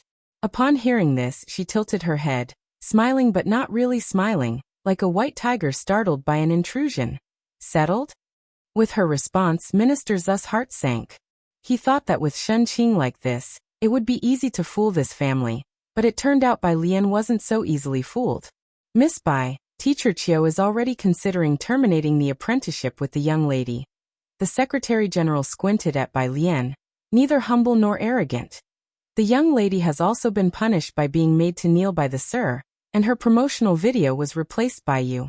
She has already received plenty of punishment, while on the other hand, you haven't lost anything, have you? It's better to spare others when you can, so that future meetings will be more pleasant. As the Secretary General spoke, Minister Su sat on the side. He did not interrupt. The atmosphere grew increasingly tense. Jiang He had been piecing together a puzzle all this time without lifting his head, but Shen Qing couldn't help but grip Bai Lian's arm and looked up at her. Bai Lian's eyes did not change. She just gently patted Shen Qing's arm, and then spoke slowly. It's better to spare others when you can? Why should I have such a thing? You and the young lady are relatives. The Secretary General held back his anger. Knowing that Ren Qian wanted to court Bai Lian, you. Stop, Bai Lian laughed, extremely indifferent, lazily raising her hand. I'm not relatives with your young lady. The Secretary General could no longer keep up his act, and his face turned cold in an instant. He had intended to have a good talk with Bai Lian, and to help each other in the future. He had not expected that she wouldn't give any face, and was just as stubborn as before, really thinking that with the Orchid Pavilion Award, she could have the world at her command? Miss Bai, I have already been dismissed and have apologized to you. Isn't that enough? Minister Su had never seen someone like Bai Lian. After coming here, facing Bai Lian, who lived in the cramped old neighborhood, he truly couldn't harbor any other thoughts. You shouldn't be too excessive. Bai Lian chuckled lightly. You apologize and I have to accept it? Realizing Bai Lian was not joking, the Secretary General turned to leave. Halfway through, he turned back and sneered at Bai Lian. Miss Bai, don't be naive enough to think that just with calligraphy in your background, you can make a name for yourself in Jiangjing, right? Minister Su did not speak to stop him. The Secretary General glanced at Shen Qing and sneered. Really thinking that old Master Run had no temper, huh? To be in his position, Ren Qian was not someone to be easily manipulated. The Secretary General almost ridiculed her. Bai Lian, you can prevent the young lady from entering the Calligraphy Association, but have you forgotten who Xiangqing belongs to? Forgotten that Xiangqing bears the Ren surname? What if we don't agree to the start-up ceremony of the Calligraphy Association? Or perhaps, the Secretary General's voice was almost soft. I remember you transferred to Xiangqing, right? Secretary, wait. Shen Qing broke free from Bai Lian's hand, quickly standing up, almost crying out. The Secretary General sneered and without stopping, simply reached out to open the half-ajar door. At the doorway stood a tall and indifferent figure, a knee-length black overcoat. His features were cool and detached, not looking at the Secretary General, but slightly turning his head to look at the person behind him. When did I not know that Xiangqing suddenly changed its surname to Run?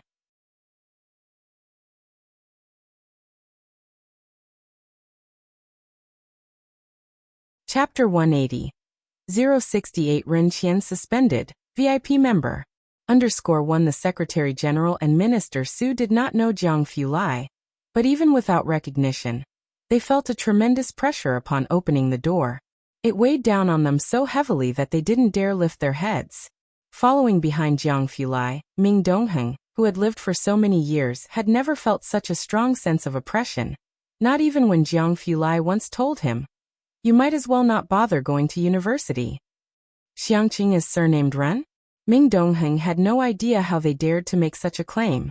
He reached out and with one hand each, he lifted the Secretary General and Minister Su and threw them out.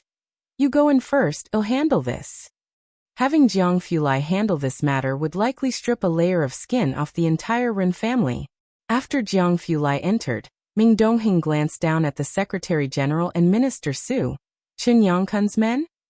Only after Jiang Fulai had left did the two men feel relieved. However, before the Secretary General could catch his breath, Ming Dongheng's next words made his blood run cold. As Ren Qian's right-hand man, the Secretary General naturally had received information about Director Qin. Even though Ren Qian and his people always called him Lord Qin, it didn't mean he didn't know Lord Qin's real name. Seeing the Secretary General's reaction, Ming Dongheng knew he was correct and couldn't be bothered with him. I will have Qin Yongkuan communicate with you. After saying that, he went back inside and closed the door, leaving the two men outside. Minister Su, who had just been transferred here, naturally had not heard the name Qin Yongkuan. Only after Ming Dongheng and Jiang Fulai had gone inside did he look up at the Secretary General. Who are those two? And who is Qin Yongkuan? Prejudice led him to look down on Bai Lian. Just as he had finished speaking, he saw that the Secretary General had turned deathly pale. Qin. Lord Qin. The Secretary General's finger trembled slightly, and he suddenly realized they had acted arrogantly in the wrong place today. We must hurry back and find the master. With the demeanor of those two individuals, the Secretary General had no doubt that the Qin Yongkuan mentioned by Ming Dongheng was the one of the same name. Considering the Ji family's people, he initially thought today's matter would be easy to resolve, but now how could it be related to Lord Qin? He almost sprinted downstairs. Behind him, Minister Su belatedly realized that something seemed amiss. Following down the stairs, once he reached the bottom, he turned back and looked at the nearly dilapidated building in a daze. Who exactly is Qin Yongkuan? The Ji family. Qing was being tugged at her sleeve by Alien. Alien, please let me go to the secretary and talk again. Don't hold on to me. She looked urgent. The Ren family's status in Xiangqing was well established in people's hearts, and being located in a remote area, they might as well have been the emperor. Qing couldn't comprehend everything, but the mention of the school had thrown her into panic. She was aware of Bai Lian's seriousness about her studies. Ji Heng often said Bai Lian would study until 1 in the morning, determined to work hard for a place at university. What's the rush, Auntie? Alien was strong and forcibly made Qing sit down, comforting her. If worst comes to worst, I can switch to another school. The best school in Xiangqing was number 1 middle school. What good would changing schools do? Qing opened her mouth. You child, stop pulling me. What do you know? Are you just like your uncle? So stubborn you can't see sense. Why are you causing trouble with the Ren family? At this rate, you'll miss the secretary. She had spoken only halfway, when she suddenly felt a chill throughout the hall and shivered. Looking up, she caught sight of the tall figure entering leisurely. With his head slightly lowered, fine black hair slightly droopy, his skin pale and cold, and his light-colored eyes devoid of any superfluous emotions, his black coat was casually open, emanating a frosty demeanor, making even this old hall seem to take on a different elegance. Almost instantly Qing recognized him, the young man she had seen at the police station last time. Alien was contemplating how to stop Qing from leaving when, without a word from anyone, Qing quieted down on her own. She touched her chin thoughtfully. He was quite useful. Don't worry, said Jiang Fulai, glancing at Jiang He playing with a jigsaw puzzle on the floor, to Qing. It will be all right. Really? Qing was somewhat hesitant. Her eyes, those of an ordinary citizen, always saw the Ren family as an insurmountable mountain. Jiang Fulai replied with ease. How could Xiangqing possibly be surnamed Ren? Xiangqing belongs to the people. Bai Lian nodded in agreement. That's right. Ah. Qing felt something was amiss but also thought it made sense. You're right. Alien, let go of me. You're hurting me. She rubbed the hand that Bai Lian had been squeezing painfully, and went in to make tea for Jiang Fulai. She also got a new cup for him.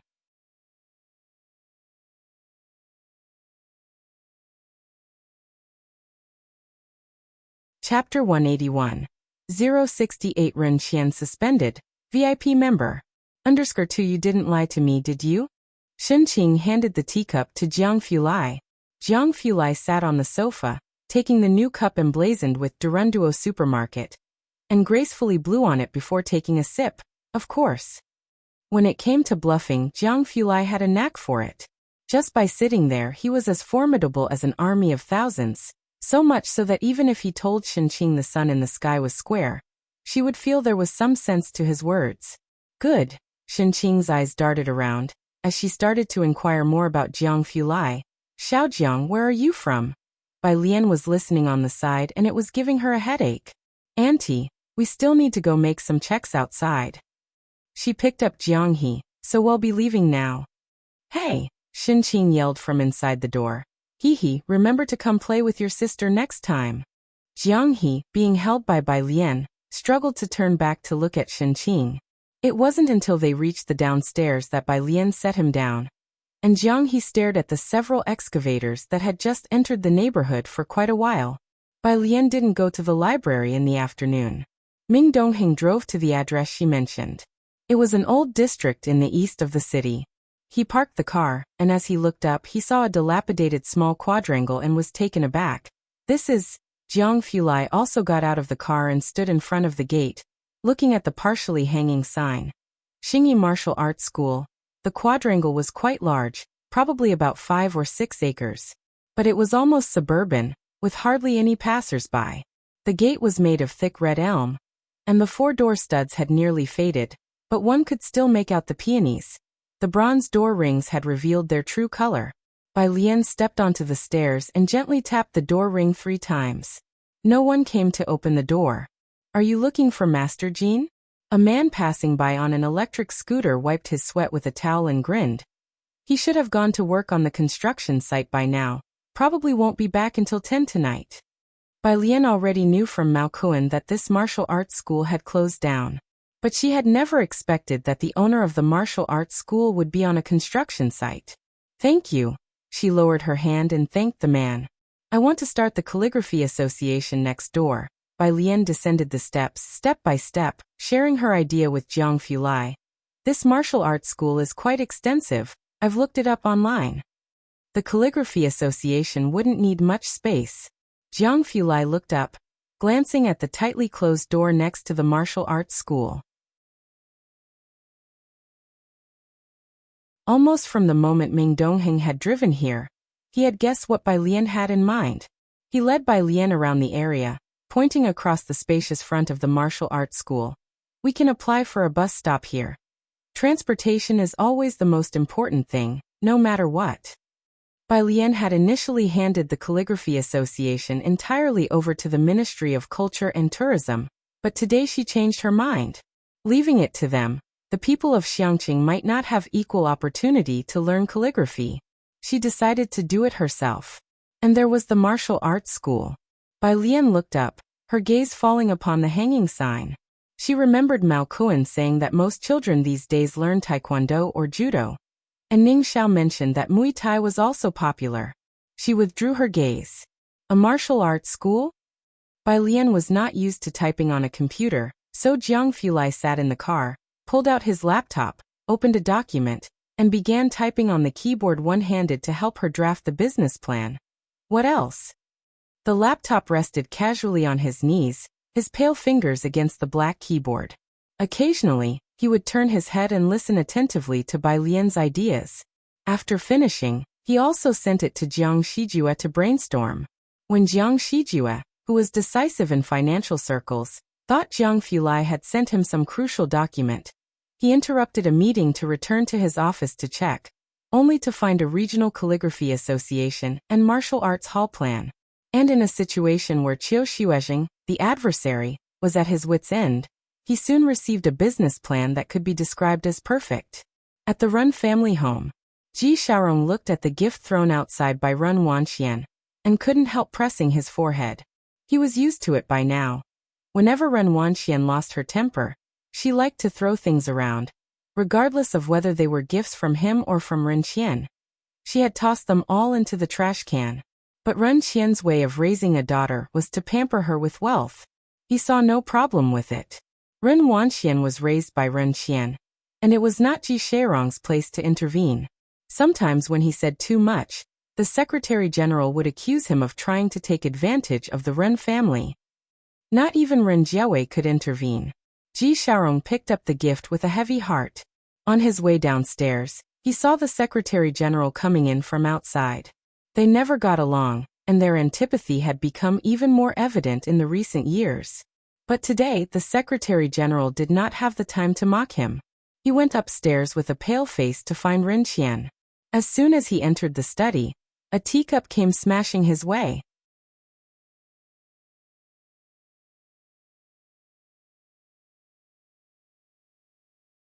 Chapter 182.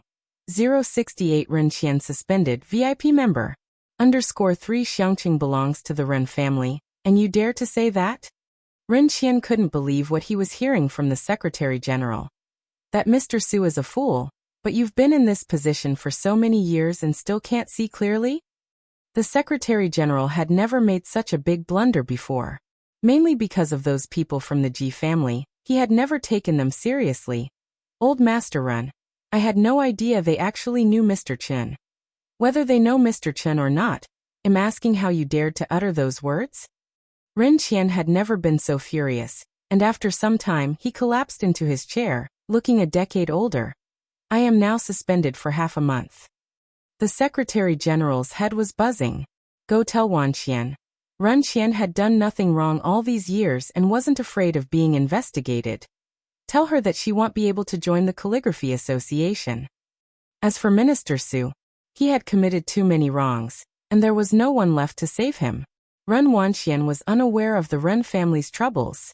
She had already received notification from Qiu Xuezheng that Bai Lian was going to start a separate calligraphy association in a place where birds don't even bother to poop. Ren Wanxian was initially upset about not being able to join the calligraphy association, but upon hearing this news, she suddenly lost interest in joining. Senior brother, do you still want to join the Xiangqing Calligraphy Association? Jiangjing. Xiangqing belongs to Beijing, and the vice president had already announced the news about the founding of the Xiangqing Calligraphy Association in the Beijing Writers Association, encouraging everyone to join as members of Xiangqing. The Xiangqing Calligraphy Association is hosted by the first prize winner of this year's Lanting Award. This news shook many people in the Beijing Writers Association, and lots were tempted. I recall that you are also from Xiangqing, right? Jianrong had ideas of his own, looking at Qiuboqing. Xiangqing was ordinary, but this by Jian was truly attractive to Calligraphy Association members. The team leader helped me sign up. Jianrong was holding a registration form. I advise you not to go, I'm already trying to find a way out. Qiuboqing pursed his lips, addressing Jianrong and others around him. Giving you all a heads up, you know what kind of place Xiangqing is. Although she ranked first, she joined only the Xiangqing Calligraphy Association, not the Jiangjing Calligraphy Association, and the Xiangqing Calligraphy Association is situated in a suburb. The vice president will surely have to send a few people down there. I suggest those of you with connections start looking now so you don't find yourselves being dispatched there. Joining a newly established junior association, especially one not part of the traditional calligraphers association, will make it difficult to leave once you're in. As he spoke, Qiuboqing also sent an application report to Qiuxiuezheng. Everyone looked at each other, knowing the reputation of Xiangqing. Those who wanted to go were mostly tempted by Bai Jian's fame, but what use would that fame be if Bai Jian didn't join the Jiangjing Calligraphy Association? Without joining the Calligraphy Association, it's impossible to find top-tier teachers. How can they progress without that? One's career would surely stagnate at that point, with no further development possible. Who isn't striving for the Jiangjing Calligraphy Association? Who wants to be sent to the hopeless Xiangqing? Poor and nameless. There were no famous teachers, and the only person of note, Qiuxiuezheng from the Beijing Writers Association, was average at best. She performed exceptionally this time, but without joining the Jiangjing Calligraphy Association, how can she develop without a teacher's guidance? I'll mention it to my grandfather, and ask him to talk to the vice team leader. I'm going to apply to withdraw. Jianrong frowned, abandoning the idea. I have a third-class award, which meets the application criteria for the Jiangjing Calligraphy Association. I'll find a better teacher to instruct me. Brother. Just as he got up, a male student approached from behind. You're not going, are you? Can you give me the application form? You. Jianrong looked at the student, recognizing him as his uncle's son. Jianjia? Why would you go to Xiangqing? His gaze toward Jianjia was akin to looking at someone with an intellectual disability. Everyone was looking for connections to avoid being sent to Xiangqing. Yet here was someone volunteering to go? My female buddy. Jianjia scratched his head. I want to check out that rock at Xiangqing No. 1 High School. You were chosen by the vice team leader, so it would be awkward for you to withdraw, but it's different for me. Grandfather would certainly not refuse. Mainly because it was only today that Jianjia saw the work and realized Bai Lian wrote in the Liang style. And the style he studied was also Liang. Whatever suits you. Jianrong gave Jianjia a glance, handing over the registration form. Then you talk to grandfather yourself. It wasn't me who pressed you. Watching Jianjia take the registration form, Jianrong felt as if he had shed a burden, feeling much lighter. Jianjia, holding the registration form, called his grandfather again. The Jian family valued Jianrong highly. When they heard that Jianjia was taking Jianrong's place in the dismal location, Grandfather Jian naturally agreed readily, without asking any further questions.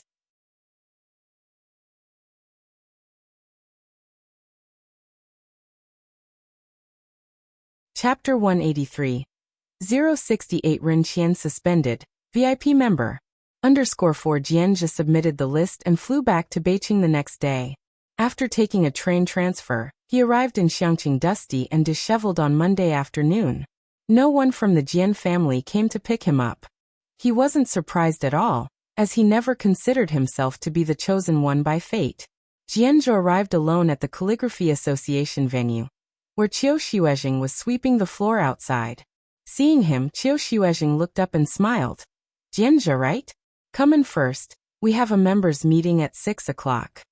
Bai Lian quietly set up a calligraphy association without any opening ceremony or press conference. She personally invited local calligraphers who hadn't taken any exams to join. She wrote the signboard Xiangqing Calligraphy Association with her own hand.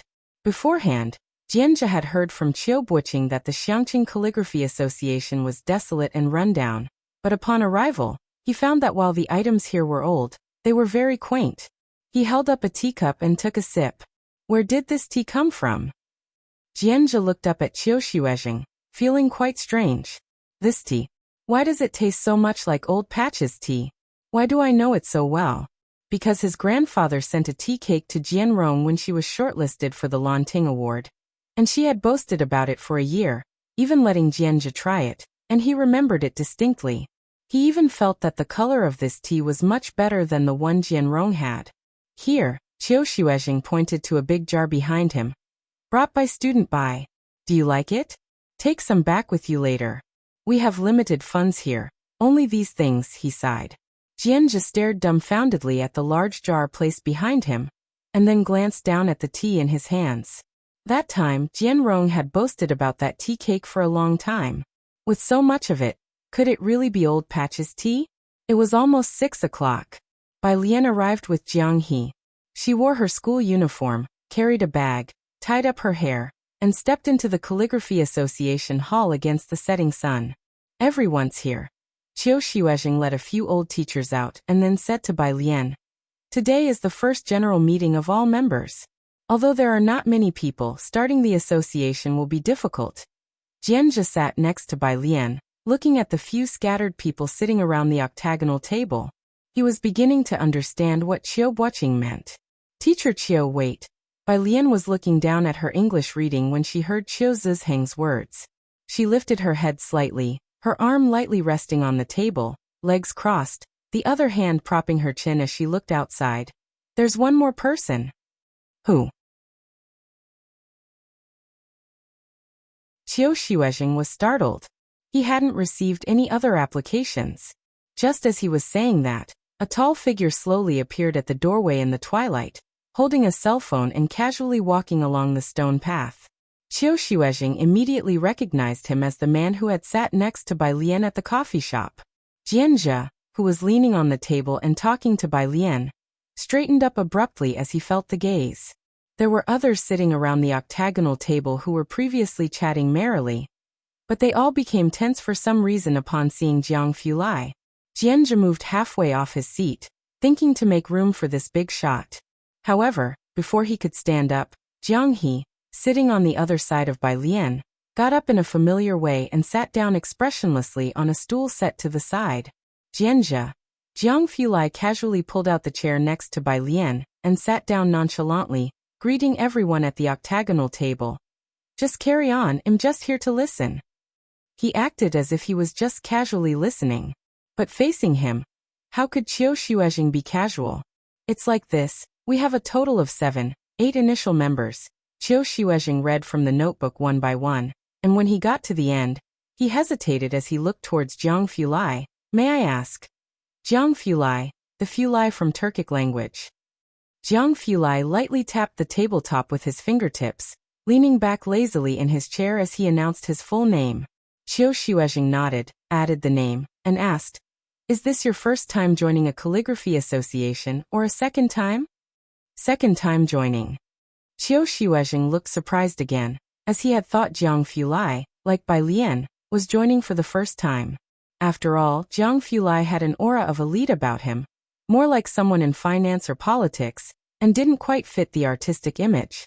Second time joining, he took a sip of tea to ease himself before continuing to write on the paper. Which calligraphy association were you previously in, and do you have a rank? Traditional Calligraphers Association ranked. Jiang Fulai started lazily, then thought for a moment. Special grade member, I guess. Qiu Xuezheng, about to take note of Jiang Fulai's information, paused with his pen in shock and looked up.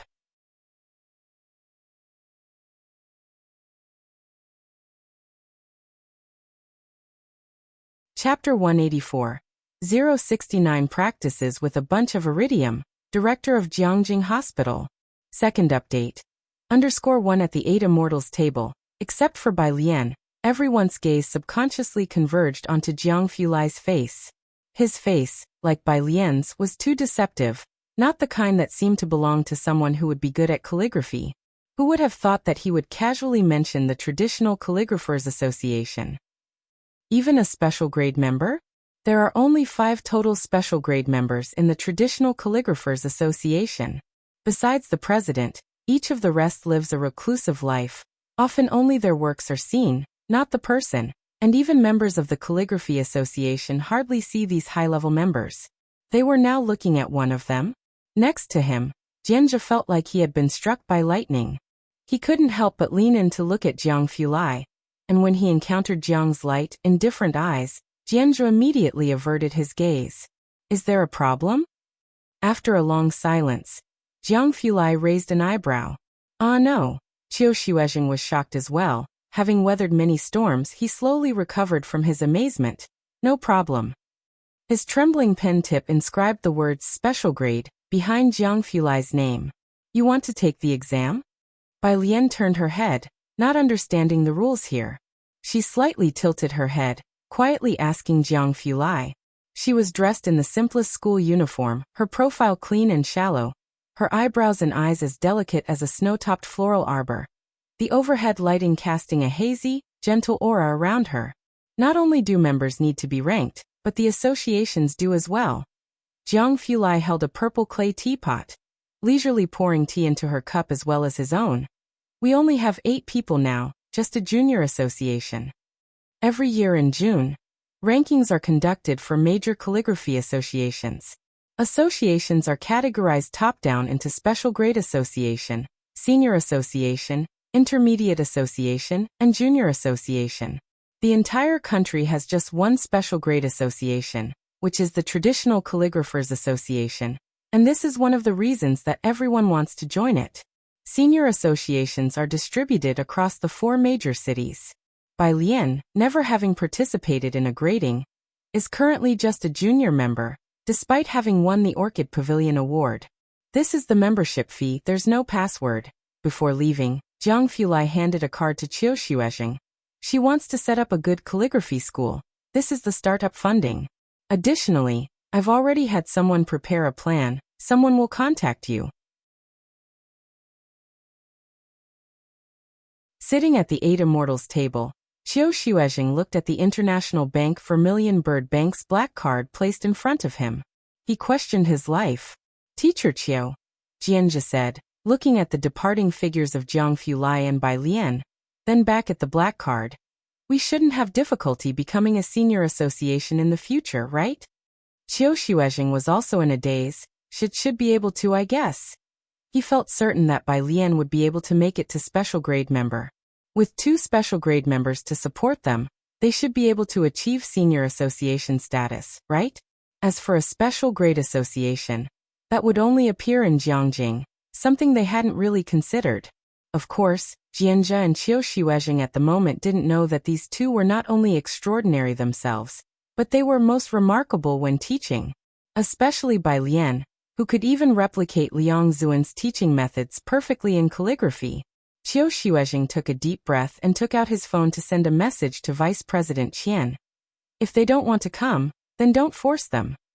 On the other side, when Vice President Qian said that he would not send anyone to Xiangqing, both Jianrong and Qiu Buqing breathed a sigh of relief. Especially Qiu Buqing, who originally thought that Qiu Xuezheng would pressure him. He didn't expect not to receive a single word from Qiu Xuezheng. Meanwhile, Yongfu residential area. A man in a shirt, with a cigarette clamped in his hand, tattoos peeking through his tank top up to his neck, followed by 4 large excavators. No one here is signing? Boss Liu, mainly because of a painter. His subordinate carefully lit his cigarette for him. The household at 7 Building 601, Ji Xiaojun. He's educated and highly respected here. He seems to have noticed the loopholes in the contract, and has prevented people here from signing. As he spoke, the subordinate also handed a stack of files to Boss Liu. Yongfu residential area is located in the development zone. A piece of cake everyone wants to get their hands on. Here live ordinary people, and the agreement for demolition provided by Boss Lu had loopholes. It was originally thought that deceiving these solitary elderly would be quite easy, but unexpectedly, not a single person had signed. Upon investigation, 7 Building 601 was the cause of it all. Everyone in the residential area followed the painter's advice. "Let's go," Boss Lu said, biting his cigarette and glancing at the files. Just an ordinary painter, a housewife full of pretense. It was nearly 8 o'clock. When they arrived, Ji Xiaojun was washing dishes, and Shen Qing, upon seeing Boss Lu with his tattoo of a ferocious python and bared arms, involuntarily stepped back. Old Ji.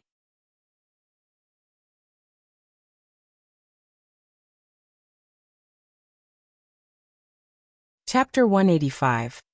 069 Practices with a bunch of iridium, Director of Jiangjing Hospital. Second update, _2 Shinqing Ji Xiaojun, right? Mr. Lu sat down in the chair his subordinate had moved over, tilting his head slightly. The subordinate immediately handed Shinqing a card. Mr. Lu, clenching a cigarette between his teeth, smiled. "There's 1 million in here. As long as you get the people here to sign the relocation contract, the 1 million is yours." They had conducted a thorough investigation. Ji Xiaojun was known for his integrity, but Shinqing was a petty bourgeois. 1 million. Enough to buy a soul. 1 million. Shinqing's eyes widened upon hearing this, staring at the card. For an ordinary person, this was a fortune. Shinqing had never seen so much money. Without even blinking, Ji Xiaojun returned the card to Mr. Lu. "We won't do such a thing." Mr. Lu laughed. He looked deeply at Shinqing and then waved his hand. "Let's go." After the men had left, Ji Xiaojun slammed the door shut and frowned at Shinqing. "Don't even think about it." Tuesday. Yang Lin had been coming to school regularly these past few days. Bai Lian took out the books one by one, pondering how to discuss the matter of moving the household registration with her. Unlike the others, Yang Lin always avoided contact with people. "Lian," Xiaohan twirled her finger in front of her, looking at Bai Lian. "That."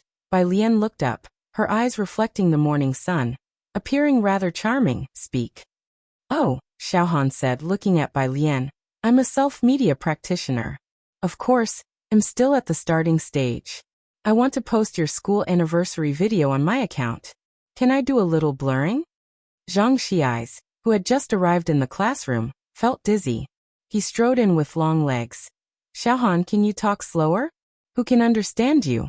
"I didn't even catch a breath." He had barely finished speaking. Bai Lian leaned back. "Go ahead, post it." She had no objections to this matter. She wasn't very clear on self-media, but it was hard for her to refuse Xiaohan's request. "Zhang Xiais, you're so nice," Xiaohan exclaimed, about to hug Bai Lian. But she was stopped by Bai Lian with a finger, which lightly touched Xiaohan's forehead while her other hand casually pulled out a book, tilting her head slightly and giving Xiaohan a lazy smile. "Speak properly, no touching." "Oh." Xiaohan's ears turned a tad red. Then, as if remembering something, she rolled her eyes at Zhang Xiais. "Idiot." Zhang Xiais. The day's classes ended. Bai Lian didn't head to the milk tea shop after school in the evening. Instead, she went to the Calligraphy Association with Jiang He. The application for the bus stop sign had already been approved, and now they were planning the route. "Sis." Jianzhe was moving chairs in the courtyard. Seeing Bai Lian come over, his eyes lit up. "Come check out our classroom." The Calligraphy Association was right next to the gym. Though smaller than the gym, it covered a good acre, and the surrounding rooms had been planned by Qiu Xuezheng as classrooms, offices, reception rooms. Jianzhe showed Bai Lian a 30-square-meter classroom. "In a couple of days, when the equipment arrives, kids from nearby can come and learn." "Not bad." Bai Lian put down her backpack, then unzipped it and handed Jianzhe a bag of things inside without much effort. Seeing how easily Bai Lian handled it, Jianzhe caught it with one hand. But as he took it, he nearly fell to the ground, swiftly bracing himself against the wall. Jiang He sat on a nearby stool, swinging his legs, expressionless as he watched Jianzhe. "What is this?" Jianzhe looked down in shock at the dozens of silver metal pieces inside, each the size of a quail egg. Just these few pieces, dozens of pounds? For practicing calligraphy, Bai Lian raised her hand, revealing a crimson ribbon on her wrist and a piece of iridium the size of an egg. You should hang one on yourself daily. She had requested these from Mao Kuan a few days ago, and Mao Kuan was quick. Of course, Miss Bai was still unaware of the price tag attached to her quail egg-sized item. Jianzhe nodded absent-mindedly.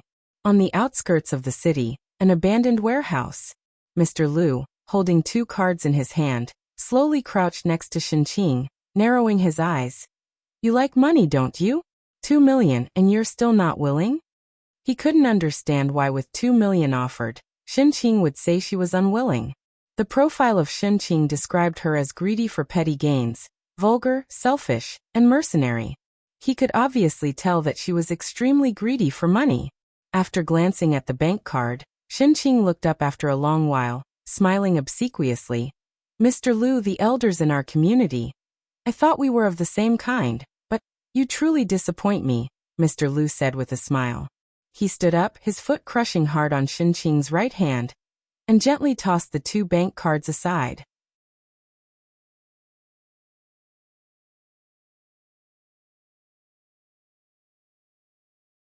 Chapter 186. 069 Practices with a bunch of iridium, Director of Jiangjing Hospital.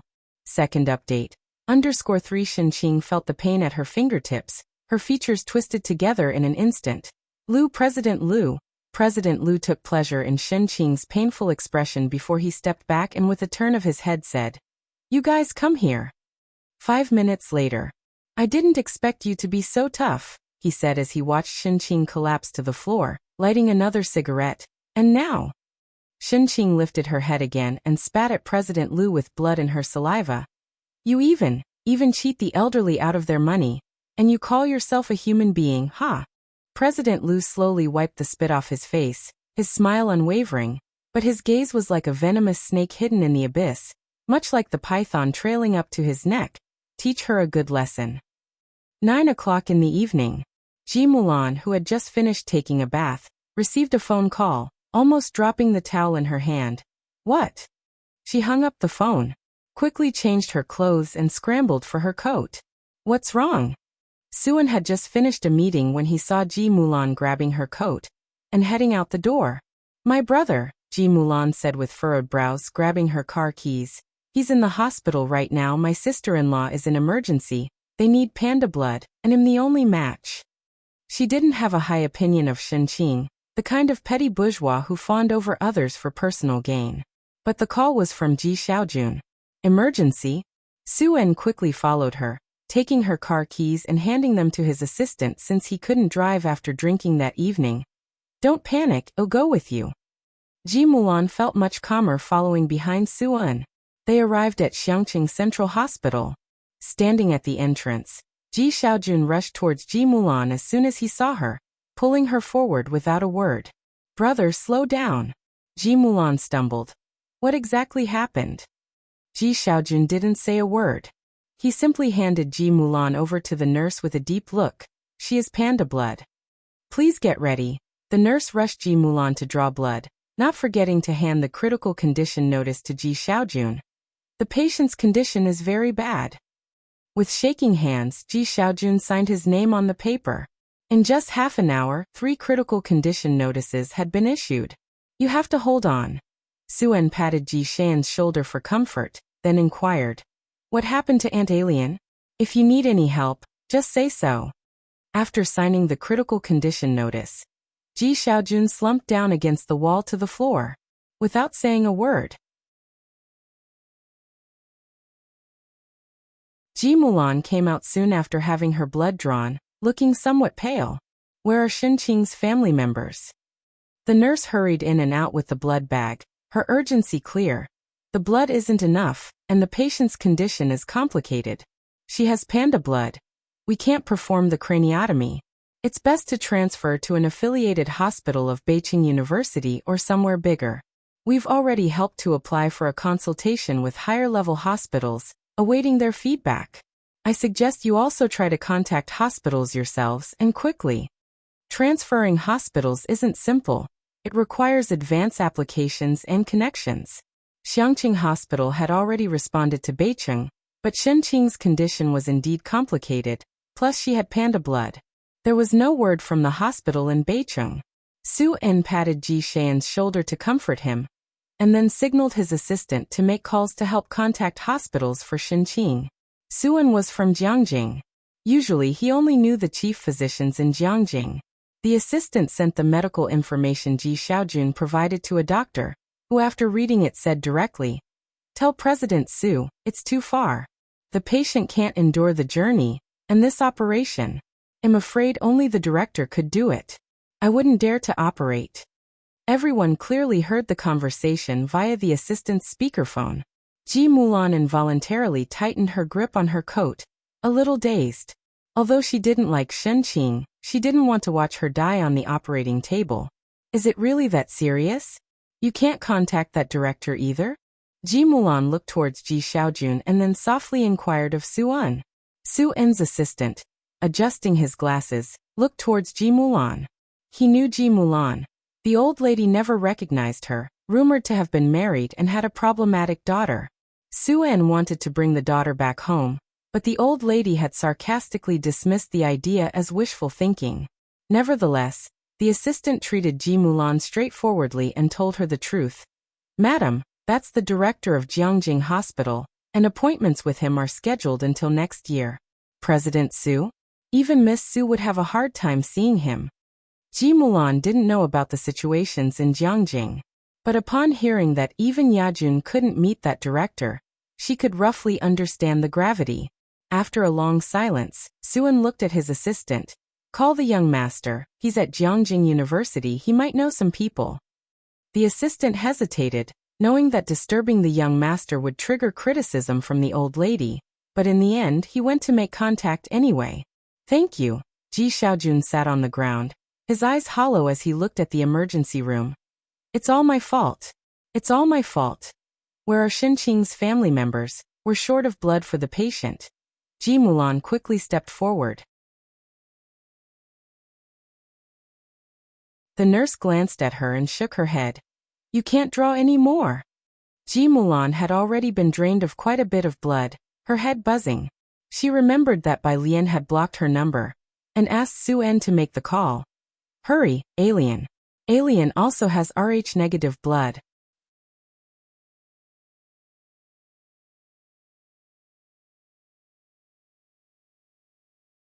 Chapter 187. Mysterious Surgeries Number 1 Saintly Hand. Alien's True Nature _1 Bai Lian arrived at the hospital after 10 o'clock. She had already changed out of her school uniform, and was wearing a white house dress, her face expressionless, ignoring everyone as she went with the nurse to have her blood drawn. The nurse carefully inserted the needle into her arm, and the dark red blood climbed up the transparent tube. Halfway through, the nurse was about to remove the needle. Bai Lian's arm was still on the table, the faintly visible greenish veins just beginning to show as she had kept her eyes downcast. She only then slightly lifted her gaze, revealing depths that were extremely deep and cold, and then spoke her first words. "Continue." The words seemed to shatter into ice, one by one. The nurse knew that drawing more blood would harm the donor's body, but the look in Bai Lian's eyes startled her, and she shakily drew 2 more tubes. Finally, mustering her courage, she spoke up. "You really can't draw any more." Thank you." Bai Lian lowered her sleeve and stood up. The call was urgent. Bai Lian hadn't told Ji Heng. She had come alone. Outside, Ji Xiaojun was intermittently talking to Su En about something, and when they saw Bai Lian come out, both involuntarily stopped their conversation. "How is Auntie?" Bai Lian stood in front of Ji Xiaojun, looking at the emergency room where resuscitation was underway. Ji Xiaojun was burying his head in his knees, silent, while Su En stepped in to explain. "Your auntie accidentally fell down the stairs." "Stairs?" Bai Lian nodded. Su En made an affirming sound. Bai Lian didn't ask any more questions, nor did she know whether to believe him. Shenqing's family. Where is Shenqing's family? A nurse came out from the emergency room holding a form. "Have you contacted the hospital? The patient needs to undergo craniotomy surgery as soon as possible." or there is a risk of evolving into a vegetative state. Ji Xiaojun abruptly got to his feet.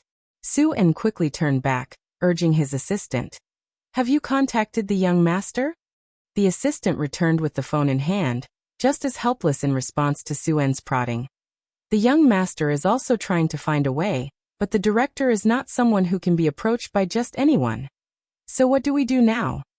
Ji Mulan was somewhat panicked. Bai Lian, understanding the meaning of vegetative state, lifted her eyes, more composed than anyone present. Give me the diagnosis. The nurse was taken aback. She instinctively handed the diagnostic report to Bai Lian.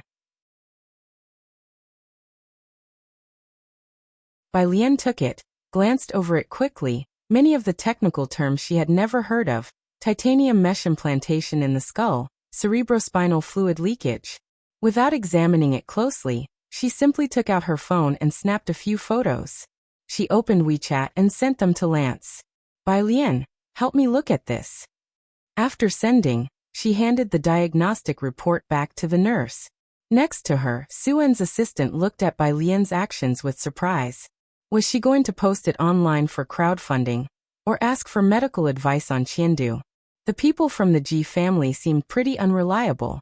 Ji Xiaojun wiped his face and, after signing the necessary documents, looked at Bai Lian with a calmness that bordered on a whisper. Alien, you still have school tomorrow, you should go back and rest.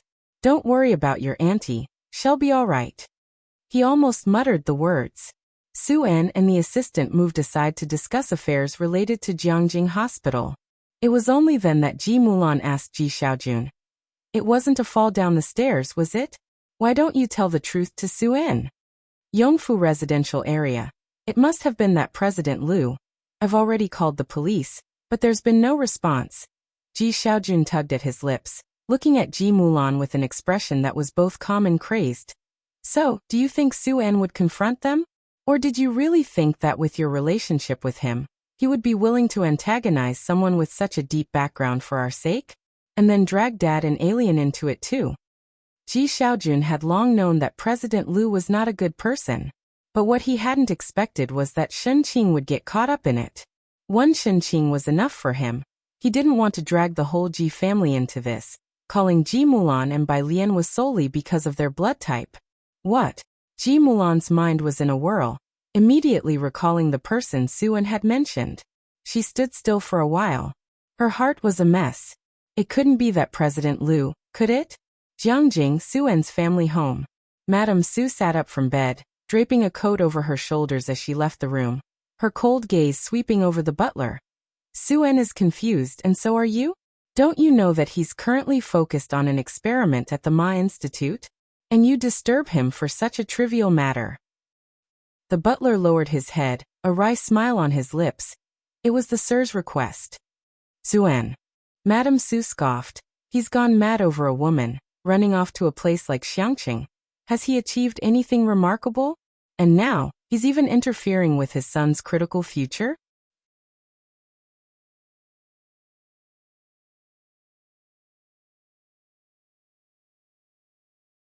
Chapter 188. Mysterious Surgeries Number 1 Saintly Hand. Alien's True Nature _2 For the sake of a nonsensical woman. To disturb the development of the Su family's future heir. If Su-en had been in front of the old lady, she would have beaten him to death with her walking stick. The butler did not utter a word, daring not to speak a sentence. Intercept Su-en's calls for me, the old Mrs. Su said, her eyes lowered, her hands twirling the Buddha beads. If I hear he's called the young master again, you all pack your bags and get out. Whatever Ji Mulan is, whatever the Ji family is, whatever stepdaughter, old Mrs. Su wouldn't acknowledge any of it. Even if Su-en were to marry her, she wouldn't let that woman set foot in the Su family's house. Rest assured. The butler bowed and withdrew. He set about arranging the matter. At the hospital, the assistant, unable to get through with the phone, looked helplessly at Su-en. Su-en, without having to think, knew who had interfered with this matter. He rubbed his forehead. Find another way. He went downstairs and paid a significant amount for Shen Qing's surgery, and also upgraded her to a VIP ward. As for the rest, they could only leave it to fate. The craniotomy hadn't yet been done. And Ji Xiaojun was there, keeping vigil through the night. Su-en and Ji Mulan went back first. On the way, Ji Mulan brought up the matter with CEO Liu. That CEO Liu my brother mentioned. Yongfu residential area? Su-en gasped in shock, sitting up straight. That same CEO Liu, whom Su-en had been trying to get involved with, but had never managed to meet. Listen to me. Su-en's mind worked quickly as he looked gravely at Ji Mulan, repeatedly urging her. You must persuade your brother not to report to the police anymore. Act as if this never happened. Get them to sign the agreement as soon as possible. Otherwise, the whole residential area will be in trouble. I will do my best to help you find a doctor. If that CEO Liu were just an ordinary businessman, it would be okay. But you also know he's supported by that bar on Bakhtur Street. A player on the international boundaries, ruthless. Not only Xiangqing, I can't afford to offend him either. Ji Mulan had never heard Su-en speak with such gravity. From Xiangqing to Beicheng, then to Jiangjing. Ji Mulan always thought she had seen far enough, only to realize that she had barely seen 1% of the world. I'll talk to him tomorrow, she said, slowly lowering her head.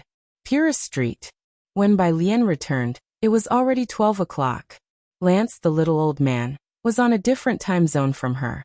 It was still morning there, and his replies came quickly. Lance, look at this, such a beautiful CT image of a cranial trauma. Lance, I can almost see a standard paper being produced by my student.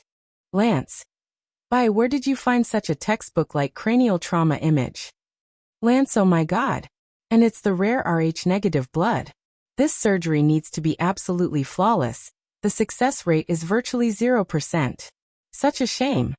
The cranial repair was a minor issue, but because of Shenqing's rare blood type, it increased the risk from 50% to 99.9%. Because the repair process could not afford even the slightest mistake. Bai Lian gently closed the door, looking at Ji Hung in the center room, who had not been awakened, and let out a slight breath of relief. Unable to sleep, she sat at the desk, pulling out physics problems to calm herself. When she saw Lance's reply, she had just finished a major problem. She glanced at it and replied to Lance with 3 words. My aunt. There was a pause from Lance's end, no messages, probably looking up what aunt meant. After 10 seconds, Lance withdrew a message, Lance withdrew a message, Lance withdrew a message, Lance withdrew a message, Lance. Look at this heartbreaking news. Lance. Note that although the skull is severely damaged, it's not to the point that surgery cannot be attempted, Lance. Of course, a 0% success rate. That's for other doctors. Bai Lian got his point directly. What about you? Lance. Mind your words, you're talking to Lance, the top surgical hand in the field. Lance was very arrogant. 100%. Bai Lian did not doubt Lance's medical skills. Medicine knows no borders. After exchanging information for so long, they both were well aware of each other's medical expertise. Lance had realized the breadth and depth of Chinese medicine, and Bai Lian had reconciled with Western medicine, understanding that it had almost replaced Chinese medicine domestically in just a few hundred years for good reason. She realized the essence of the issue was not to resist Western medicine, but to promote Chinese medicine. Learning that Lance could perform the surgery, she breathed a sigh of relief. Bai Lian, can you come? Lance did not hesitate on his end.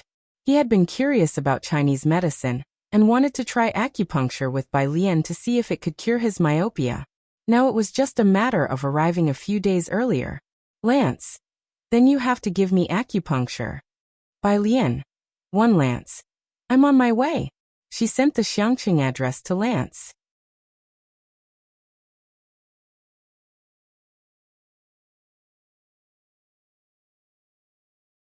Chapter 189. Mysterious Surgeries Number 1 Saintly Hand.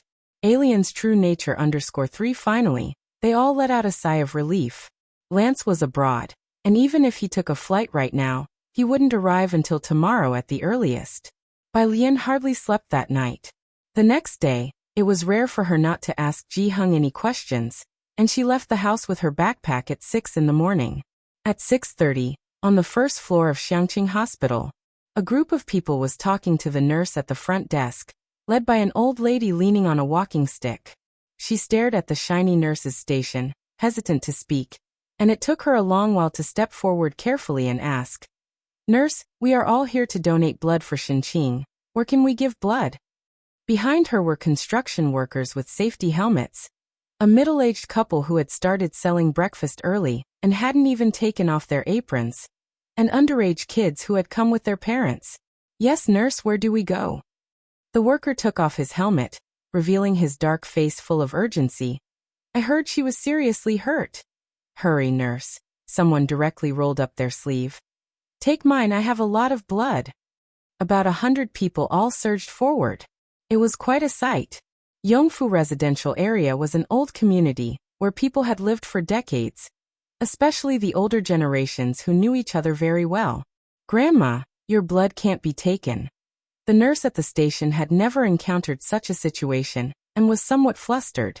She stood up and then shouted, "Everyone wait, don't make noise, line up, and I will inquire about the situation."